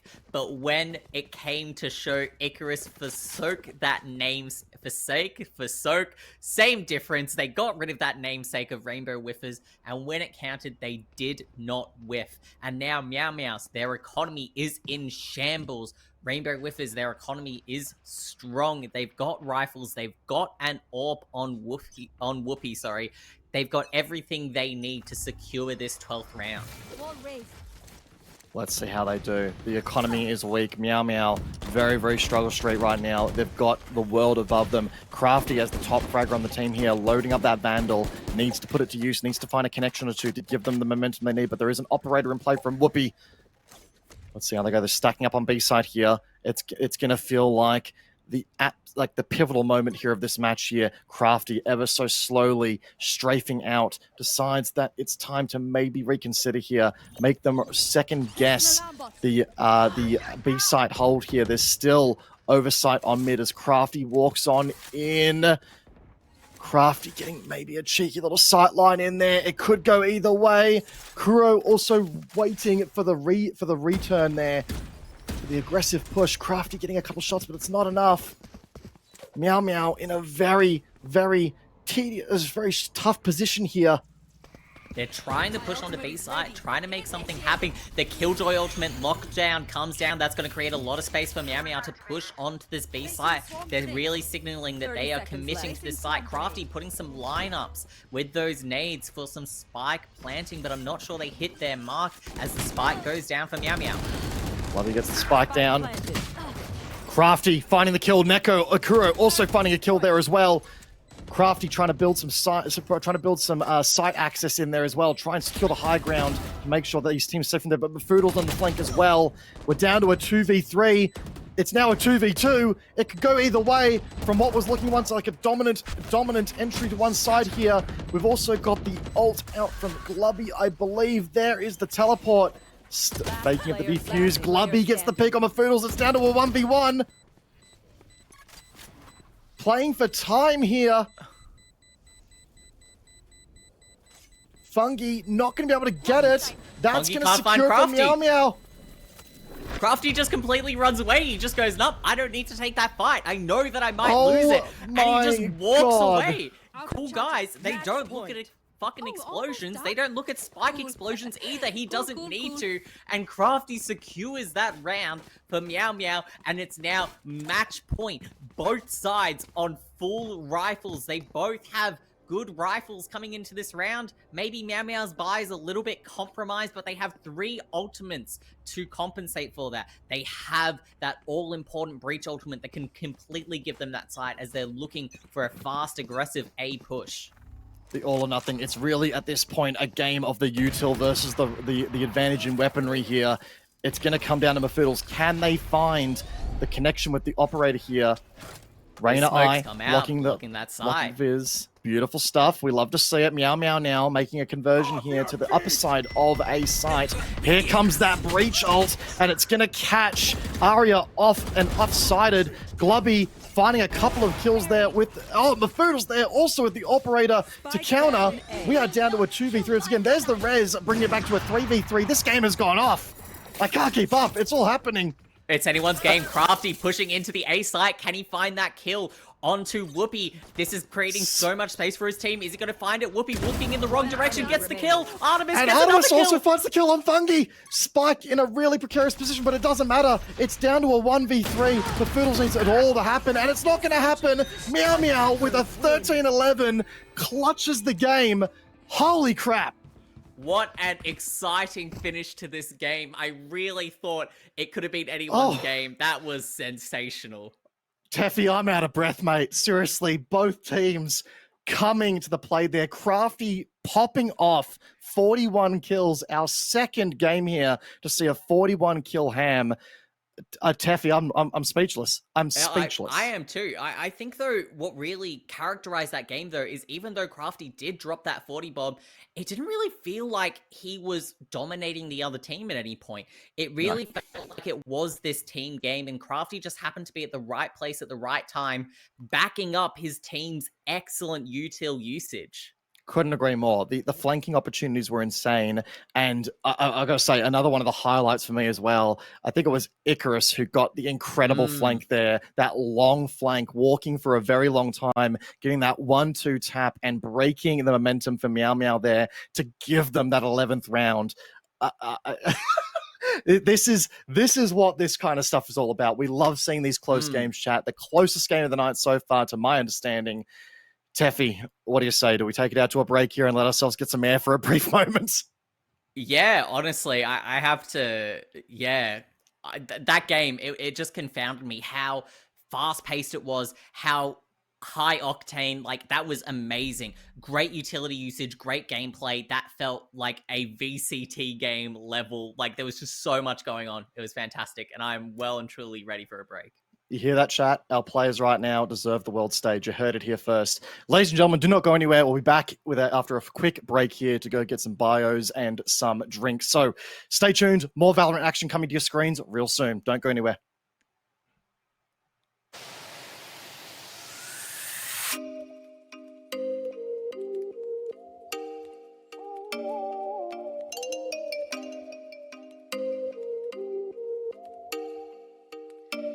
Oh, you make me wanna talk back to you. Say it like that. If I hate you, then find someone new. Baby, but you know I never will. No, so I choke you down just like a pill.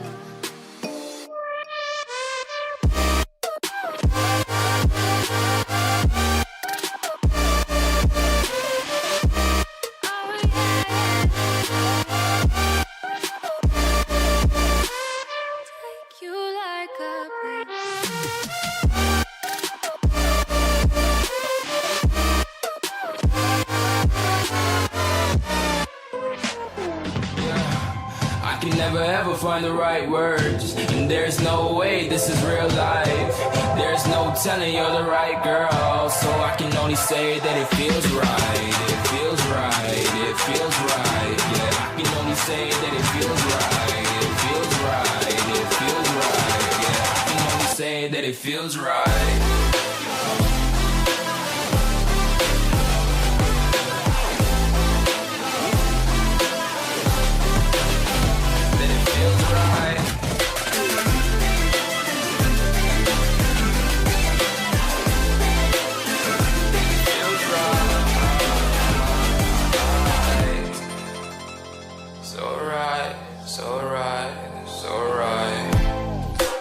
Going with the gut, never had to this is just a must. Put me in perspective, I'm the deepest in the cut. Everybody tuning in, but this is just for us now. We know I ain't ballin' yet. Hoes wanna holler, oh no, I don't call them back. Girl, let me see you hold it down, we gon' have a blast. Cause I just wanna know what you gonna do with all of that. Ain't gotta say a word, I know what's up. You can have it all, watch me rip it off. I'll admit it, you got me feeling hella loved. Even when it's going down, know that we gon' live it up. Young shot caller, always been a baller. Know that you the one, I can feel it in my heart. Yeah, I won't stop charging, we going come harder. I can see you and I, way beyond the stars, girl. I can never ever find the right words, and there's no way this is real life. There's no telling you're the right girl, so I can only say that it feels right. It feels right. It feels right. It feels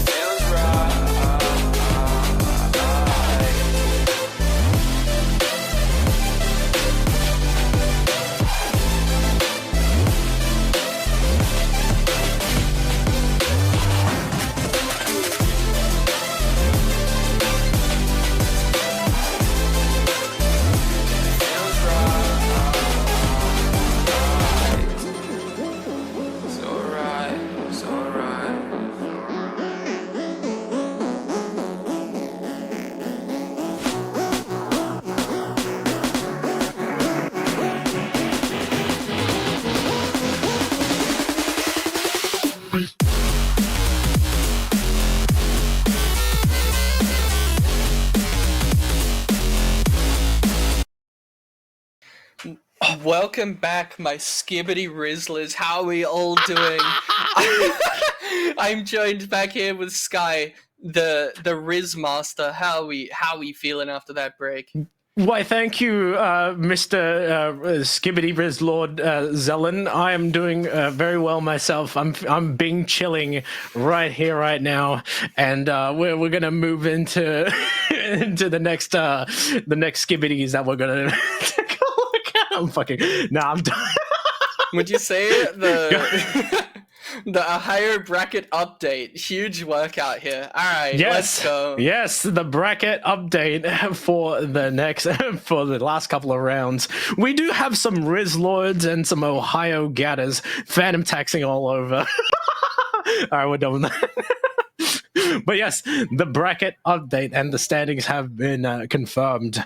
The Riztex and the Chilluminati are hanging out on top with 2 wins on the board with 0. Lagging IRL is 1-2, and with Will Meow for heals getting the 1-1 on Rainbow Whiffers. But unfortunately, Rainbow Whiffers is still obtaining another loss here, but I still believe in them with all my hearts and hearts that they will make a big comeback for the next couple of games here.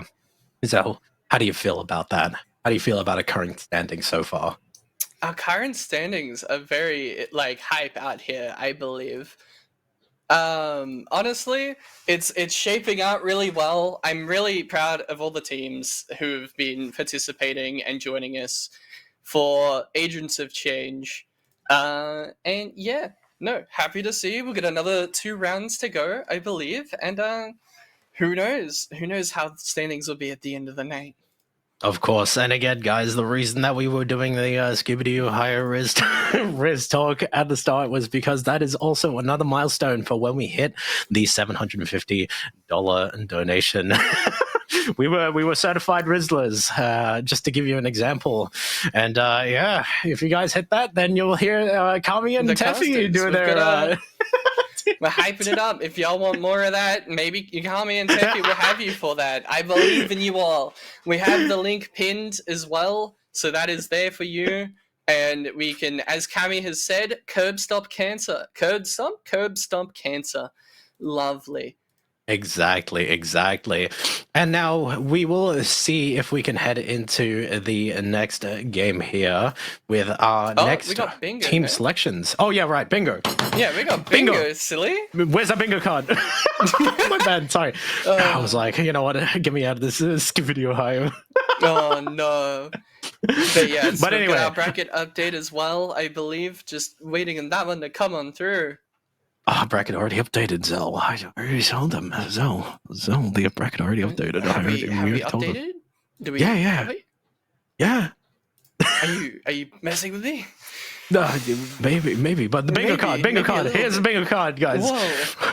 Oh my god, there's the updates for the bingo cards. We finally got all of them here. Oh, the A sensor, I was getting interrupted. Oh, fuck. And that's another So one. then we go And that's check on another the one caster here. gets distracted mid Oh, the cast. caster. Beautiful work. Yep. Oh, perfect pun. And someone... Ooh. The perfect pun getting selected there, and the ace gets interrupted by a whiff. Was there... I believe that might have been the bingo selection for the next couple here. We just only need like one or two more just to get a bingo. Casters, please impersonate someone here. I have money riding on this. We get the double bingo with that one. Yes. It's in their hands. Yes, it's in their hands for the casters impersonating the agents and chat. If you want to give us a free bingo, come on. Is that Kiryu, they say? Hello? Oh, those are my friends. That's Rick. That's Buff Riku. That's Kiryu. And that's Majima. Do one of them want to say a few couple of words? Hey guys, it's Kiryu. I'm really happy to be supporting AusTubers Agents of Change, and you guys should support Agents of Change to be like a dragon. Wow, that's really awesome, Kiryu. What about you, Buff Riku? Yeah, I agree with Kiryu. Not only is he buff like I am, but he also raises a good point. This charity raises money for critical cancer care, and you guys should do whatever you can to help, even spreading awareness. Cancer sucks. Man, Should we introduce the next... I love your work. Possibly we should introduce the next team, I feel. Yes. Yes, let us introduce the next team. Lovely. All right. So our next teams coming into the fray here is Team Chilluminati with a solid 2-0 lead. One of our Apex teams at the moment fighting their way to the top. First off, we have kiNk-E, just a gremlin from someone's community who likes shooters and charity. Very good. Big thumbs up for that. And of course, you guys don't even need to get introduced for this one, but it's Sassy. It's Mother Sassy, one of the AusTuber founder members and vet manager. Many people know her to be running around organizing events. She's pretty cool. She's pretty cool like that. She's probably going to fire me after this one, but that's okay. And then we have Dilly, short for Dilophosaurus. There's not much of a backstory. Dilophosaurus-inspired VTuber, massive bookworm, preferred to curl up with a good book rather than touch grass. You'll love a good read now and then. Really likes dinosaurs, although most of the knowledge is from childhood shows. Land Before Time fan, though. Land Before Time. Very interesting. And then we have Corruption. Corruption is currently aiming to create a memory archive in order to eternally mark their presence in the digital space through reclaimed purging. Now, though, Corruption must mask themselves as a VTuber in order to create more unique memories and wants nothing more than to become infectious in both personality and content. And, of course, last but not least, we have Cronus, the Celestial Guardian. He brings a chill vibe and loves to promote talks with the community about mental health and harboring a safe space for people to be themselves, as well as providing a bit of humor for people to laugh at. Interesting fact about Cronus is they can play piano, guitar, bass, and drums. Bit of a flex, okay. And used to produce his own music. Man, he's flexing all over me. Now, Zell, our next team. You know him, you love him. Will meow for heals. No need for a massive introduction, but once again, it's Artemis Rumor, Dark Kuroneko, Glubby, Striking Fire, and Crafty. Love to see them, love to hear from them again. Should we bring in the interviewees? The victims, if you will? Our victims next coming in to the interview room. We shall wait and see how they will form. But I believe we'll give them a little bit more time as they're still setting up at the moment. But Zelen, how do you feel about the next two teams performing against each other? How do you feel? Look, I think there's got some like really conflicting vibes. We've got Meowing for heals and literally the team called Chaluminati. I cannot wait to see how that turns into an explosive game of Valorant. I'm very hype out here, Sky, to be honest with you. Listen, there's just only going to be one result out of this, and now we have both of our interviews here. Here is Kronos for Team Chaluminati and Artemis for Will Meow for Heals. Welcome in, guys. How are you today? Howdy. Hello. How are you going? I'm doing fantastic. Fantastic. That is good to hear. Immediately. Good to hear. Now, for both teams, how do you feel about your current standing? Let's go for Kronos. Honestly, we've been killing it, like absolutely killing it today. We're just vibing. We're having fun. We're doing our stuff. We're just existing. And existing is just fine with all of us now, Zelen. And Artemis, how's it been? How's the team holding up? How are you all feeling with the games so far tonight? We are feeling very good. We're very focused. We're focused on raising all the money we can possibly do, and the fact that the games that we've been playing, they've been a bit rough, I'll admit, but hey, we've been laughing. We've been laughing through the whole thing, and that's what matters. That is good to hear. Good. That is all good for us. Anyway, Kronos, why are you flexing in your little bio there? Playing piano, guitar, bass, and drums, and producing your own music. What the hell is that flex? Are you using those skills to win for your team? Not actively. God, I wish. No, it's been a while. It's been like a year since I last made anything music related. But it is a favorite pastime of mine. You know what? We love good favorite pastimes. What's your favorite song then? Oh, my favorite song at the moment is Nosedive by Boy with Uke. He's a uke enjoyer. He loves it. He loves it. I am a uke enjoyer. Never heard that of is. I might need to listen to him. That's beautiful. Now, love to see. But yes, Artemis, I do want to ask, as the Beyblade professional out here, how has that helped your strategies when it comes to playing Valorant? Is there any insights you could give? Honestly, just like how Beyblade was for the past couple of years, just wait them out. Wait them out. They'll eventually crack, push through, and it won't be enough to stop us. The persistence goes strong, it seems. Of course. Keep that persistence on you. Now, a question for both of you. We'll start with the Kronos. How do you feel coming into this, and how will you feel? Will one of your teams be the winner? Will you feel like you win?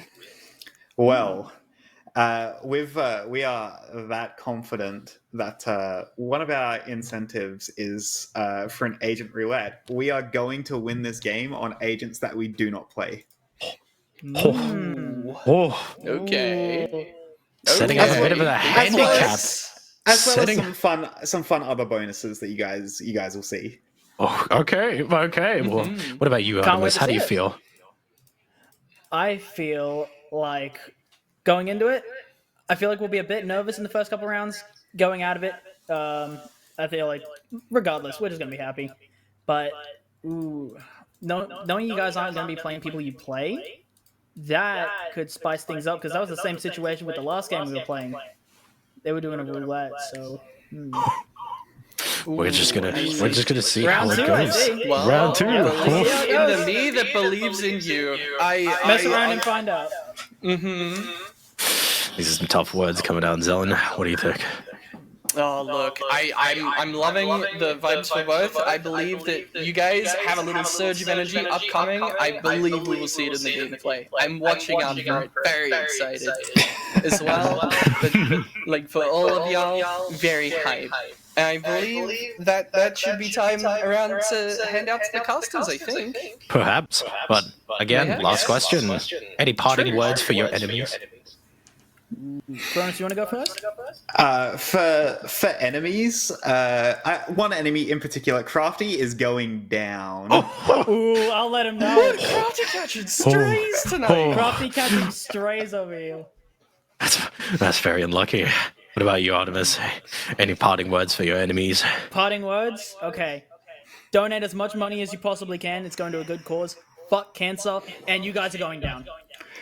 Yeah, that's what I'm real. talking about. So real. Again, thank you to Cronus and Artemis for coming into this interview. Good luck to you both, and I hope that one of you will prevail. And if the other one doesn't, I hope you still had a good time regardless.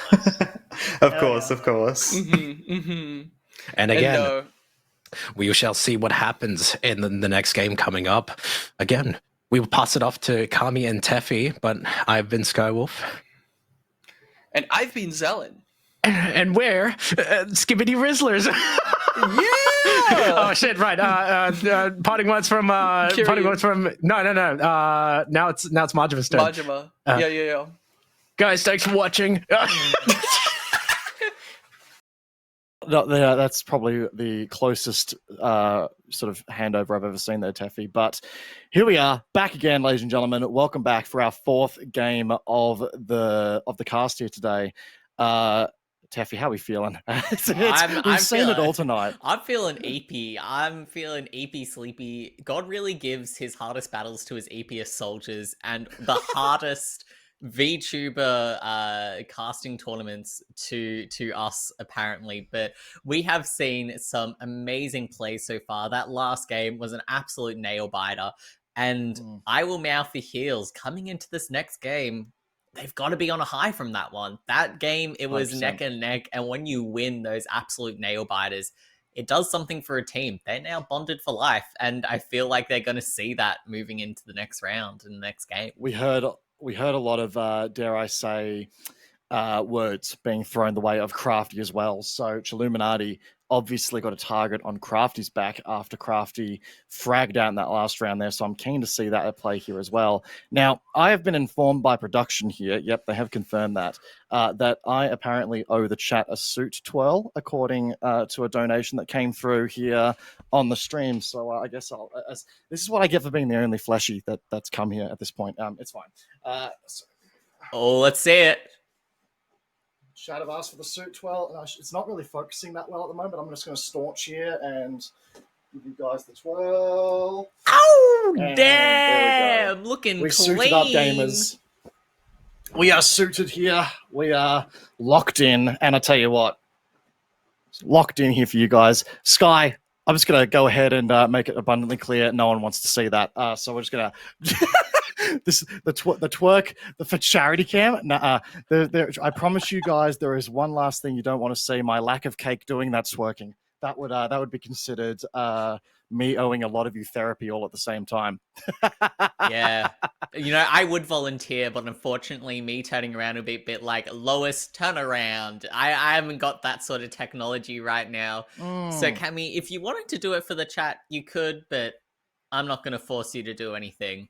But the chat, I don't know. I feel like maybe if the chat drop enough donations, would you be willing to? A twerk.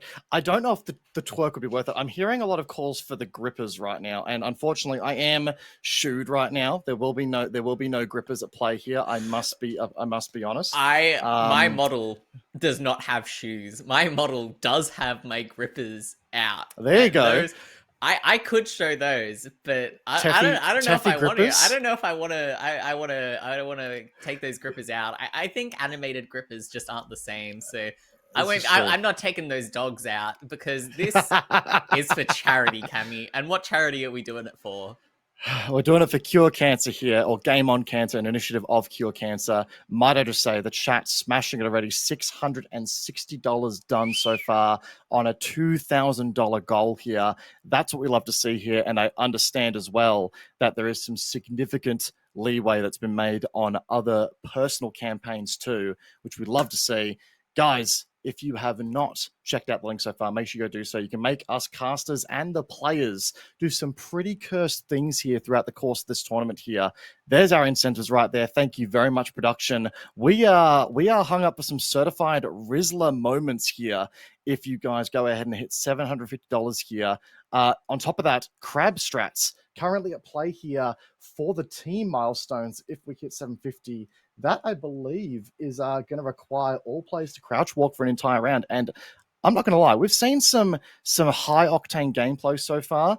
I'd be okay. My voice would be okay with a bit of a break, a bit of a slower round that comes from a crouch game only. I could do the same as well. I would be happy to bring out some ASMR, some little crabs, just like tick, tick, tick, tick, tick, tick, tick, tick, tick, tick, tick, walking around. That would be nice, but I don't think that's what we're going to be seeing from everyone here today. Also, some of those other incentive goals as well. There's plenty more on the table. Slice and dice time. Knives only is what I'm excited for. I want to see some knives coming out.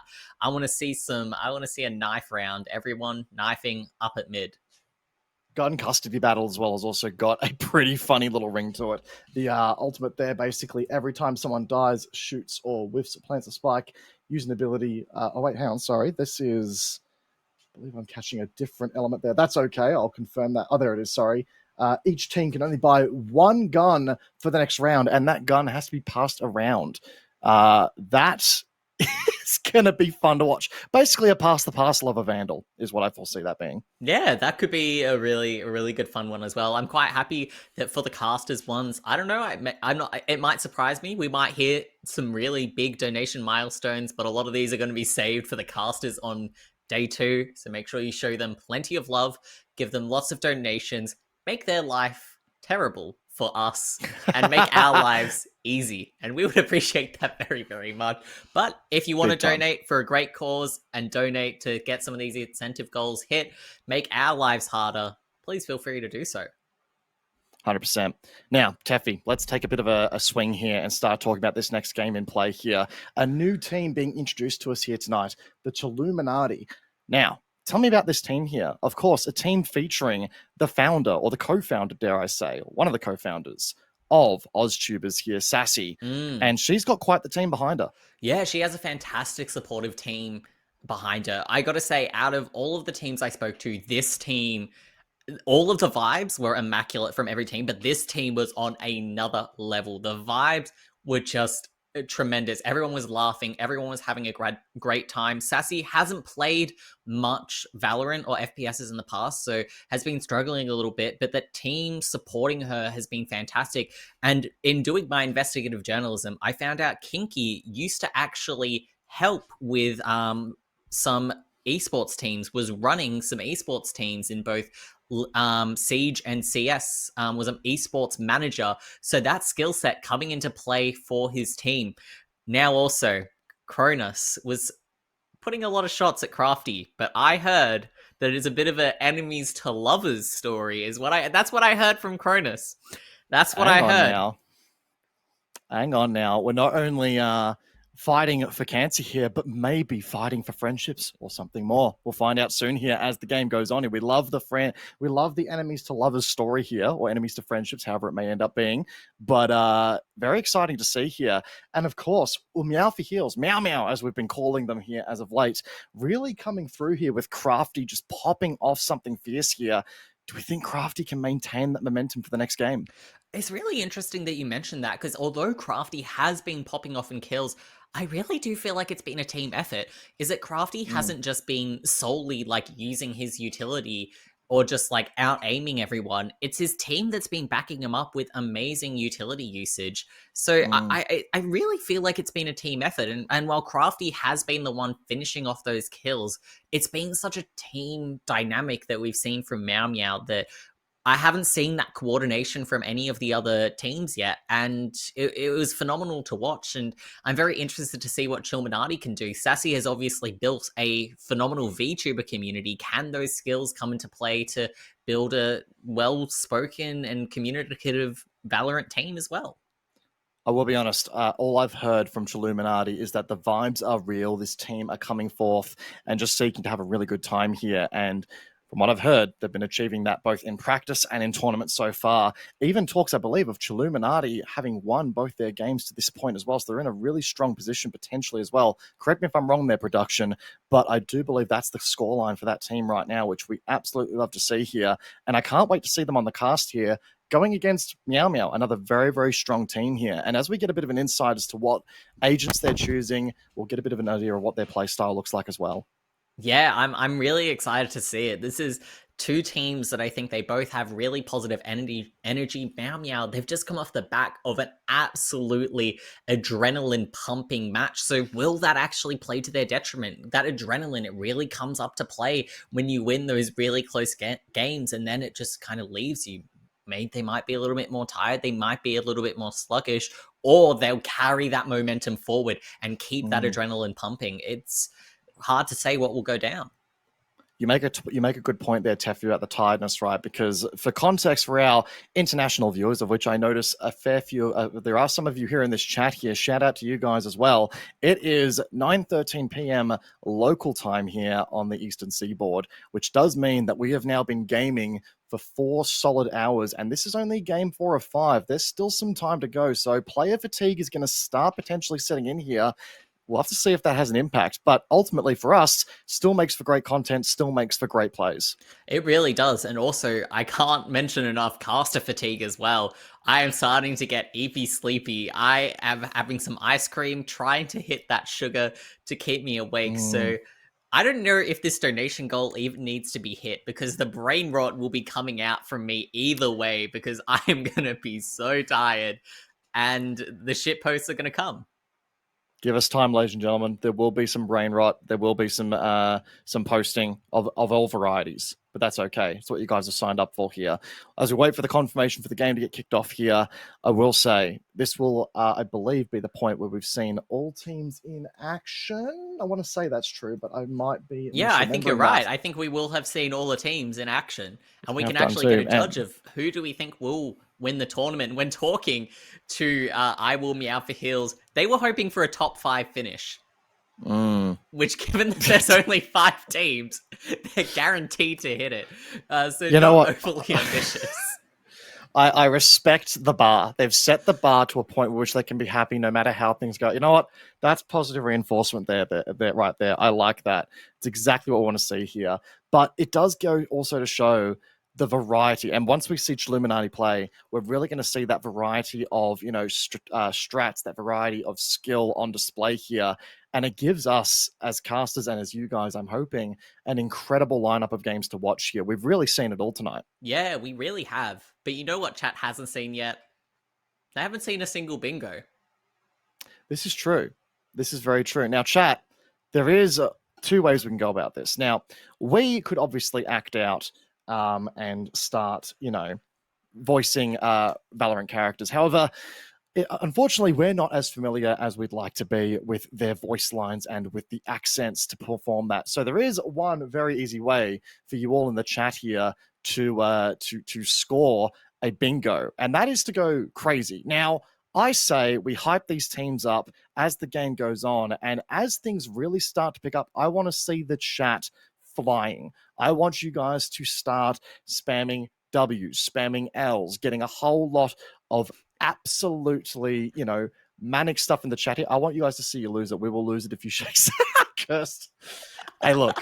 I'm not saying no yet. Anyway, we'll see how brain rot gets. I want you guys to lose it come game time. I want you guys to go absolute bananas. I want you guys to completely and totally vouch for the teams that you guys are going for here, but I'll let chat pick up on that. This is a call out to you guys in the chat. You've already done so much for the charity. Let's see that energy carried over into the game here, which hopefully will get kicked off pretty soon. Yeah, hopefully it will, and hopefully we get to see that bingo from chat. But chat, you've really put the onus on us. You're like, do that agent impression. Do we need to? Take some ownership. Do it for yourself. Take some ownership. Take control of your own story, chat. I believe you. Anyway, we're loading up here. Chilluminati versus Meow Meow. Chilluminati going to be green on your HUDs here with Meow Meow taking red. And it looks like it's going to be Chilluminati taking the first defense here. And we're playing on Icebox, another map added to the list. Yeah, Icebox has some really long kind of like what are they called? Flying foxes. That is not the term that non-Australians would use, but they have some like flying foxes, a lot of ropes coming in. There's a lot of long sight lines in this map as Meow Meow looking for that quick B push. The Cypher trips are there, that utility down to try and hold that push at bay. Let's see how this goes. Corruption here, looking to get some early util out for Chilluminati here. It is a big-time A stack here. We do have Cronus, it appears, I believe, currently being literally engulfed here, and does go down here with Kuro grabbing the shorty shot. Crafty exchanging as well. Crafty, they've made a push on. So, site control does go to Meow Meow, but Chilluminati, Sassy making an exchange there on striking fire, finding a connection there with the pistol. kiNk-E, Dilly also grabbing a kill there on Artemis. A second kill for Dilly. Crafty managing to slowly just sort of stem the bleeding on this dominant Chilluminati hold, but kiNk-E swings out, gets the headshot, connects the first round for Chilluminati. Well played on the defense. Sassy on the defuse as well. Those Cypher tripwires did so much work catching out Crafty, I think it was, with that. And that reveal, it shows anyone through smokes as well. So those smokes, well, they seem like really good cover. It seems really great, but they don't actually provide any physical cover. So bullets can just go straight through it. They can deal a lot of damage. You can get those headshots. So it's really important that you don't take those smokes for granted, and setting up those Cypher trips again, trying to catch someone off guard as Chilluminati goes into this round with full stingers, a really coordinated buy, and Meow Meow pulling off a full save. I can only wonder if that is a charity incentive. I also love kiNk-E's placement there of his tripwires. That's in the site where the action's going to be heavy and you don't have time to check. Huge push here, straight on. I love this aggression here. Sassy picking up 2 kills there opening. Roma managing to find the kill there. And Crafty reigniting the flame for Meow Meow there, giving them a chance. kiNk-E forced to potentially do a bit of a switchback here. 3v1 here, but there's a lot of low HP. Crafty in particular, and kiNk-E picks up Crafty, takes out the fragger from the star fragger, I should say, from the last round. kiNk-E playing this very carefully, spots one, gets the intel, not quite enough to connect to a kill though. Bit of a pincer maneuver from Meow Meow Meow. kiNk-E needs to play carefully, and Roma finds the headshot to take kiNk-E out. That was a really aggressive play from Chilluminati. They are not chilling in that play at all. That was fast, that was aggressive, and it didn't pan out that time, but I loved the initiative. They had a goal in mind. They weren't just wandering around aimlessly, and although it didn't work out this time, it was wonderful to see. And again, they go full stingers. They're not saving at all. They don't give a crap about rifles at all. They're just ready to go back to back. It's rather impressive. It's quite bold, even, dare I say, here. It's like they've got a pretty aggressive team lineup as well here. Oh, kiNk-E going in for it! Gets one! Gets some damage conversion on the laner as well there. And it's, oh my god, it's worked! They've pincered them out! Dilly grabbing one, Cronus grabbing one. Most players on the board here in this stinger round. Wine going out, Dilly finding Kuro as well. Crafty, the last one left with a Marshall, and it's done! Oh my god! That was amazing. That was the same strategy that actually worked this time. That is an amazing coordination. Excuse me, and that is just amazing. Their economy now is so well buffed out as well. That's put them in a really good spot there for this round. No need to buy up. It just looks like they're playing mainly stingers once again. There, one other SMG in the play as well, just to keep things a little bit interesting here. But True Harmony on a 2-1 scoreline, mainly with stingers, it does make you wonder how much longer will this strat play out? Yeah, they can only do it for so long because now Meow Meow have rifles. Their stinger is not good at that long range.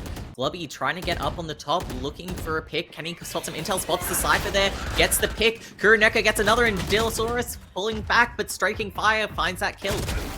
Bill gets taken out. Corruption managed to pick up Glubby for a nice trade there, slowly just bringing the side of play back in there. Sassy getting a res on Dilly, but unfortunately getting just completely demolished immediately for the res, so unfortunately not going to translate to a actual impact on the game here. Corruption is slowly moving back. Spike is planted on A, so Corruption now has the world on their shoulders, and Artemis with a disgusting shotgun almost felt like a bit of a backhand after those SMG disrespectful plays. It really did. It was just another shot just saying, look, you can disrespect us, but we're gonna strike back. And now both teams starting to buy up rifles, so we're getting into our first proper rounds of Valorant. Not to be, an FPS elitist, but shotguns. It's not proper Valorant. It's not a tactical shooter that we know and love. So we've got those rifles out. Maybe the pace might slow down, but so far this has been such a fast game.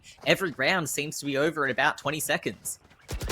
Couple of one-off SMGs and shotguns in the mix here, but you're right, it's mainly shotguns, but mainly rifles in the play here, which is good to see. Illuminati, they have a lot of intel left on A, so they can start rotating here, so they go from mid. There goes the ult. Dilly picking up a kill with the launcher there. Beautifully played there. Bye-bye, Kuro. Out of the round for you.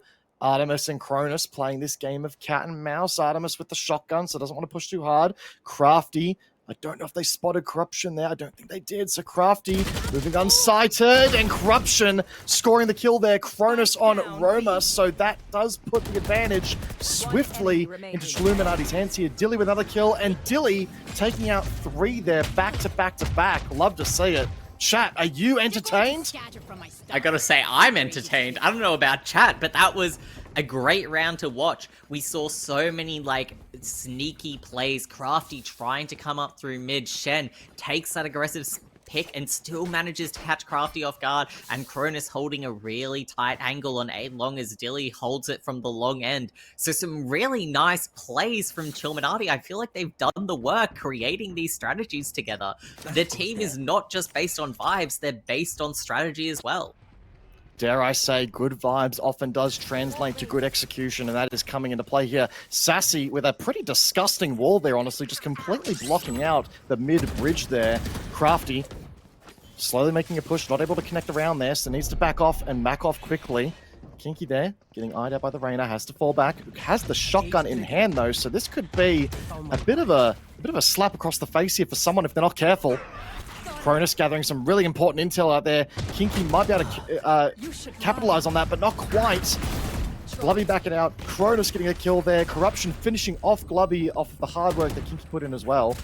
Lockdown coming in. Killjoy ultimate might disable more people. The res coming up from Striking Fire, completely locking down that A site. The Sky coming in to try and get their pick. Can Cronus make something happen? The spike isn't down quite yet. It's just going down. Dilly throwing in the nade. Will that delay the spike? No, it won't. Spike goes down. Big damage though, and Dilly is now going to get an excellent flank on Striking there. Crafty, aware of the threat, takes him out immediately. Sassy waiting for the angle, spots him out, gets a kill on Crafty. That's huge. That's going to give him some time here, but Sassy, it's a 1v1. Sassy needs to take on Striking Fire. Striking's got not much health, but I think time is not going to be in Sassy's favor here as she rushes for Spike. Just needs to get down on that Spike. Striking Fire just playing the util. Sassy's now finally on it. The concussion comes out. The comes out. Oh, doesn't quite get the shot. And there's another util use, and Sassy unfortunately taken out there. Well played from Artis there, using the util there to define a match win. This is, oh my god, it's a 3-3 scoreline again. Oh my god, look at that. Oh my, and the rounds, they've just alternated back and forth, back and forth, back and forth. No team able to find a consistent foothold. But what might be the deciding factor moving into the next couple of rounds is Meow Meow. We see the Rolling Thunder still available for Breach. The Omen teleport, that's a huge ultimate. Omen can go anywhere on the map that he wants. Big ultimates available for Meow Meow, not on the side of Chilminati. Chilminati definitely have their work cut out from this one. Glubby slowly moving up here. It looks to be an A-site conversion. kiNk-E whiffs the shot, can't quite find the connection he needs, but does gather the intel. Spotted all of them in play. So Illuminati start to go for a bit of a rotate here. Some going fast, some not. There's the ultimate right there.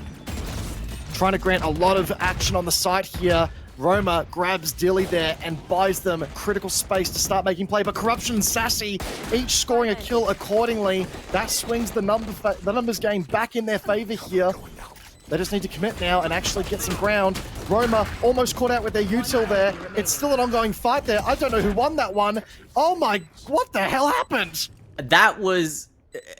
too much was going on. Too much was going on. It was too hard to keep track of. Every team just going back to back to back. We think that Chilluminati has their footing, then Meow Meow, they fight back, they get a kill.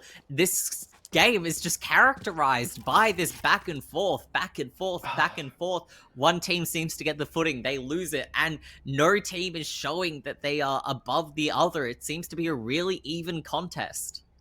Very much so, and it's just this back and forth, back and forth. This is the first time we've seen a team win 2 rounds in a row in this match so far, so both teams bringing their A-game here, and to be honest there, I feel like the Fog of War was at play there. Kronos trying to get a shot, Kuro down! The critical Marshall one-tap there from Kronos, we love to see it. Fog of War obviously heavy at play here. There's not a huge commitment to rotate it, but kiNk-E is rotating through mid. Gonna support directly on B here. Glubby with a disgusting one-tap on Dilly there. Crafty almost finding Kronos, but not quite enough. There's the flash. But Rotate coming in for Chilluminati as they start to lock down this site. Blind comes out, they're pushing up. Artemis gets that first kill, gets another kill onto Sassy. They're getting control of this site. They are indeed. Corruption can't find Glubby. Glubby is locked in here for this round. Artemis is getting spiked down. It's all down to kiNk-E, who's able to find striking. I didn't even think that was a possible shot, but second guesses as Crafty comes in with the frag to close out the round. What a amazing attack from Meow Meow. I gotta say, we were talking about it being back and forth, back and forth. That round did not give that energy at all. It looked like it was in Meow Meow's hands when they set up for that aggressive play. Sure, they had that early pick that got Kuro out of the round, I think it was, but they just didn't matter because Glubby just went in, took that aggressive teleport, took those fights and won them. The comeback well, not even the comeback really, but just the ability to reset and to reset the numbers, very important there. Corruption getting some all-important intel out there, and Corruption gonna find Crafty there as well, which is awesome to see there. Great kill that was required. Kuro pushing up on the blinding eye, but not able to find anybody. kiNk-E going for the swing, able to connect on Kuro. That is a 3-5 position now as well, and that is an ult out from kiNk-E. Time to start downloading some enemy intel. Yeah, getting all of those positions as they line up, trying to get those last couple of kills, but Chilluminati not pushing too hard. Kronos gets another kill onto Glubby. Glubby puts it into a 4v2. They have that intel, they knew where the players were, but it seems A site, is kind of left unprotected. kiNk-E coming into that site, trying to provide some defense, but Meow Meow just not pushing up fast enough.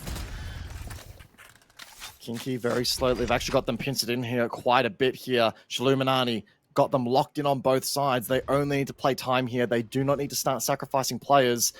Dilly with an operator, looking to get the pick, not checking up. Where's the flick when you need it? There it is! Great shot! And take Striking Fire out. That's going to seal the deal on the round here. Striking Fire, the world on their shoulders. Doubt they're going to be able to pull it off here. Great util loose, though, to try and buy some all-too-critical time.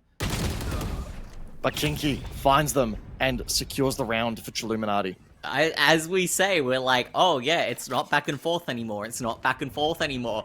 And Chilluminati just love to prove us wrong. They bring it back with a really, really big stabilization, and it all came from Corruption. That spot out in mid, taking care of 4 players, knowing that they're all there, and it gave Chilluminati all the information they needed to coordinate together to take on all those players from different angles and get that numbers advantage, which gave them the round. 100%, 100%. Now we can see slightly, ever so slightly compromised economy here on Meow Meow's side. They still have some rifles, they've got an operator in the mix, but Striking Fire opting to go down to a pistol only. It looks like Glubby picking Corruption up offside. That was a strange angle. I wasn't expecting to see a kill there. Glubby in a really good spot there, and Sassy looking to try and contest somewhat, but util forcing it back. kiNk-E grabs Roma. That equalizes the round here as we move before a site take. Oh, kiNk-E! Pixel perfect, and Spike is now down in an exposed position.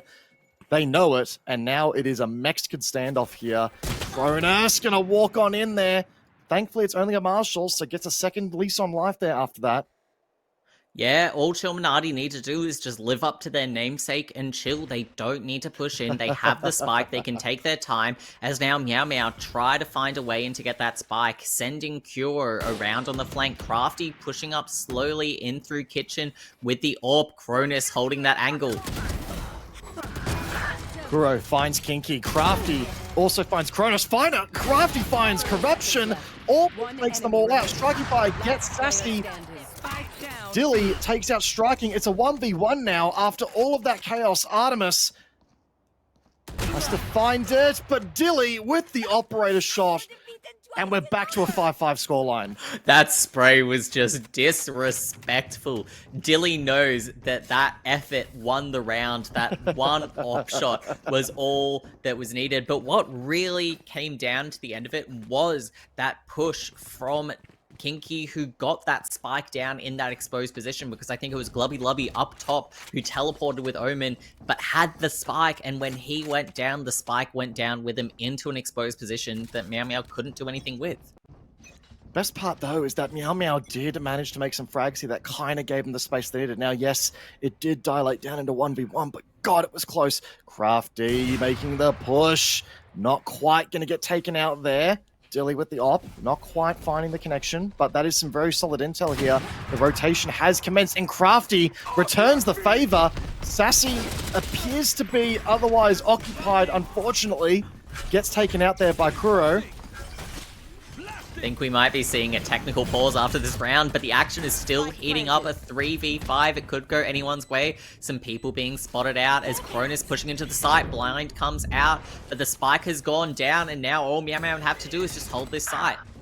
Last player standing. Got a bit of a 1-2 there, and there we go. Meow Meow managing to take all the kills they needed there. Good execution on hold of the site there. Very well played. It was quite swift, and this is the last round. A 5-6 scoreline. Can we see, ladies and gentlemen, a 6-6 scoreline for the half? We've not seen it yet in the tournament, at least not on the cast. No, we haven't seen a 6-6 half, nor have we seen any overtimes yet. I would love to see an overtime.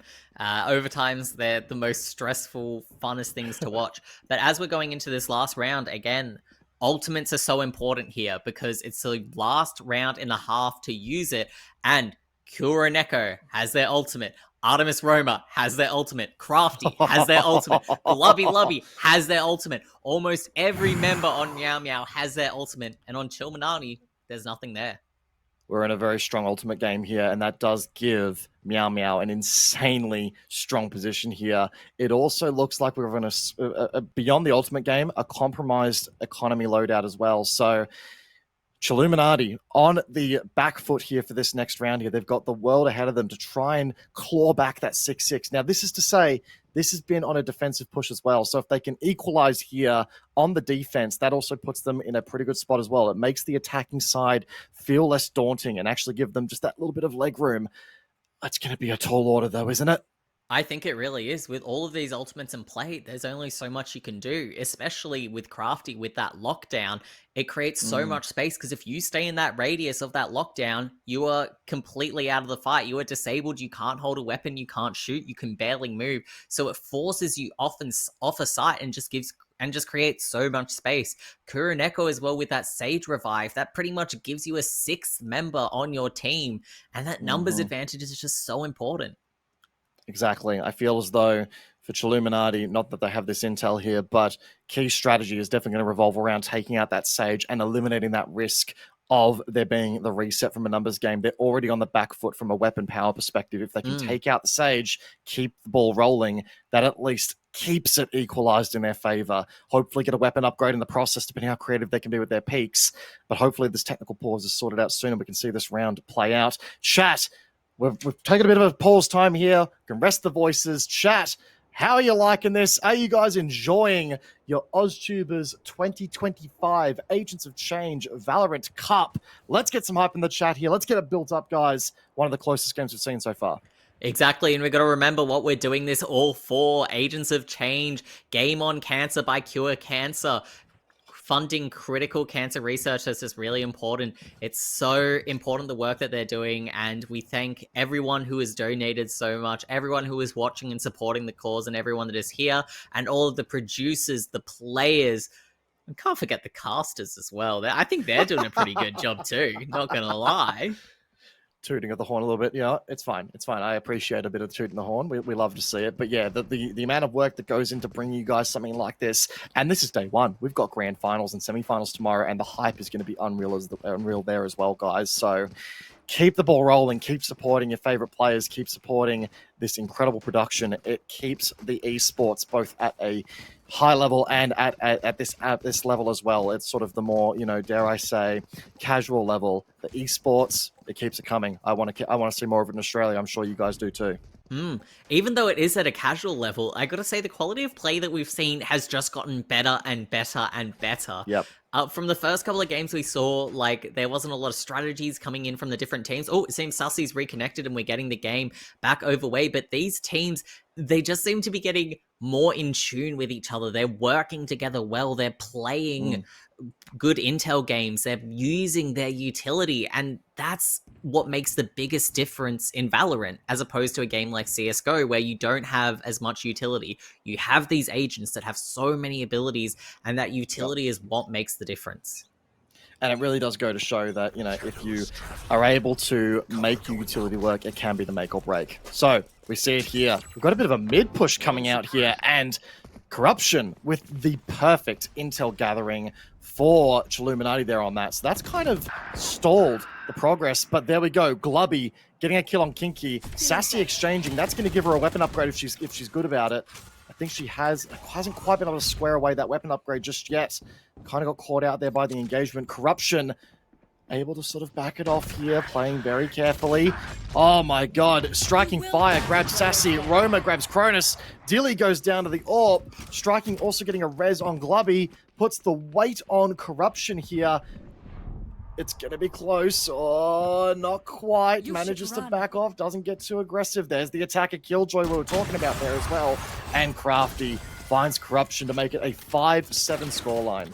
I gotta say, that was such an aggressive push from Glubby Lubby. Just no respect, runs it down mid, teleports up aggressive, and Chilluminati were just chilling too much. They weren't ready for it. But honestly, I gotta say, I would be pretty happy if I was Chilluminati. Especially, I know Sassy was quite worried coming into this, was very much doubting her skill level, but is showing a really good performance so far. 7-9, that's a really Valorant effort, if I say so myself. We'd love to see it. Good bit of wordplay. We've got another technical pause in play here. It does appear we might have a DC on Sassy's end once again. I'm not seeing her player model move, unfortunately. There's been as Cassius has said in the chat here, Sassy is being nerfed. Her true power has yet to be seen. I think, mods, do we check some PCs here? Make sure there's no, troubles afoot at play here. You reckon someone might be on the DDoS on Sassy? I think, chat, let's get some Sassy support in chat. Sassy has done so much for the AusTuber community, and I think it's all important that we return that love back in this trying time, as Sassy's internet is doing a classic Australian way. 100%. Yeah, let's get that love in the chat there, guys, for all of the work that Sassy's put into this. 100%. Hoping that we can, hashtag justice for Sassy sounds like a good one to get rolling here as we get through a slight technical issue here. I mean, okay, so pissed around here. Striking fire, running the shorty once again here. Sassy primarily opting for the ghost, a couple of ghosts on either side here, but a lot of defaults too. Gonna be interesting to see how this pans out. It really is. Those ghosts, they really come to shine in these kind of long-range engagements that are really typical with Icebox, but those full shields can be really helpful in taking a few body shots. So if you're having that ghost, it's kind of communicating that you're going for these headshots, you're going for those long-range engagements. Whereas you have shields, like Dilly does, you're more going for that prolonged fight. You might be willing to take a few body shots and going for a bit closer quarters combat. really does come down to a play style, decision at that point. Are you going to rush? Are you going to try and get in the face? Or are you going to go for those long calculated shots? Opportunities on both fronts there, and it really depends on how your team synergizes with that play style. Sometimes it's good to have a couple of people rushing with that loadout, with those shields. Time to, sort of face tank a couple of shots there, while you've got the backliners picking people off from a distance here.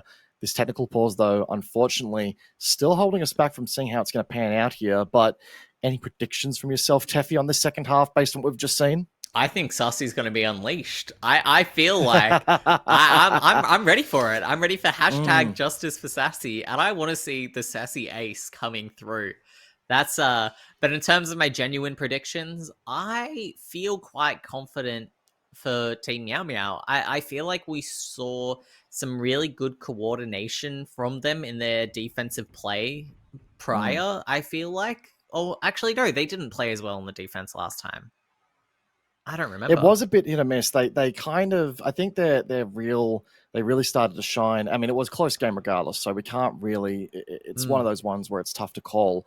But Meow Meow certainly did play a very strong offensive side last time, and I think it was Rainbow Whiffers who were doing a really good job at maintaining that assault. So it'll be interesting to see if they can sort of pull it out here and rejig where their flow is to a more defensive mentality. But that's the hope, obviously, for Meow Meow here.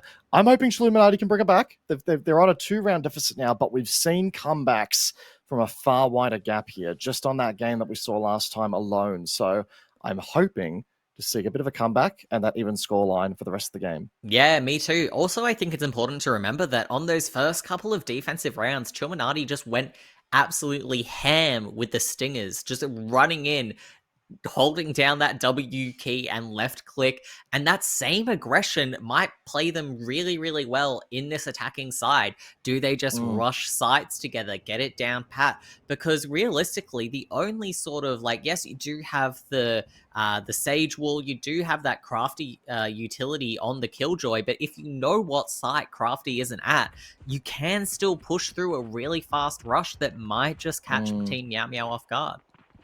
And that's going to really come down to them just adopting that aggression they showed on the defensive side. Bit of a role reversal, if anything. Defense, you're meant to kind of hold back, try and gain some space where you can, but it's all about holding those angles.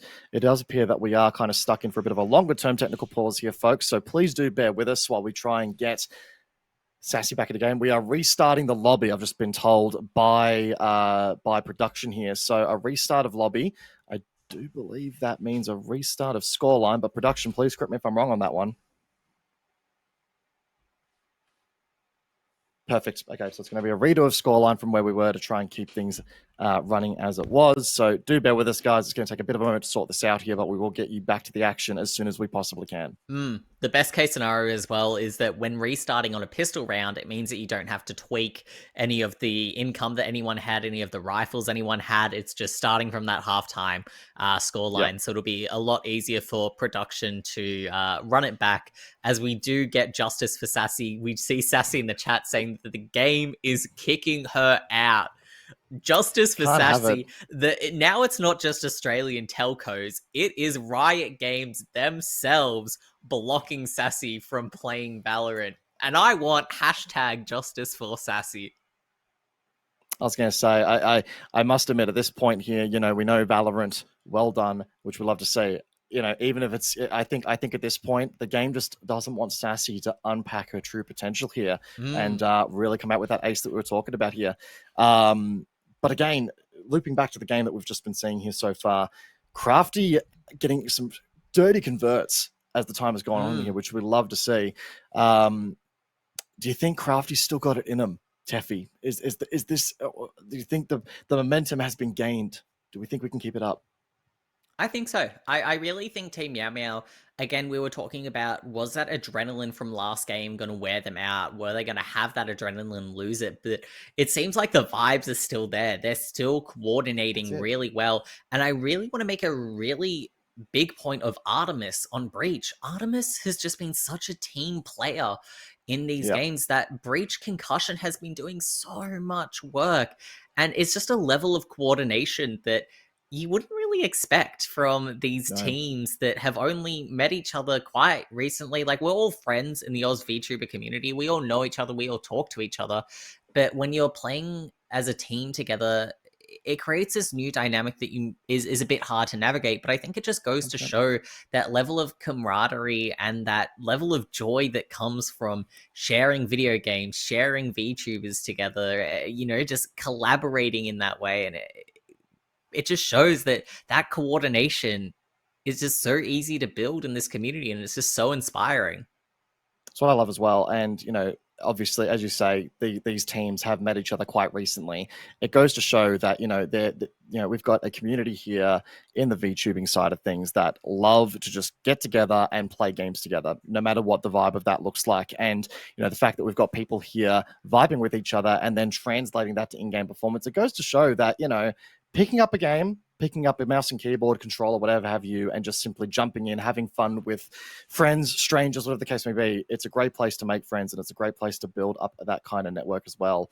AusTubers really providing that, that incredible space for creators in the VTubing community to come together, to network with each other, but also just to make friends, which we absolutely love to see. Shout out AusTubers, shout out to the community for not only providing the space for these sorts of things to occur, but successfully executing off as well. It is bloody amazing. Yeah, it is absolutely phenomenal. Absolutely phenomenal to see. And coming together to raise money for an amazing cause. Cammy, what is that cause? The cause, of course. We do need to give a shout out here to GameOnCancer, the cause that we are currently raising funds here for today, folks. We all know it. Cancer is an absolute bitch. No one loves it. No one loves for it. It's affected most, if not all, people in some way, shape, or form. And today we're raising funds to curb stomp it out of life, Western Sydney style. Just simply, down on the curb. Good night. See you later. Let's get those fundraisers up there, guys. Let's keep those donation trains going here for Cure Cancer. Already $665 raised for an amazing cause here on this stream alone. And I know that there has been some insane progress elsewhere in the community on some personal campaigns too. Let's keep the hype going, guys. There's some cool incentives at play here for you guys to reach, as you can see on the screen here. And look, you can have us pulling some pretty dodgy stuff here. Yeah, you can have us going a certified brain rot moment, certified Rizzler. Look, I know that this might not affect me as much. I'm brain rot 24/7, but Cammy, I want to hear some brain rot from him. I want to hear him go absolutely Ohio Rizzler, Livy Dunn, I don't know, what else brain rot, Le Poisson Steve. I want to hear all of that brain rot coming out. I'm born in 97, so I haven't even crossed the 30 mark yet, but I still feel like an absolute boomer every time I hear someone drop the Ohio Riz, send him to, Detroit type deal. Like, man, I feel like I've skipped a generation or two and I'm not quite catching up here. But maybe that's this is my old man shakes fists at cloud moment here, which it is what it is. Sometimes you just got to keep up with the times, and clearly I'm not doing that well enough here. How does it feel being geriatric? Look, my back hurts and I groan every time I get up. So, it is what it is. It's the joy of getting old here. The retirement fund is growing as well. So, that's just another harsh reality to the clicking time wheels of life. But safe to say, look, I'm really not that old. I need to stop. A lot of my older peeps, like people in my life who say that I'm not old, and then I go ahead and drop them with, well, I am old. I'm like, no, you're not. Shush. But it is what it is. It is what it is. I was going to say, it is what it is. It is what it is. 100%. That's it. That's exactly right. And Drag in the chat here saying, if Cammy's geriatric, then what does that make Kochie? I mean, look, once you cross over the 30 mark, I agree, kind of game over. I understand where you're coming from. It's fine. Yeah, it is a bit like that. Dear.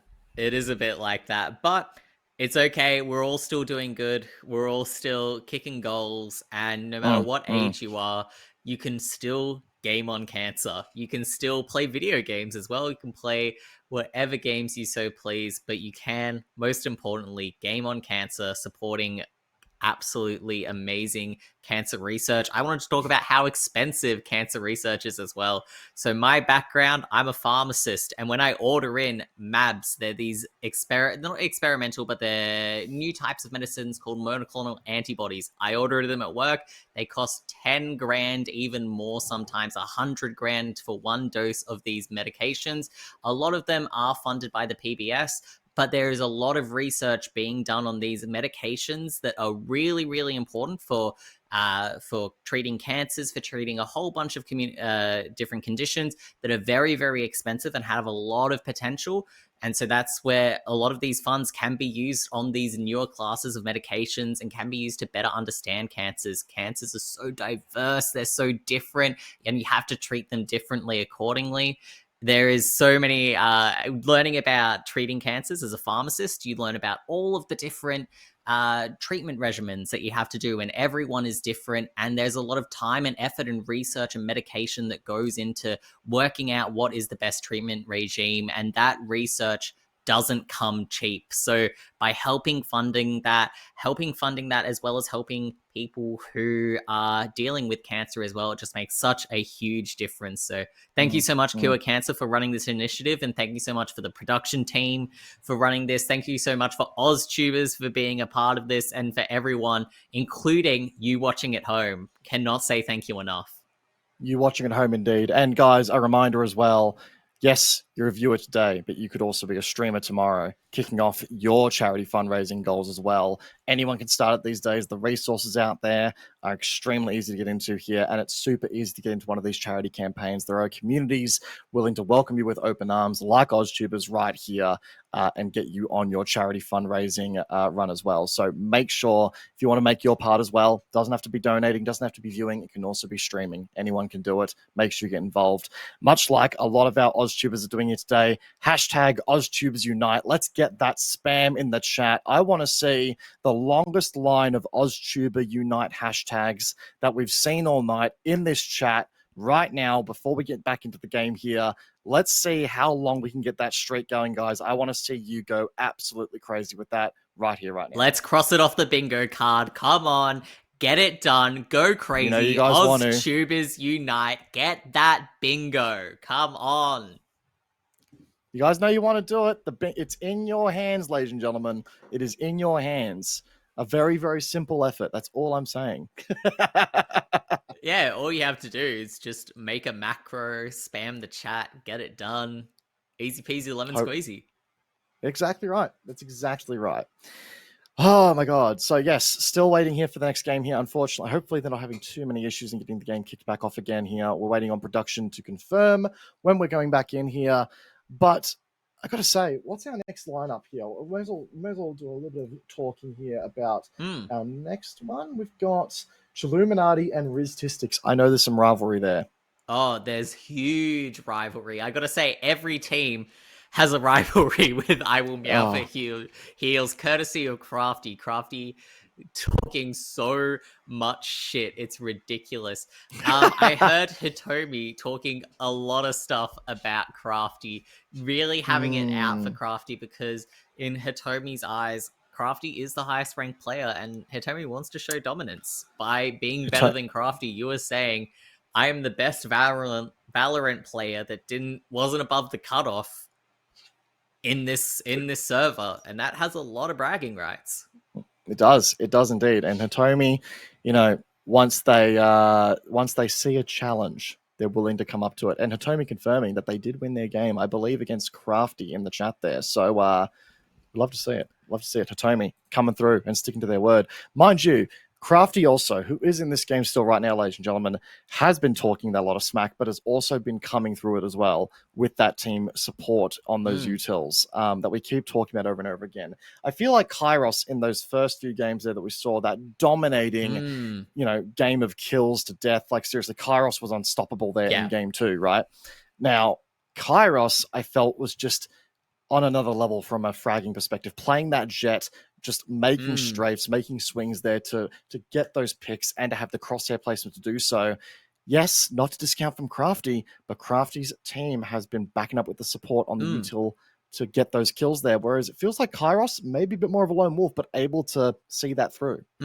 But then when you have the util coming into the picture, like you can't frag out if you're concussed. If that breach concuss hits, you're not going to be able to do anything. If you have that immobilization from a Killjoy ultimate, if you have any sort of blind from maybe a KO, that team play just really comes into place. And so I don't think Kairos might have the same success that he had against other teams with I Will Meow for heals, because that style of play does benefit you if the enemy team isn't using their utility properly. But I Will Meow for heals has shown time and time again that they are good at using their utility.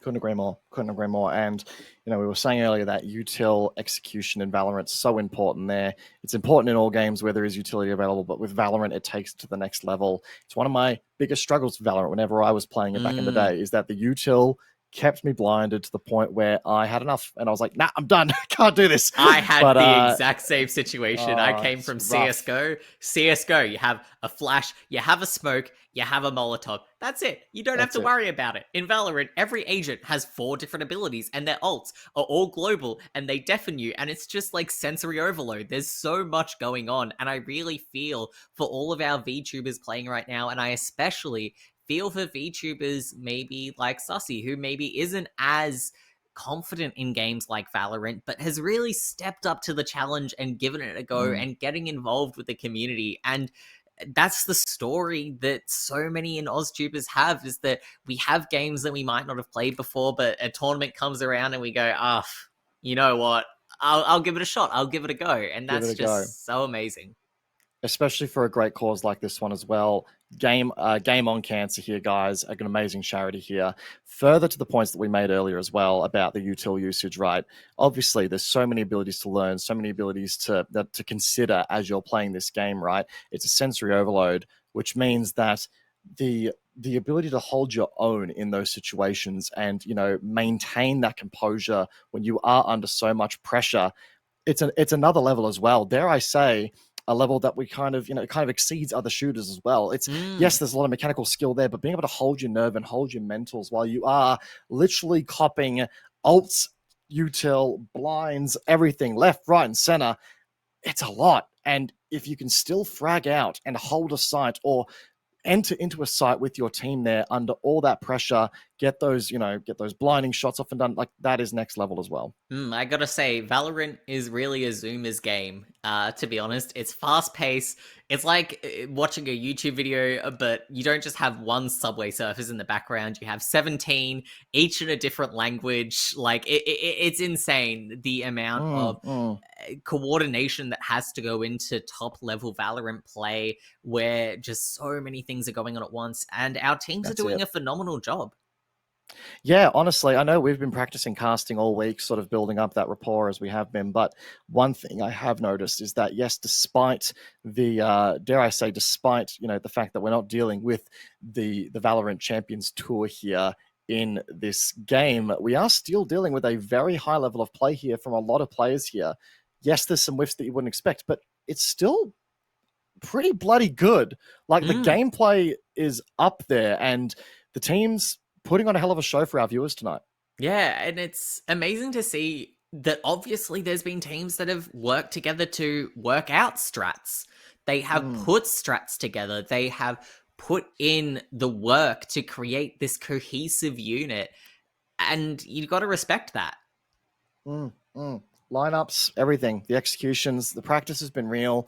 I've been looking at the Discord here from time to time, and I've seen the voice rooms in the AusTubers Discord filled to the brim here with with people practicing all week, and it goes to show people are not rusty here. They've given it their all. They're looking to give you guys at home the best show possible, and who knows, maybe we'll see more tournaments like this in the future as well through AusTubers and other initiatives. But love to see the AusTubers crowd coming out here. Just going to a quick update from production on our progress and see how much further we've got to go here before we maybe see around restart.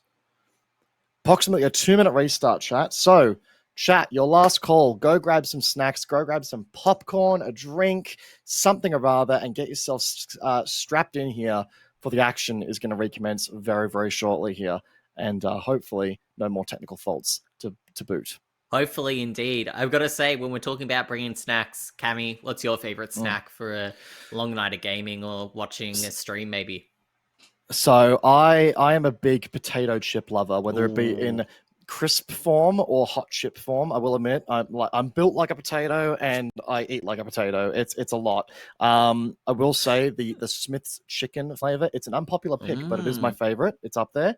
Or a nice box of hot chips with some chicken salt on them. Ooh, absolutely crisp. Teffy, I got to hear more. What about you? Oh, I am a huge chocolate fan, and unfortunately, I love Cadbury milk chocolate. It is bad chocolate. It's not great, but it just hits the spots. It's just so sweet. I love it. It is so delicious. But those hot chips with salt, oh my God, I love salt so much. I am a salt fiend.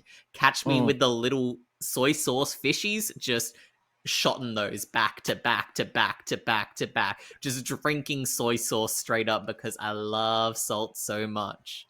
Soy sauce is top tier. I will admit, it's good to know that I'm dealing with a fellow Cadbury Dairy Milk enjoyer, because I did just buy 2 blocks because it was on sale in my fridge. It's there. It's ready to go after tonight, which I think I'm going to need it after tonight and after putting our voices through, dare I say, the ringer, casting these exciting matches here tonight, and they have been exciting. We are very close to getting back involved, guys. So yes, make sure you guys go ahead and top up on everything you need to lock in for the second half of this match between Chilluminati and Meow Meow.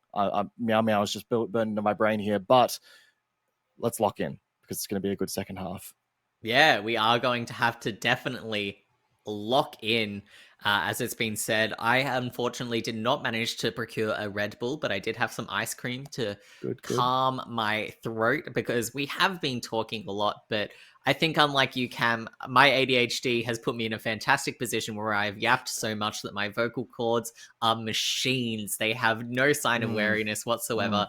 I'm ready for another 1.5 games of pure yapping and tomfoolery. To be honest, I feel like if at some point next game a technical pause happens, we can sideline to our hosts, put them in the hot seat, make them do some more work. But honestly, spending time chatting with you, Cammy, it's been a pleasure, you know, a fantastic co-caster. I couldn't have asked for anyone better, and I couldn't have asked for anyone better dressed in that suit.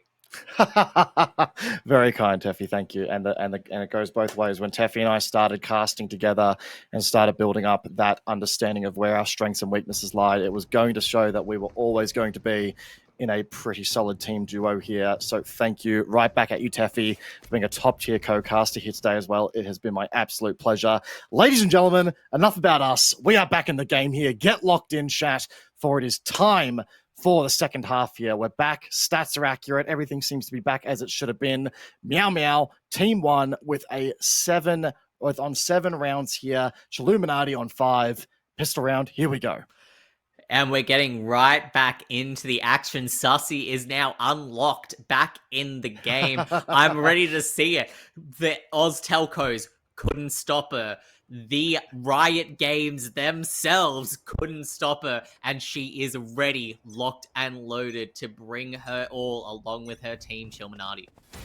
Chilluminati with a solid hold on A side. And that has been somewhat considered here by Meow Meow here. They've managed to get kiNk-E getting some intel out, converting to say that there is some presence here on the A, but it looks like they're committing.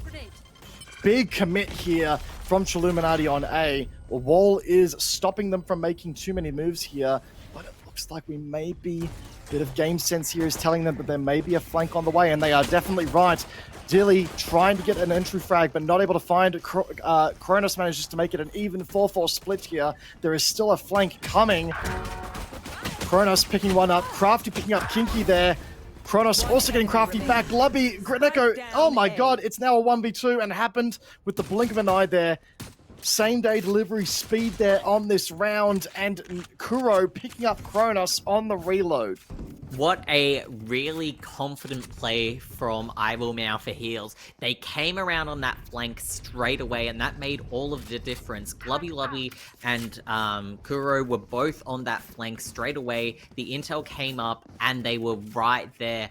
And oh my god, Chill Lunati. Chill, I'm just calling them Chill from now on. This is it. This is it. Chill were just chilling. They didn't push fast enough. They just chilled too long. Very true. And now, would you look at this? The Stinger strat, it's back. I really wanted to see this on the attack, and look at the commitment as they go charging through mid here, looking for site space. Really gonna catch, almost catches Glubby out, but the teleport saves him here. Glubby picks out Corruption as well. Crafty getting sassy with that Marshall. Great accuracy at play there. Kronos grabbing Crafty and Dilly grabbing Glubby. Kuro with a double tap on the shotgun. It leaves kiNk-E in a desperate 1v3 here, and Artemis with the drop shot sends kiNk-E out. Look, I loved the commitment there, but unfortunately, those couple of extra frags there really put a stop in Chilluminati's progress. They really did, and again, as you said, Chilluminati, they just did what they needed to do in that round, and I love it.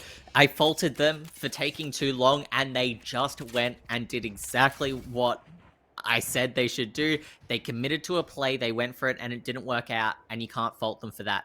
Both teams on kind of a half buy right now. Meow in a bit of a weird spot. They don't want to invest that money to upgrade their guns, as it looks like Chilluminati trying to get some mid control, but Meow setting up in a classic 2-1-2, 2 players on the B site, Crafty up in the mid, trying to see if he can get that intel communicated to his team, as Dilly pushing into A site, trying to put those feelers, see what's happening. But we have... Kuro might be walking into a trap here, and he's done it. kiNk-E finds the kill here. Big rotate. Look at that. The map converting immediately. Both teams going for the commitment on the retake. No intel provided by Dilly's presence on A, though. There wasn't any call out to say that the rotate has occurred here. So despite the advantage in player numbers, this is going to be a very hard take here for Chilluminati. Meanwhile, kiNk-E, damaged heavily, manages to get some damage off. Dilly trades out, gets the kill on Striking Fire, does very well there. It's now a 3-5 playstyle. Dilly once again on the flank here. I'm surprised by how far Dilly's been able to get up on this flank. It's very impressive. Chilluminati just rotating. They're just completely giving up this hold. They know that Meow have pushed into that site. They've gotten control. We have Dilly on this huge flank. Artemis takes care of it, but it doesn't really matter because Chilluminati have just gotten this A site pretty much for free, and now it's a 4v3. They have the numbers advantage coming into this hold. Can they lock down this site? kiNk-E quickly pushing up, trying to get some sight there. Corruption goes a Crafty, grabs Sassy there.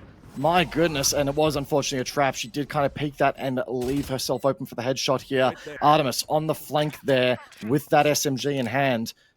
Glubby also flanking. It's going to be close here. It's spotted out. Kronos misses the shot, but still connects here. kiNk-E needs to make a play here. Glubby, Corruption getting a massive kill. Massive 2 kills. Glubby and Artemis are going to go down. That applies a lot of pressure onto Crafty here.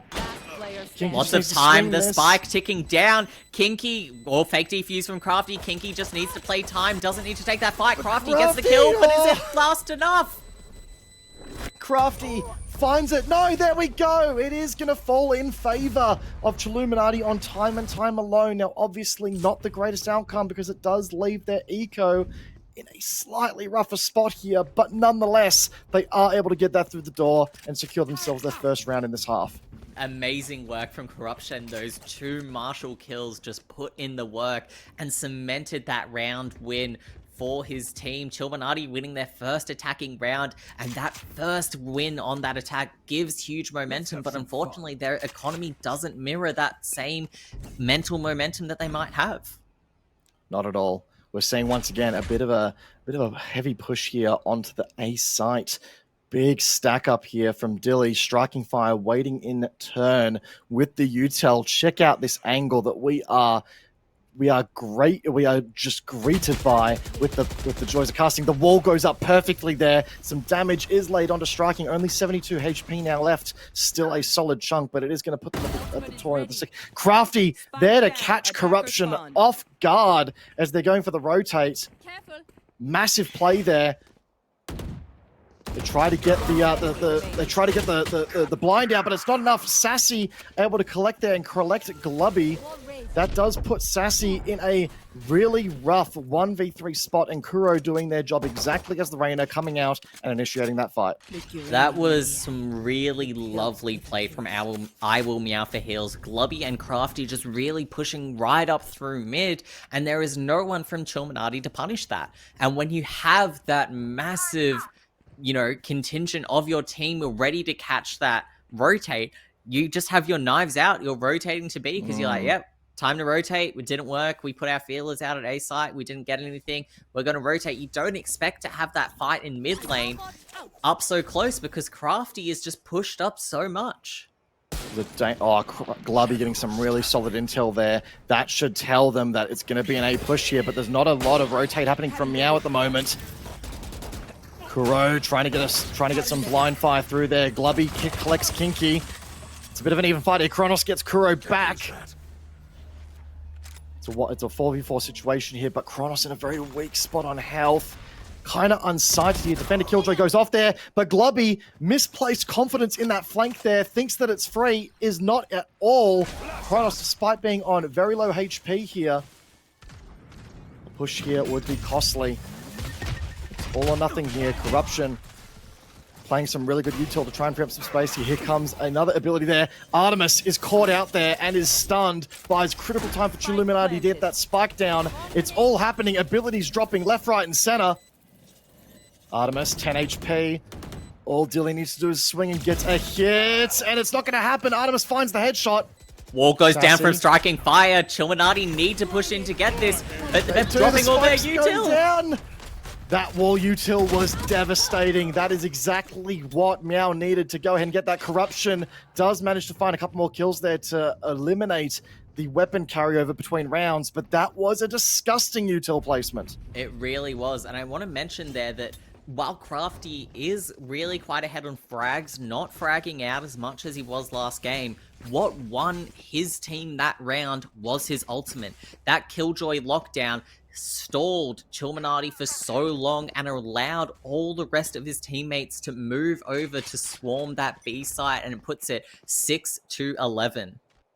Once again, really demonstrating just the sheer level of utility and general ability cohesion, that is taking place here on this cast here. We are seeing some incredible plays. Dilly getting an incredible one-tap on Crafty. Well, not quite the one-tap, but a frag on Crafty. That's going to open up mid for Chilluminati to work with, but they don't need to. They are committing to the A side here. That entry frag suggesting they should go in, but Glubby here to answer the call and buy his team some time, and it's paying off, capturing Sassy and Dilly there. Kronos trying to come out, kiNk-E trying to sort of stem the bleeding, ult deployed there. Hopefully will give them the intel they need to bring this back. 3v2. Yeah, lovely util usage from kiNk-E, putting out that Cypher ult. They know where all the team members are, and they're just legging it straight to the B site. Gonna get that spike down as I Will Meow for Heals, just taking their time, not rushing into the side. Straking Fire might try to get a res off with that Sage ultimate to put them up to 12 rounds. I'm thinking that will come out at this point in time, but it's going to be really tough for kiNk-E and Shen to try and hold this. Yep, the Sage ultimate comes out. It's now a 4v2. That's a lot of pressure to place here on that 12th round match point here. Kuro trying to get that shot off, not quite connecting here, but the pressure is being applied here. Corruption falls back. Diffuse is underway here. Has been completely unsighted. kiNk-E finds the one, finds the two, tries to get the spike diffuser, but it's not enough. That is round 12 for Meow. That really is a tough round. It could have been anyone's game, but Team I Will Meow for Heals, they just took their time. And they didn't rush in one at a time. They coordinated together, they got the res off, and they played the numbers advantage. And that was just really classy, chill, relaxed play. That was just good Valorant. It was just good Valorant. And again, as much as everyone loves to, you know, say, oh, VTubers are so bad at games, we're seeing some really good performances as it comes down to match point. The complete opposite on display here for sure here, and that util play is, again, a real, you know, star attraction here for how this game is going. All right, then. Big A pressure once again here. Looks like Chilluminati playing to their strength. We've got a rocket fuse going in here. Rocket launcher in hand. Not able to connect, unfortunately. Is going to get some more util out there to try and buy some space. And Chilluminati answering the call, getting a lot of space. But Kuro finding a kill on Dilly. Kronos returning the favor with kiNk-E. That sways it in favor of Chilluminati here. Spike is going to go down behind the cover of that wall. kiNk-E not able to collect on Glubby though. Crafty just watching it, giving them all the space they can. Glubby on the flank as well. 3v3. Crafty turns it into a 3v2. Is this the final round? Crafty popping off with that operator. It's all to play for here. Corruption tries to get a blind by the smoke. Finds one. Can't quite find the second. Crafty takes it. That is the round for Meow.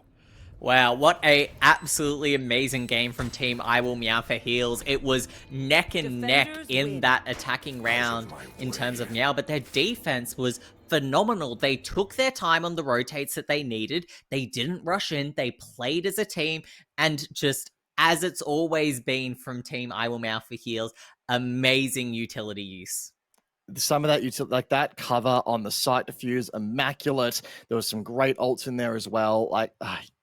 Great Valorant. Great. You guys in the chat are being treated to some great Valorant while we raise money for cancer. It does not get better than that. This is a great Saturday night, dare I say.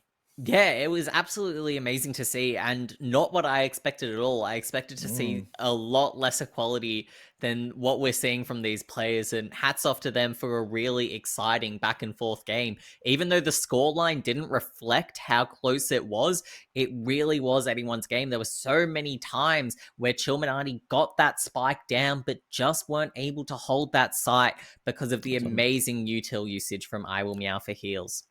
That's what I mean. Yes, the macro scoreline does look very dominant, but we cannot discount the fact that in the moment-to-moment, the micro play of each round there, it was incredibly close. There was a lot of back and forths there. It really could have gone every way. And look, shout out to Chilluminati. Those Stinger-only runs, peak. Absolutely peak. Creative gameplay, worked on one of the rounds that they played in. We absolutely love to see it. Ladies and gentlemen, we're going to take another quick break here before we get set up for the last game of the night here. That's right, you heard it, last game. So make sure you guys get involved, get comfortable, get locked in here. We'll be right back.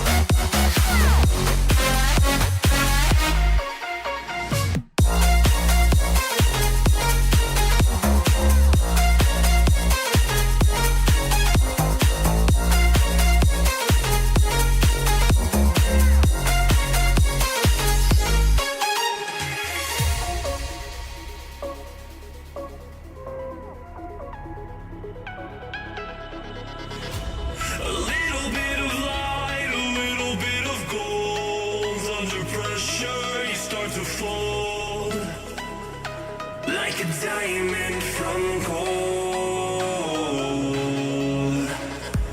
Maybe you are something I cannot define. Maybe you are the fallen kind. I leave them with violence, the silent side of me. We see where fire starts to breathe. When I would lay in silence, the voice inside of me made me use my mind right.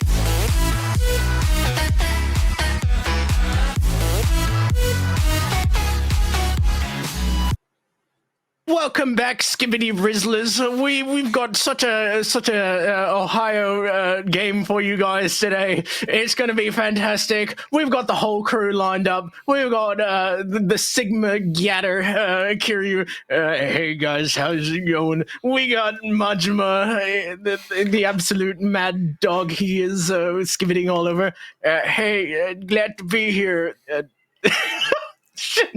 And we also have Buff Sora instead. Oh my god, guys, I'm so glad. And of course, my name is the Skibbity Sigma Skywolf with my co-host over here, Mr. Sigma Jalen. Oh my god, I'm so glad to be back with the Rizzler Sky himself and the crew. Good god, how are we doing up in Ohio, my chat? Beautiful work. Chat, I hope you're ready for some cappuccino assassinos. What? Oh, okay. No, what do we have next? So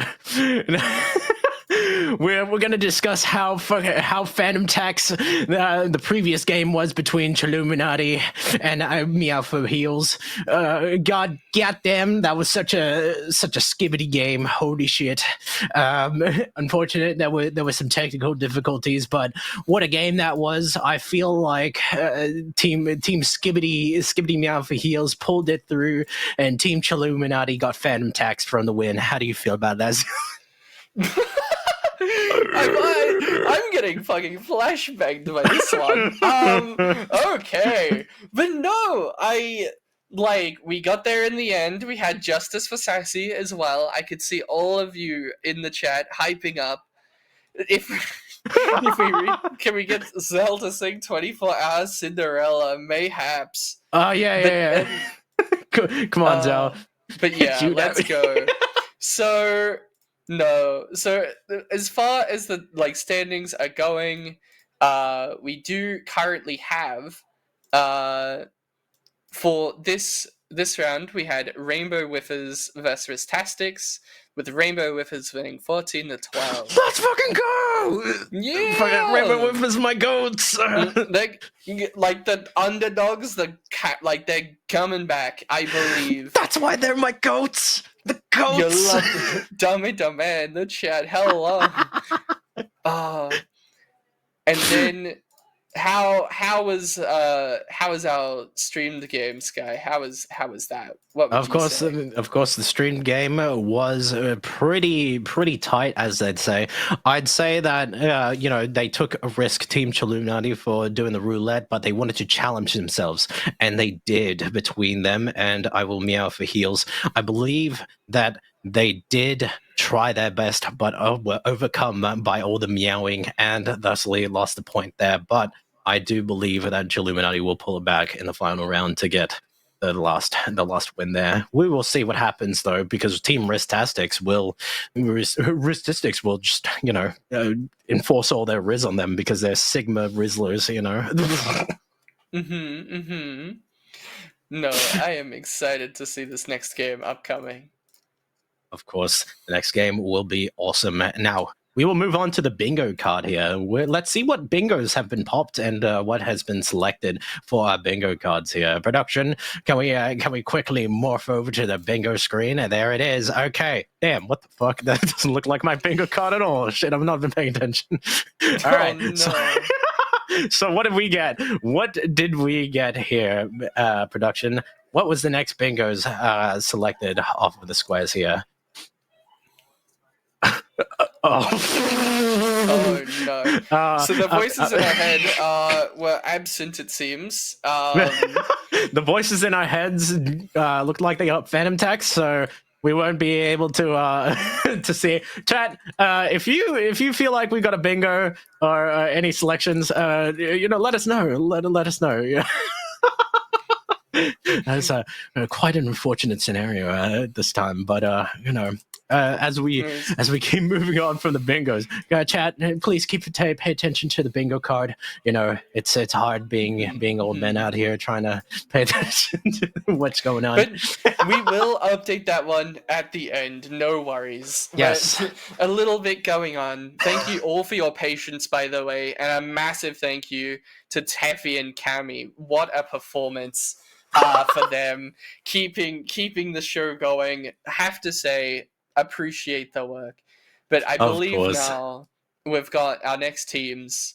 Before we rotate into the next teams, obviously big shout out to CBAS and GameOnCancer for helping us organize this event and raising money for charity. There are a couple of people that we can sort of boost up and give a warm shout out and applause to. Obviously Rujin at the start for doing the massive DJ set, well appreciated, well received, and also pretty fucking banger. I'm not gonna lie. And went hard for the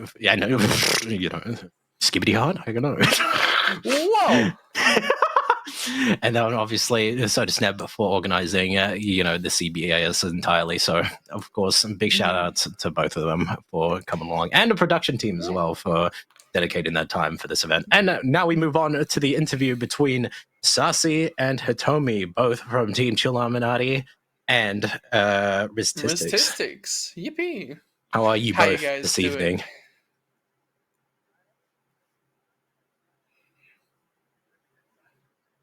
That's good to hear. Team Riz, overtaking it now. Sassy, how do you feel about the last game there? I know that you had some technical difficulties, and a bit of justice for Sassys were popping up and everywhere, and we were rioting. How was that?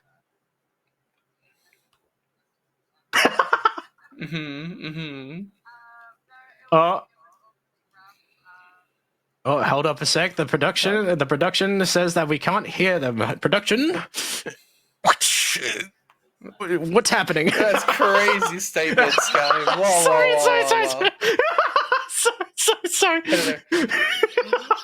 You know what? I'm probably gonna be the one getting whipped after this, so it is what it is. Yeah, minus 10 points for Sky, real quick. Anyway.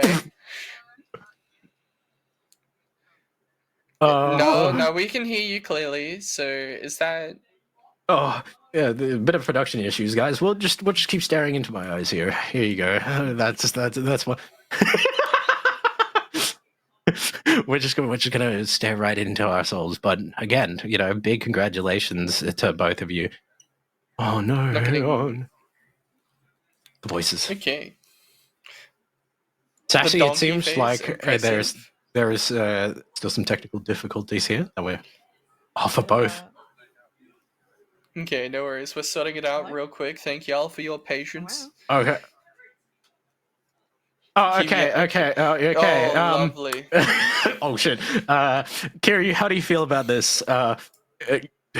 Damn, technical difficulties are pretty bad, but as long as our team works through them, we should be good to go. Appreciative for the GameOnCancer team and the HSP production for doing their best in the trying times. Oh, Kiri, you're so awesome. You're so cool. Thank you for the words of wisdom and everything. Awesome. Oh, no, we're back. We're back. We're back. Hello. Did you miss us? Wow, guys, I can't believe it. It's Sassy Cheese and Hitomi from Chilluminati. Hey, what up? Holy shit, welcome back. Fancy meeting you guys here. Oh my god. goodness. That's crazy. First time meeting y'all. Very happy to see you. Yeah. Who are you? Oh god. But anyway, back to the question at hand. Sassy, you just came off of game Game 4. Came off Yeah, a game very 4. rough game. Yeah. Yeah, it came off a very, very rough game where you had some technical difficulties and a lot of justice for Sassies and people were rioting. How did that feel for you? Yeah, please, justice for Sassy. Look, not Justice gonna for lie, Sassy. it really hit me hard. It was very frustrating. Game issues of kicking me out, and then internet issues was just one of those. I could not get in the flow of the game, but my team have been amazing, lovely. We are here to vibe, and we're doing our best, and we are also getting kind of to that Delulu hours. So a little bit. Yeah, it's been a long day for everyone, so I think we're just super keen to continue the vibes and finish this last game and go to bed. You know what? That's fair. You know, Rest up for day 2. Rest up for that fat day 2 incoming. Zelen, what do you think? Any questions?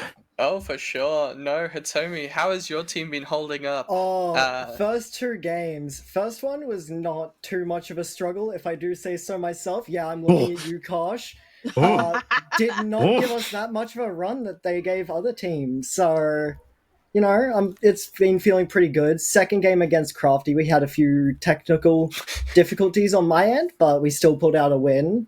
And then our third game, we decided to just, you know, chill out and vibe with Mafoodles and the gang. Wait. So what I'm hearing is anytime someone versus Crafty's team, we get technical difficulties. Yeah, it's kind of sus. That's what you're hearing. Is that a sus? I don't know. Statistics, is this correct? I think that's allegations. That's crazy. I think there's going to be a Google Ducky right at the end. Don't worry. There's going to be a twit longer after this. Oh dear, quite unfortunate. But seeing as how you 2 teams are on the top of the leaderboard at the moment, sorry to say, Sassy. Again, both of you teams have 2 wins and 1 loss is under the belt. Will you see and duke it out between each other on who comes out on top at the end of the day? I mean, look, we can definitely try, but I'm not gonna lie. I really wanted to kind of have a. You're just gonna relax. You're just gonna be like, huh. You just want to relax. I really wanted to vibe, and then we wanted to out-riz the Riztistics team. We'll be bringing the vibes the whole game. We'll be bringing nothing. Listen, nothing vibes more than a challenge at the start. This is your challenge. This is the knife round only, round 1. Knife only round 1. Knife only round 1. That's it. Yeah, we've still got some like character roulette and protect the president incentives to do for our streams, so you will probably see us hoping for the best, honestly. So. We did character roulette for the fun of it, not for an incentive. We just did it. That's fine. Goddamn. Yeah. Hell yeah. I will say. Oh, sorry. No. Yeah, go on. I was gonna say at the beginning, Sky, you were betting against us over here on Team Statistics. Anything to say about that? You know what? I'm sorry. I apologize. I hope you will forgive me, and I can just come back into your arms, and in the arms of Team Statistics. Okay, this is a backpedal. All right, you guys heard it live. Sky backpedals like crazy, bro. He's a professional rower right now. How do I backpedal? I'm just a little guy. I'm just a little guy, you know. No, I suppose all that's cap. So, any last words before we head off to the final game? Alright, Tommy, I'll have a leash for you. Perfect. Good luck, and I look forward to PAX this year. Much love. Mwah. Mwah. God damn, this is a bit of a sussy chat, not gonna lie. Damn, you know it. When Sassy and I are involved, always. Come on. Alright, go get a room. Thanks for the interview. Bye. See you later. Bye. Get in here. Go kiss or something weird. Whoa. Wild stuff out here. But anyway, lovely to have everyone on. And anyway, for the final game of the night, we are handing y'all off back to Cammy and Teffy for one last game. Of course. But no, honestly, how do you feel? How do you feel about the next game coming up? I think we need to give him like 30 more seconds. I'm hyped to see it. I'm also very, very sleepy, but I think the vibe's there for everybody. And I believe in everyone, so I'm always gonna if you would believe. Anyway. You sound like that guy in the water. He's like, I can't don't give up. Don't give up. But no. Either way, we will now rotate over to Cammy and Tefty. Hopefully, they've had enough of a break to rest their voices after the massive game. And of course, I have been Skywolf. That's been Jellin, and this has been the gang. And hopefully, you guys, keep having fun. See y'all soon. Bye, And there it is, guys. Welcome back, Teffy. One more game. We got this, don't we, mate? This is going to be good. Ballerina cappuccina, da mole cappuccino assassino. Oh my god. Yeah, I was thinking that we were done with the brown. No, look, in all seriousness though, the interview between those two teams, I think we are in probably for the last game of this night, probably the most chaotic. Sassy said it herself. We have got Protect the President on the way in some way, shape, or form. We have the teams not only battling for the round wins, but also battling to riz each other. What is going on here? What is this rivalry? I think it's getting a little bit late in the night. I think it's getting a little bit silly mode. I think everyone has had their fun, and these teams, I don't know what's going to happen. I don't know how seriously they're going to take it. I don't know if we're going to see Kairos come out and drop another 40 bomb, or if we're just going to see some absolute memes and shit posts. Who knows? The silliness, I welcome the silliness. I really do. It's the kind of action we want to see here. Yes, we've seen some cracking games here, back and forths, left and right, but to now see a bit of, dare I say, charity incentives coming out. Speaking of charity, Teffy, tell us a bit more about what we're doing here today. Today we are with the Agents of Change. We are raising money for it is Cure Cancer with their GameOnCancer challenge. So raising money to cure cancer, an amazing initiative that we have been working hard to support today. And we have some of those incentives. I believe we have hit our Certified Rizzler Moment incentive. Is that correct? I believe we have, which I think requires us to do at least run one round as a caster in Rizzler fashion. So, dare I say, do we give the viewers that as we move into game here? I think we do. I think we do. I think we start right now with the Certified Ohio GAT moment. I am not capping on a stack right now. Look, the cap is real. We're doing our best not to get ourselves sent to Detroit for just acting out here on the cast here. But I'll be real here. The GAT has been in full form today from these teams. It really has. It really has. They have been bombardiro, crocodilo all over these other teams, dropping these absolute truth bombs left, right, and center, just working together in a collaborative sense to just absolutely slam dunk on these other teams to free my boy La Poisson Steve. Oh my goodness, seriously. All I can say to that is what the Sigma. What the Sigma am I listening to right now? It is a whole lot of skibbity toilet discussion here. I feel like I'm right back into the peak Gmod days. Skibbity toilet coming in onto my onto my stream here of all things. This is crazy. Crazy talk here. But we love to see it at the same time. Skibbity, yes. Skibbity, La Poisson Steve. The Riz is real. They're planning to send a team to Ohio with said Riz here. Teffy, do we have any predictions or, any visions that one may be able to bestow upon us today? I think Riztistics are on that absolute Sigma grind set. They have been rizzing since day one, and they have combined it with statistical methods as well for the ultimate Sigma Riz, an alpha Riz level, if I may say so myself. And that Riz will absolutely destroy anything that stands in their way. Like, they've got the absolute best Riz we've ever seen, even better than Baby Grok, and they could Riz up Livy Dunn if they wanted to. This is true. This is very, very true. And while I do love to give hype to both these teams here, we must remember one key thing here, ladies and gentlemen. They are literally not Ashton Hall. So there's a whole lot of... they're not quite perfectionists there yet. There's a lot of chances here for them to pay out on the Phantom tax. And I dare say we're going to see some pretty. I want to see. I want to see the. I want to see. What's that? I forget. I'm having a blank. I'm having a boomer moment here. Please inform me. What is the dance that a lot of the Rizzlers The gritty. They're gonna do the gritty. They're gonna do the gritty. Oh my god! And then gonna dab on all the haters. Riztistics, giocare, la videoteca, mamma mia. I've seen no gritties drop in the game yet. I've seen 0 in the way of cake being shaked. And quite frankly, that's just not Riz enough. They need to really pick up that Riz there as though they're trying to win over, the high school sweetheart. They need to get in form here. In terms of cake being shaked, wasn't your bakery going to be shaked at some point? I heard that. A Riztistics going to Riz Cammy up enough to shake that bakery. I will be honest. The shaking of the bakery here is I must say closed for business. I'm into Lulu hours. Who knows? It may happen. I don't know. I'm not going to throw out a promise here I can't keep. We'll have to see how we go. Production did just try to get through us with a message here, but I unfortunately missed it. Production, what was that one more time, please? Do the gritty. I don't even know how to do the gritty. What is the gritty?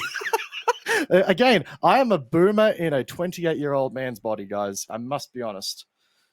What even is the? Do I need to look at the video here? It's like where you move your arms back and forth. That is the worst description ever. Just like that. Yeah, you do kind of do that. that. God almighty. You do kind of do that, and then you like kick your legs out, like those dances where you would like have your arms like crossed in front of you, and then you kick your legs out, like kind of like that, but not really. Kick your legs out, like backward, like kicking your legs out. No, like forward. I'm doing the worst thing of describing this. Google it. Just Google it for real. Just Google it. It's so hard to describe. I would show you what it looks like. But unfortunately, I have a 2D form, and I didn't program myself doing the gritty as that is unfortunate. It really is. It's a missed opportunity. I do see the gritty in action here. Okay, I see what you mean. Good lord, that is.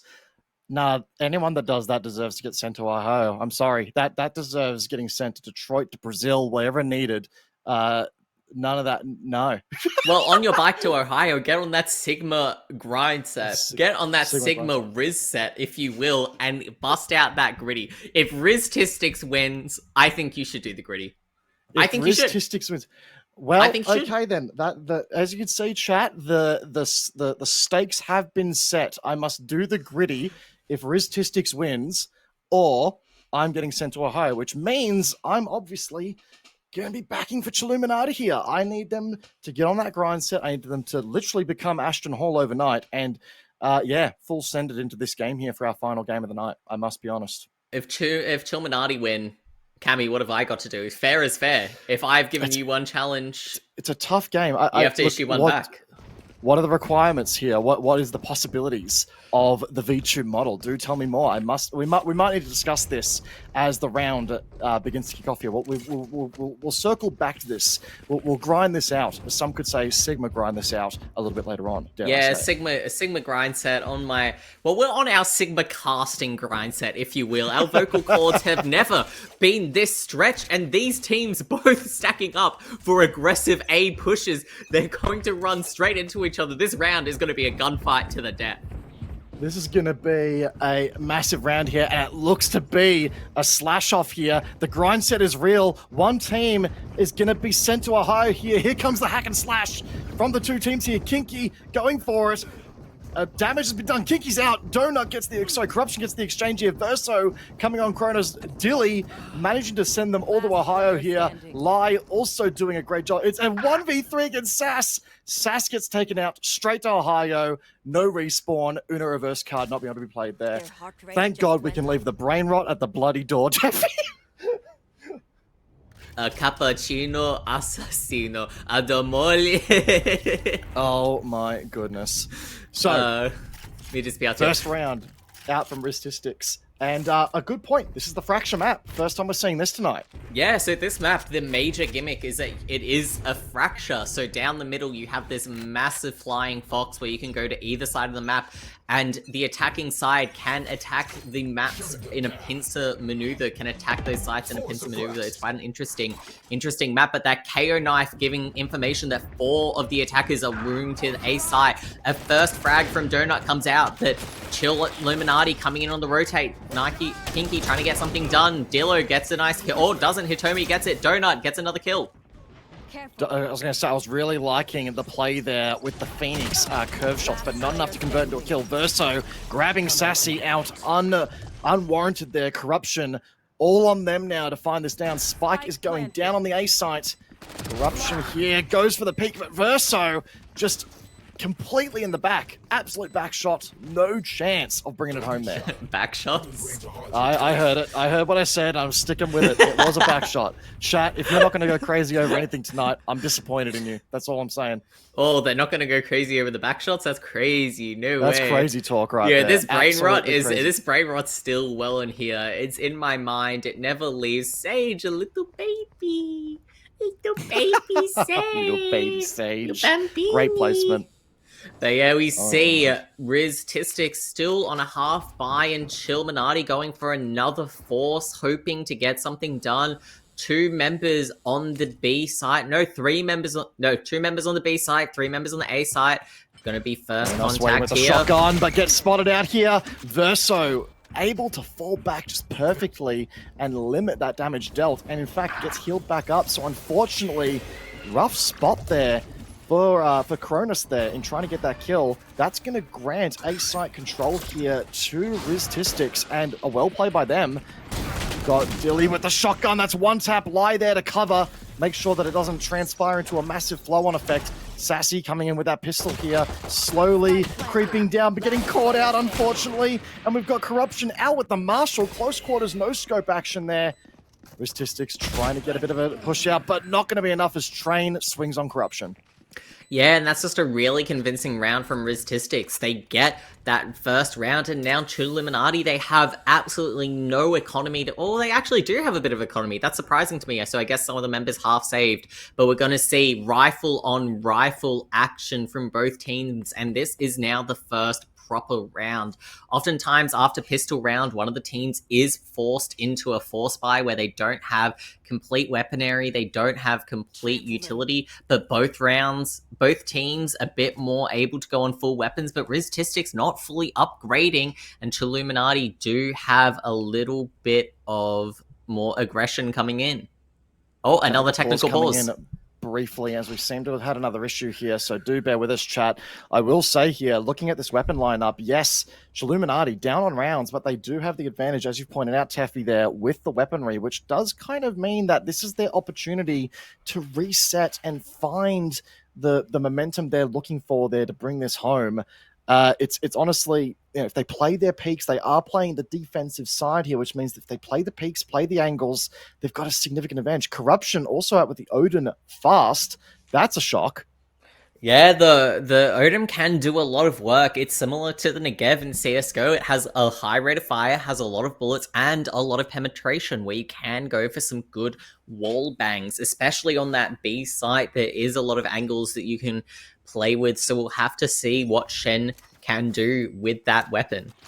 Technical timeout wrapping up here, so Train coming up here with that Marshal, trying to get intel, trying to gain space here for Riz Tistics. It is a solid B-site push here. Dilly not quite able to connect any rounds there, but it is going to be a trade there. Dilly managed to get Donut there, perfectly played. Train not able to capitalize on the retreating Dilly after the damage. Cronus coming in, trying to find some space. kiNk-E killing Train, Hitomi getting sassed. It's all happening here. Spike is also down, but not in the way you think. It has been left on the ground. Hitomi finding a very, very nice kill on Corruption here. 2v3. Riz Tistics trying to make something happen. Lai and Hitomi, 2 very competent players flanking around. Hitomi's going to walk right into the crosshairs of Cronus. No, it's not. Hitomi's going to get the pick. That is going to be opening up so much space here. 43 seconds still on the clock as well. Ultimate comes out for Dilly. And Lai picking Dilly off unsighted, but she is running that Phoenix ult there, so a second lease on life here on this round. Beautiful. And Dilly connecting. Beautiful work. That was a fantastic coordination from kiNk-E and Dilly, peeking together at the same time. If you watch that replay, there was nothing Lai could do. That is fantastic coordination from Chilluminati that I didn't really see too much on the last game of Icebox, baby! But it was really fantastic to see them all come together in that way. And kiNk-E and Dilly, they've got to be happy with that coordination. Dilly playing that Phoenix ult there also really did give them that second lease on life they needed. If, and I do mean if, kiNk-E was left by himself there, I don't know if he would have been able to hold the angles quite as well. So not to discredit kiNk-E, as Hitomi gets the dangerous entrance frag on Cronus. That signals the rotate there and also signals the assault from Riztistics here. Verso gaining a lot of visibility on the site here. Lai picked up an ultimate orb, getting their ultimate. Donut also 1 point away from their ultimate. So is Verso and Hitomi. These ultimates are going to have a big role to play. Verso pushing into smoke, not finding anyone, but getting caught out with the intel. Very well played there. That's going to give Chilluminati some space to work with. Train on the AWP there, getting a kill. Donut catching Dilly off guard as well. Corruption trying to get the spray down, but not connecting as it needs to be. Sassy also in the same position here. They're kind of caught out. Not a lot of space to work with here. They know where they are. Sassy dropping the two out there, trying to get some buys, but Train is there waiting. Corruption gets a frag as well, but the pincer maneuver seals the deal there. Riztistics take round 4. They really do, and now if we see Riztistics, all 5 of their members have their ultimates, as opposed to Chilluminati, where only Corruption has their ult. So this is really going to be a big round in terms of ultimate usage. It's really important to mention as well that Sova ultimate can be used post-plant. Sova can sit so far away and still do damage to someone who's defending the spike. So Riztistics, they got to be feeling really confident. They've won 4 rounds. They now have all of their ultimates. They have a really strong economy, and Chilluminati is in a bit of a force. See if that the knife picks up no intel there. That's a shame there for kiNk-E. But we do have a big stack on one side of the site here. We've got a rotate coming out from Dilly. Knife out though, it's going to get caught out. Oh my god, unfortunate. They thought that there was going to be a rotate there, or they thought that they were moving in for a solid rotate kill, but not quite. Now Riztistics banked up on B side here. I'm loving the execution of Riztistics, but kiNk-E is looking to play the flank, but he's walking right into a rotate once again. Throws out the flash, but it is going to flash himself in the process, not getting quite the timing quite right there. And Riztistics might just earn themselves a free side take unless Chilluminati can grab a kill or two, but I don't see how that's going to happen, especially with Train here sitting on the AWP. Waiting for that pick to come in, we have Cronus getting a bit onto site. Sassy setting up a bit of a crossfire, but with pistols, Wingman getting destroyed. That spike not going down. That spike is now a bit in the open, but with the numbers advantage, they can easily reclaim it. Verso getting a kill. Corruption not able to find the kill. Hitomi gets it down. Cronus gets a pick, but then Lei trades it straight back out. And Chilluminati are not looking too strong right now. They've lost round after round after round, and Riztistics did not have to use any ultimates to secure that round. So the Sova ultimate still in play, the KO ultimate still in play, and the Gecko ultimate that can create so much space and disruption still in play, as Chilluminati are just coming into their ultimates, but their economy is in shambles. Riztistics really performing quite strongly in this map here, even if they go for the split push, the single push. I mean, it really just goes to show the amount of freedom you have as a player on the attacking side here to really go for a solid push here. kiNk-E catching Verso off guard. Hitomi there to get the exchange there, but Train grabbing Verso back online there. Dilly there to capitalize on that, taking Verso and Hitomi out. Donut cracking Sassy, so we are back to a 3v3 here. The game is still very even. Thrash out here, looking for a pick, and a lot of util going through there with some sort of drone-ish ultimate, so intel is there. Dilly, though, gets Donut. Lai trades, and Train grabbing a disgusting kill there on Corruption, and Train grabs Cronus there on the angle, not expected, unsighted. Picks up yet another round for Riztistics.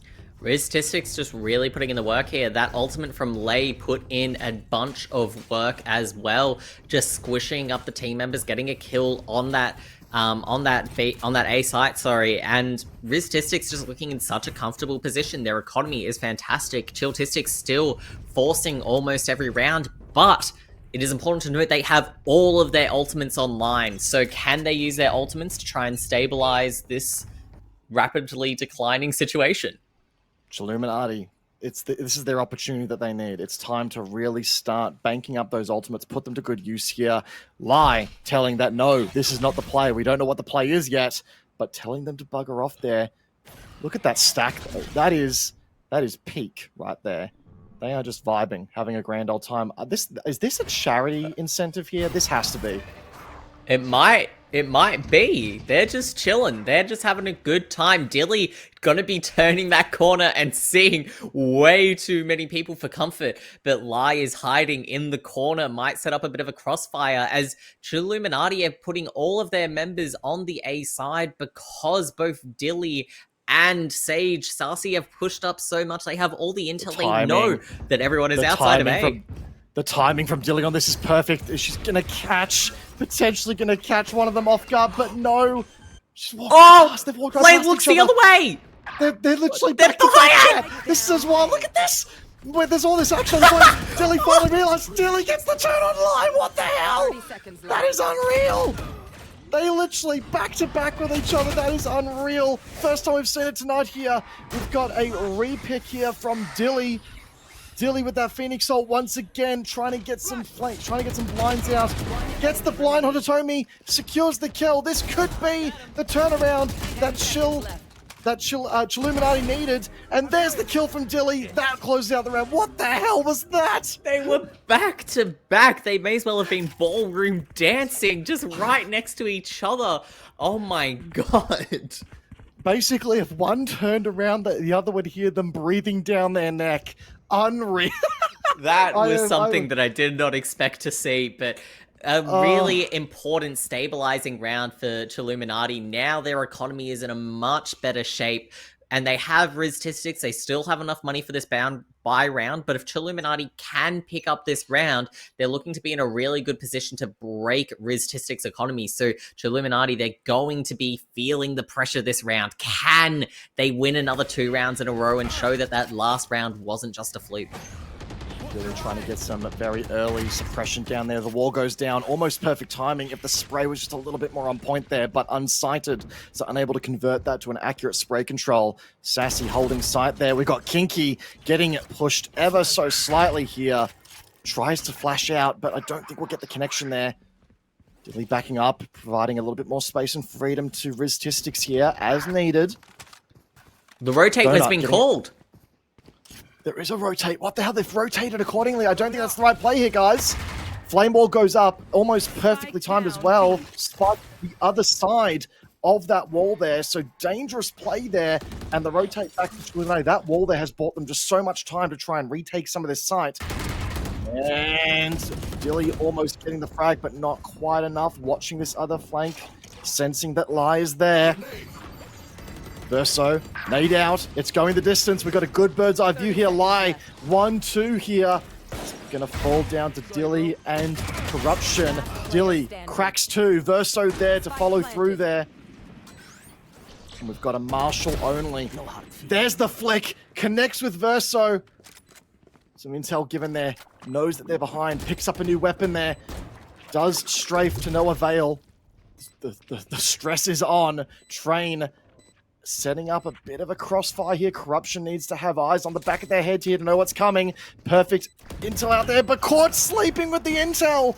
What a shame. That was just so well played by Train. Saw the util usage and just went, Cypher's going to be like cams. I need to push. So it was a really good effort from Corruption, but Chilluminati just really committing to these rotates. And I think that shows a lot of nerves here, is that kiNk-E got into a fight one-on-one with the Fade and went, nope, they're pushing A site, we need to rotate.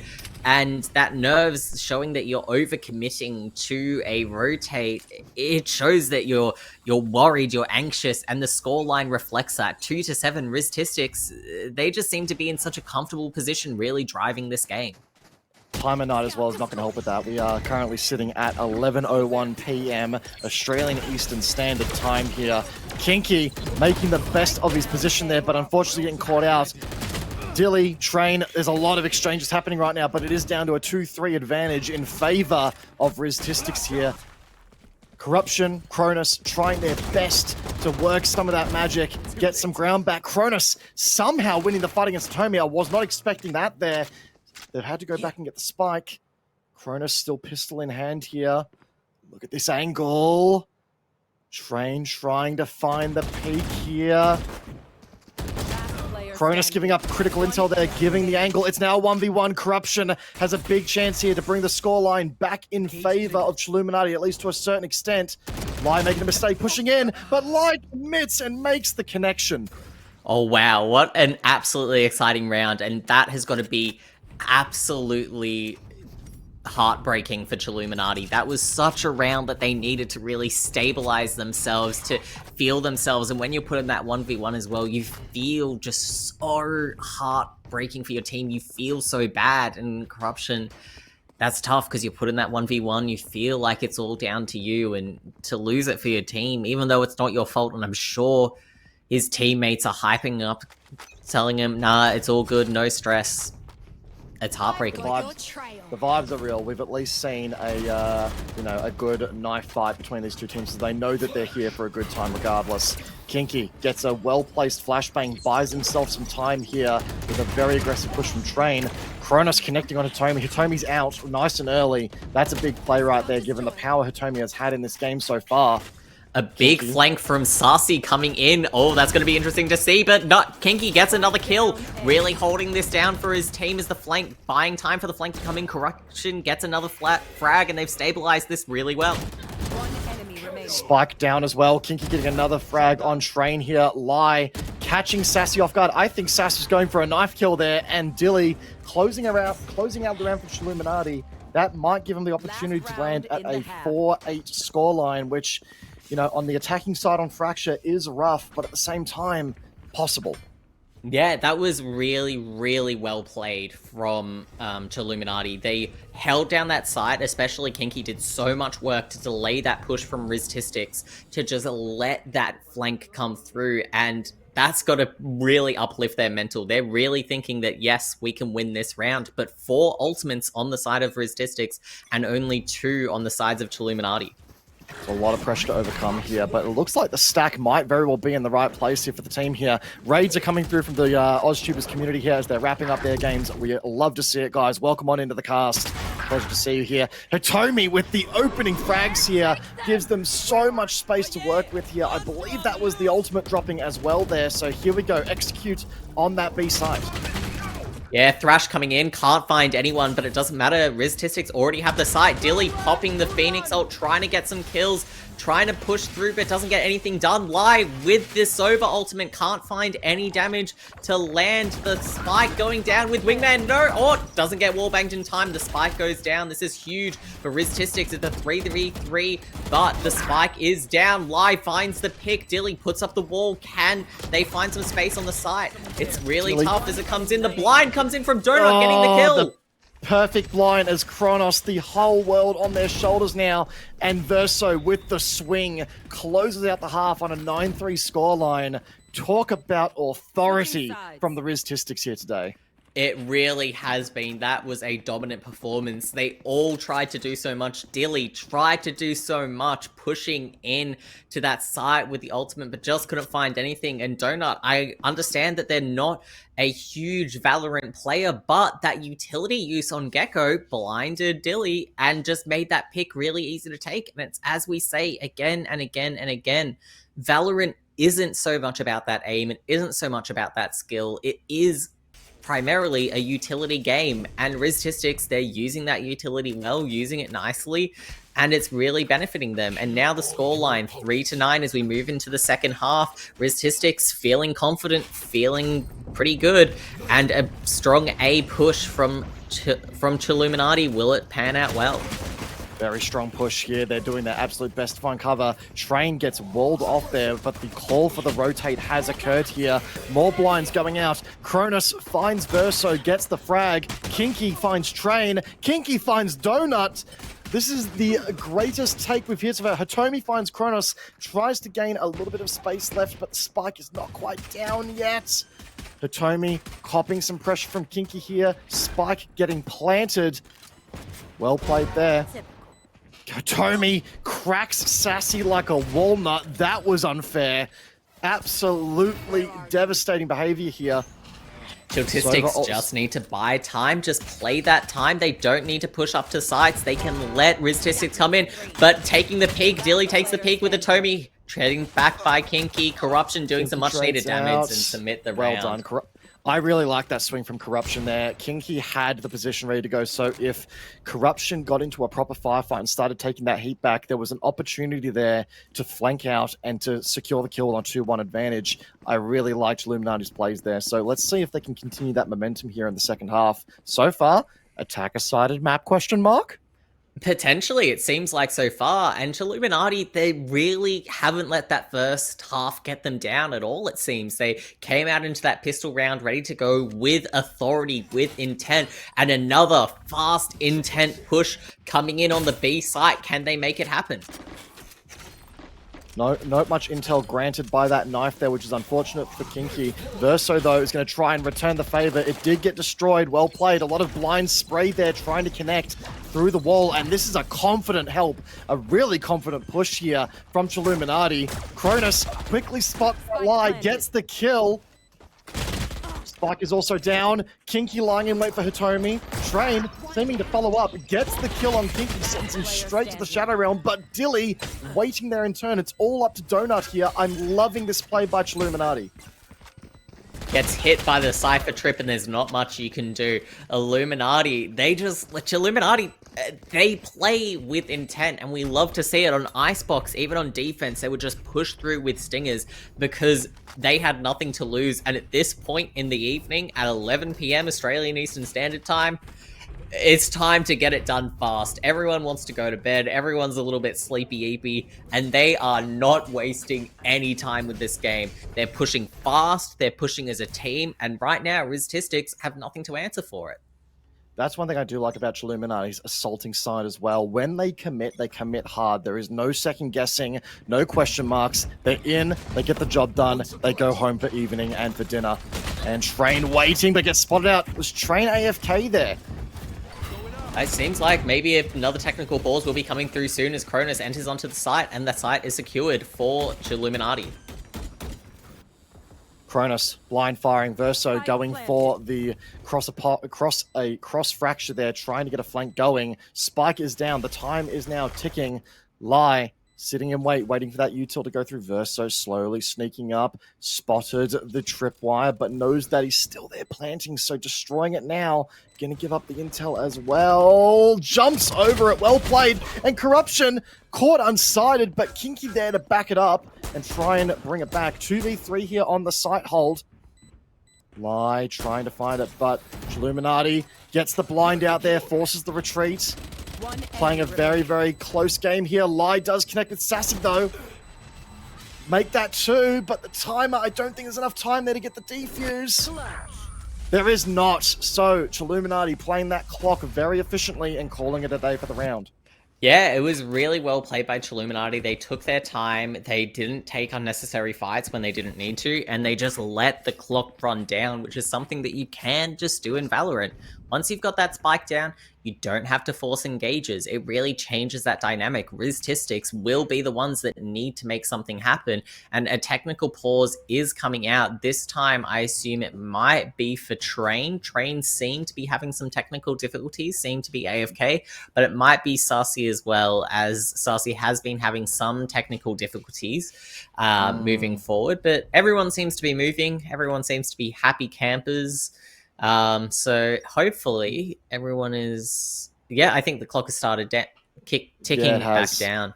Fantastic. I'm seeing buys on all sides. I'm seeing movement from all sides. So a very short technical pause this time here, guys. The action keeps on coming here. Keep that hype in chat. We've had some raids come through from the AusTuber community. So we've got some new folks hanging out in the chat with us.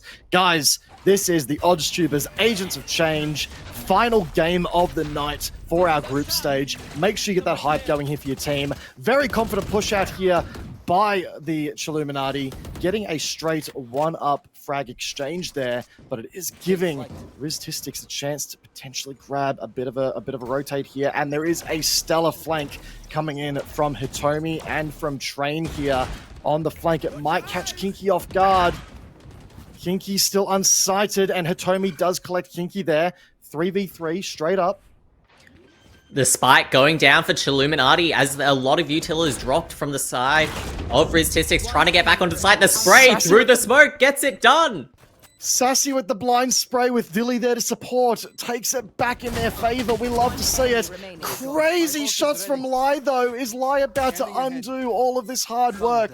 Doing everything they can to try and connect the shots. Corruption in form and confirms the round for Chilluminati. The comeback is on, ladies and gentlemen. What an absolutely amazing round from Chilluminati, and the pressure coming in from Riztistics. Lai had the ultimate there, that Sova ultimate that could have taken out Corruption in that 1v1, but didn't use it because the pressure was on. Instead, went for that fast push because the spike was put down so early, and that's what we love to see from Chilluminati. They push with purpose and intent. They're aggressive, they're fast, they get that spike down early. And if you get that spike down early, there's just that time that ticks, and you just don't have enough time unless you push in fast and coordinated, which Riztistics are just not doing so far. But a huge flank coming in from Train, and also their Very teammate huge. as well, Hitomi. Can they get this flank off in time, or are Chilluminati already on the A side? They're already there, so they need to really make a push and make it fast here. Corruption is holding that angle, but Train can't quite grab the shot there as required. Sassy collects on Verso. Lai and Hitomi come through as well here, so it's all popping off. This could go any which way here. Cronus and kiNk-E, our last standing players here for Chilluminati.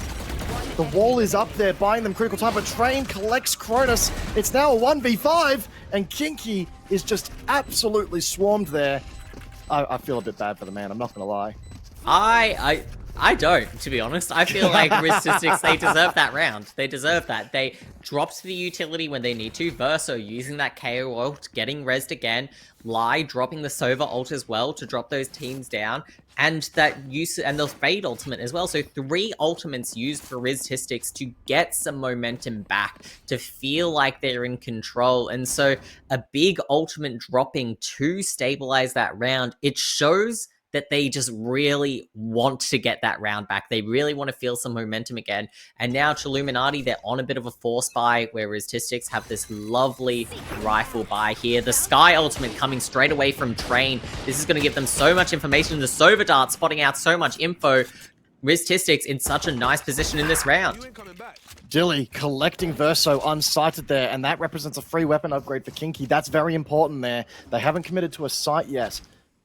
We've got a bit of a split push happening here right now. Maybe to try and collect roaming players here, but Train triggering Dilly's ult and kiNk-E collecting Train. That's important. That is the swing that Chilluminati needed for this entry here, and now we've got a split push coming in. A lot of fire from Hitomi there, trying to collect some damage, but Sassy collects Hitomi with the pistol, no less.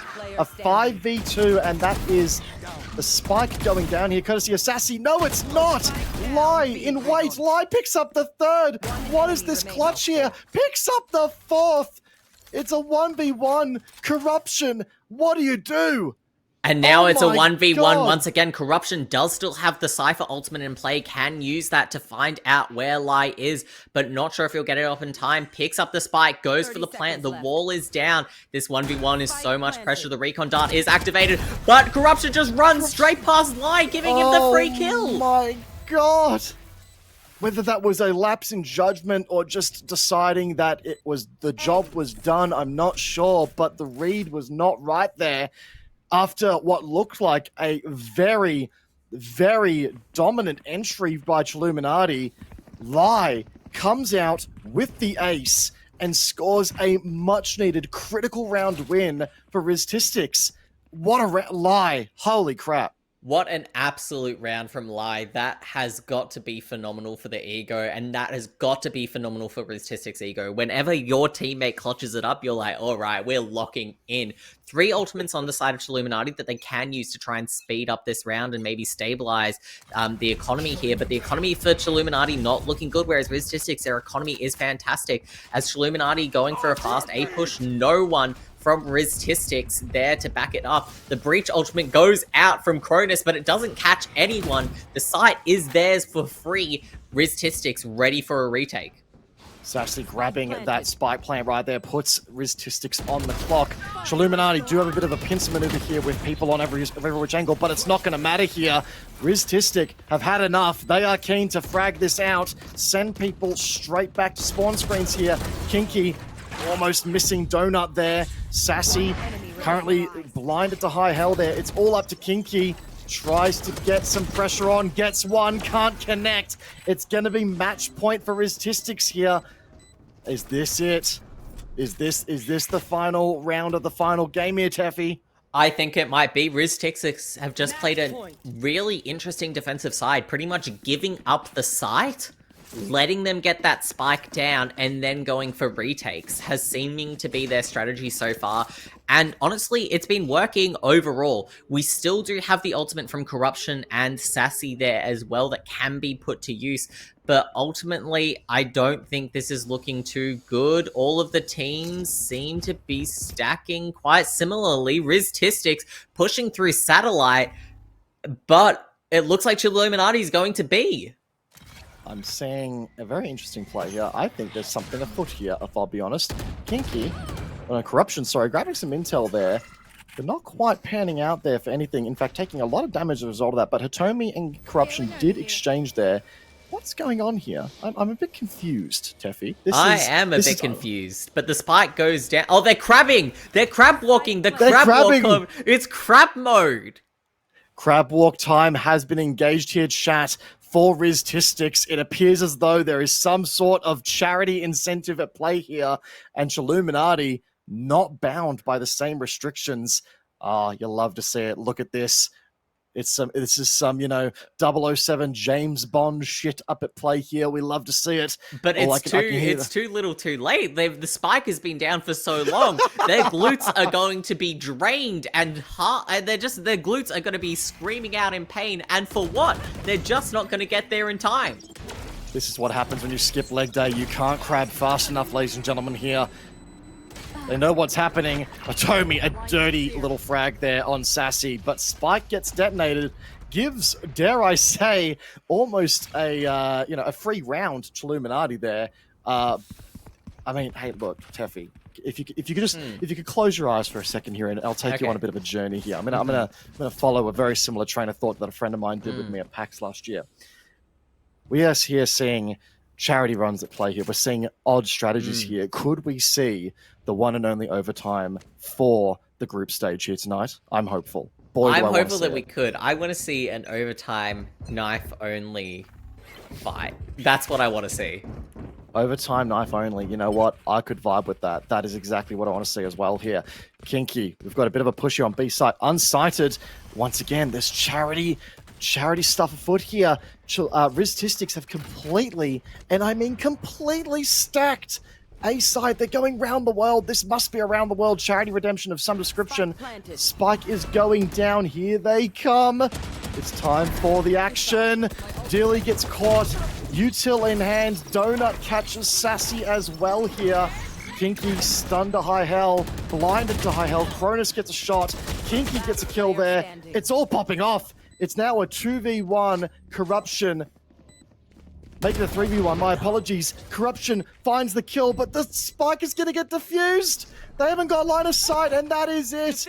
Riztistics take the final game on round 22 of the AusTubers Agents of Change Valorant tournament here, guys, at the group stage here.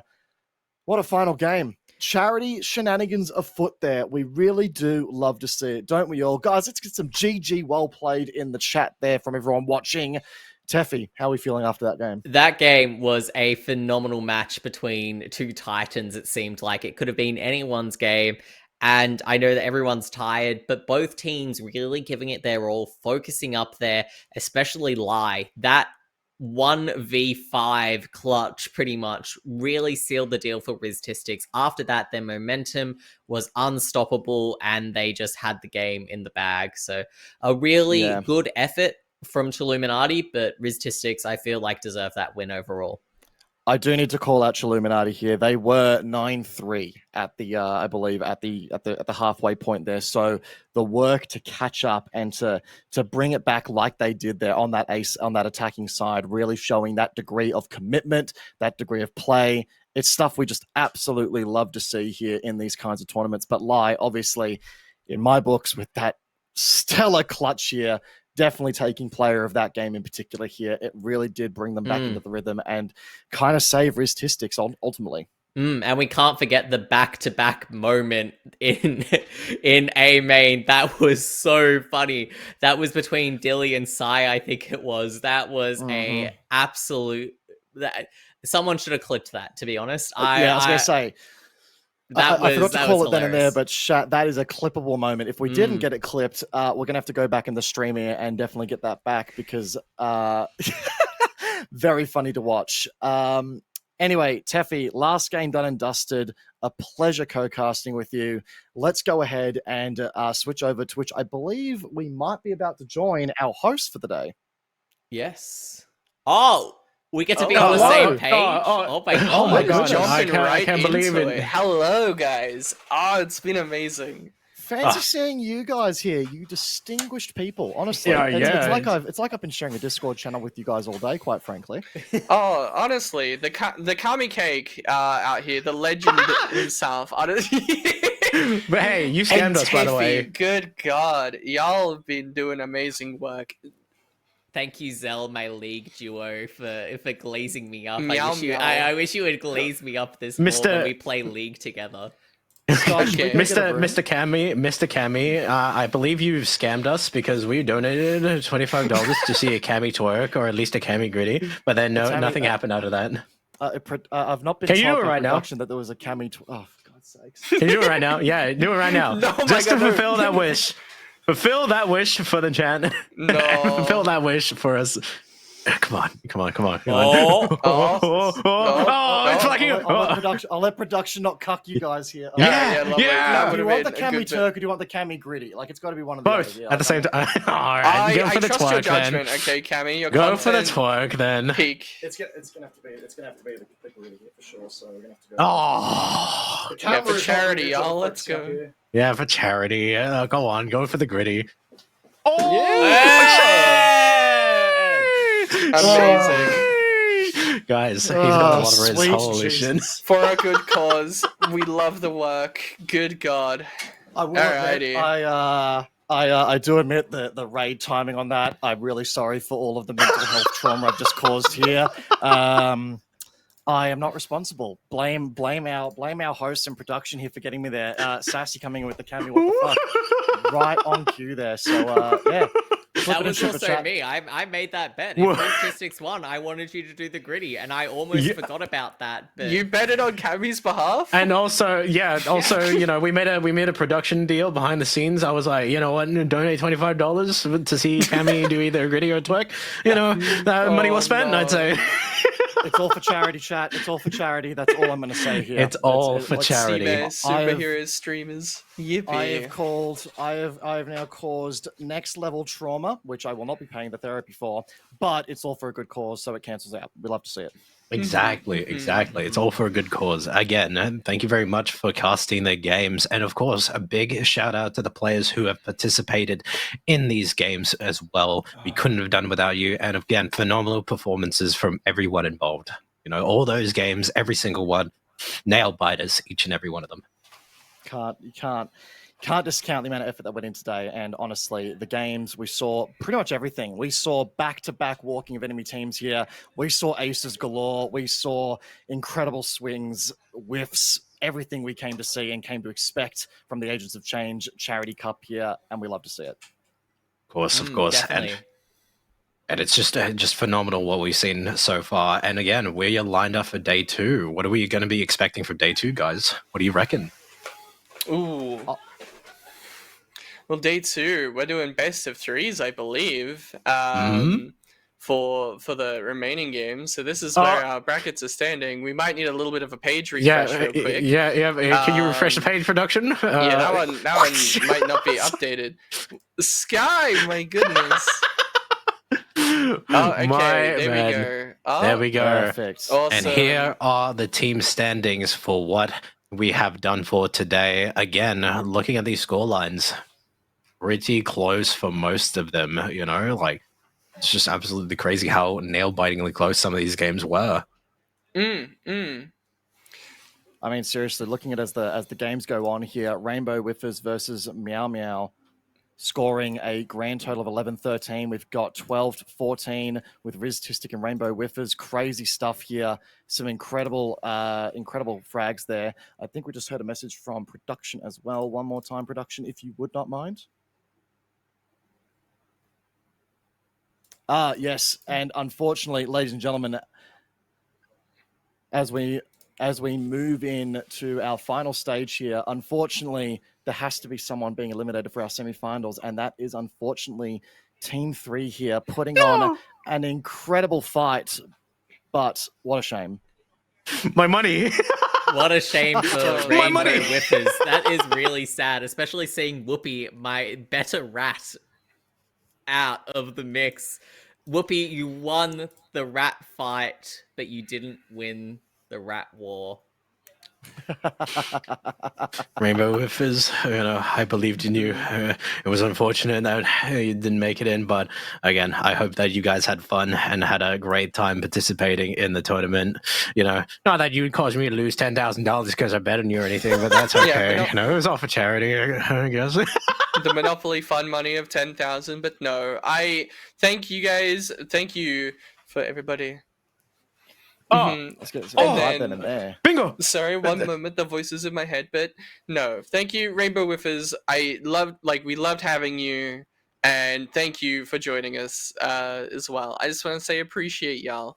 But anyway, moving on for the bingo, we have Caster loses it. I believe was the next one we had up. Chat collectively loses it, but I think Caster's losing it laughing. Yeah, Caster losing it. And then That's bingo. I guess to give it, we also need to do an impersonation. Oh, you know what? Here you go. Look, Teffy, I'm gonna pass that one. I've done the gritty. All right, this is on you now. All right, I'm gonna go with the cipher when he's trying to ult someone. He's like, "Give me a corpse." That's the best I can do. That's all I've got. Hey, I'm sorry that it's not very good.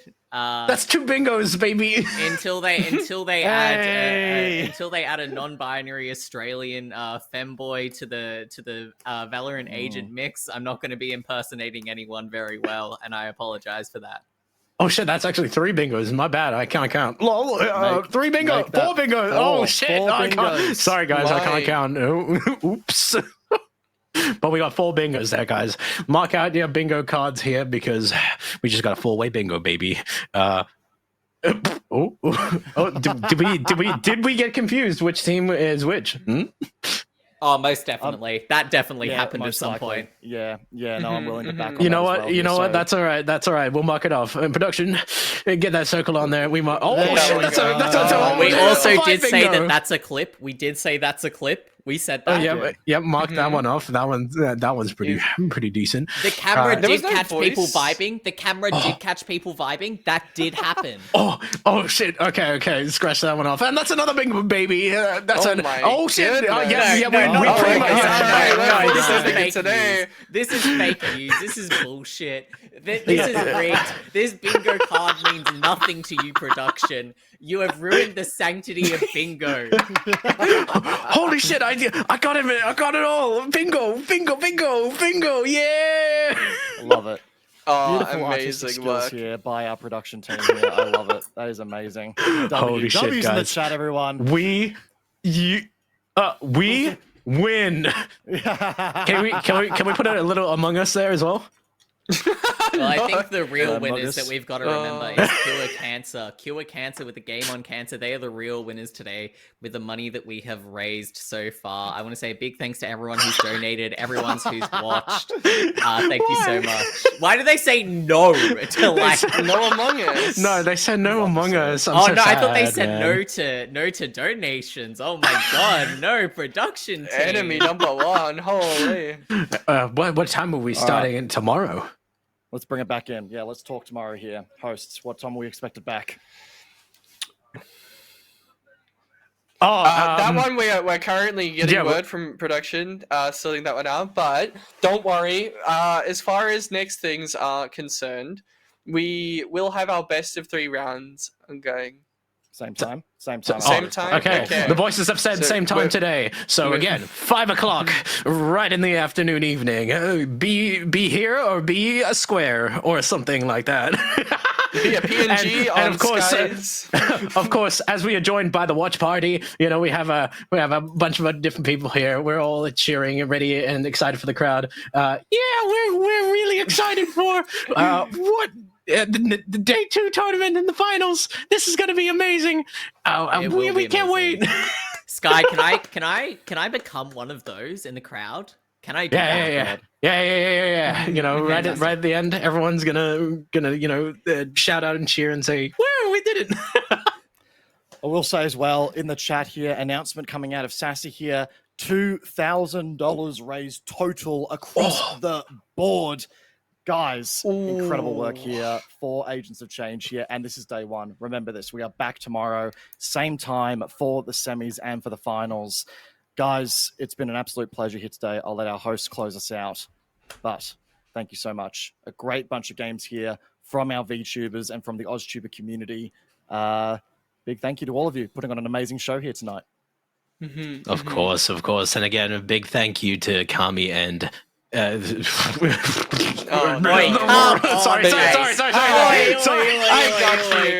I'm sorry. No, thank you, Kami and Teffy. Y'all were amazing tonight. A big thank you to production as well. I know we've made a few jokes, memes, whatnot.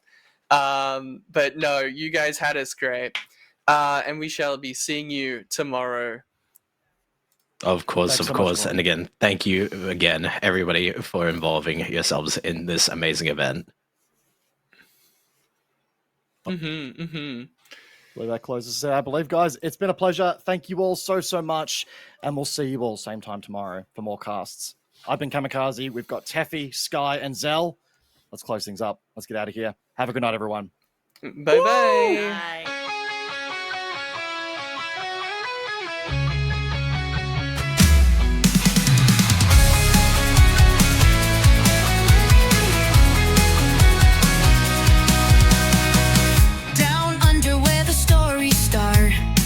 We stream with soul, we speak with heart. From pixel dreams to spotlight glow, this is our moment, watch us grow. More than names behind the screen, we're dreamers, doers in between. Together loud, together strong, we've been here all along. Hear a shout from down under, hear a call. We're rising up, we're giving it our all. Here to make a mark that shakes the skies, with community vibes and friends for life. Watch out, 'cause this team is here to stay and fight. We're blazing trails with hearts alive.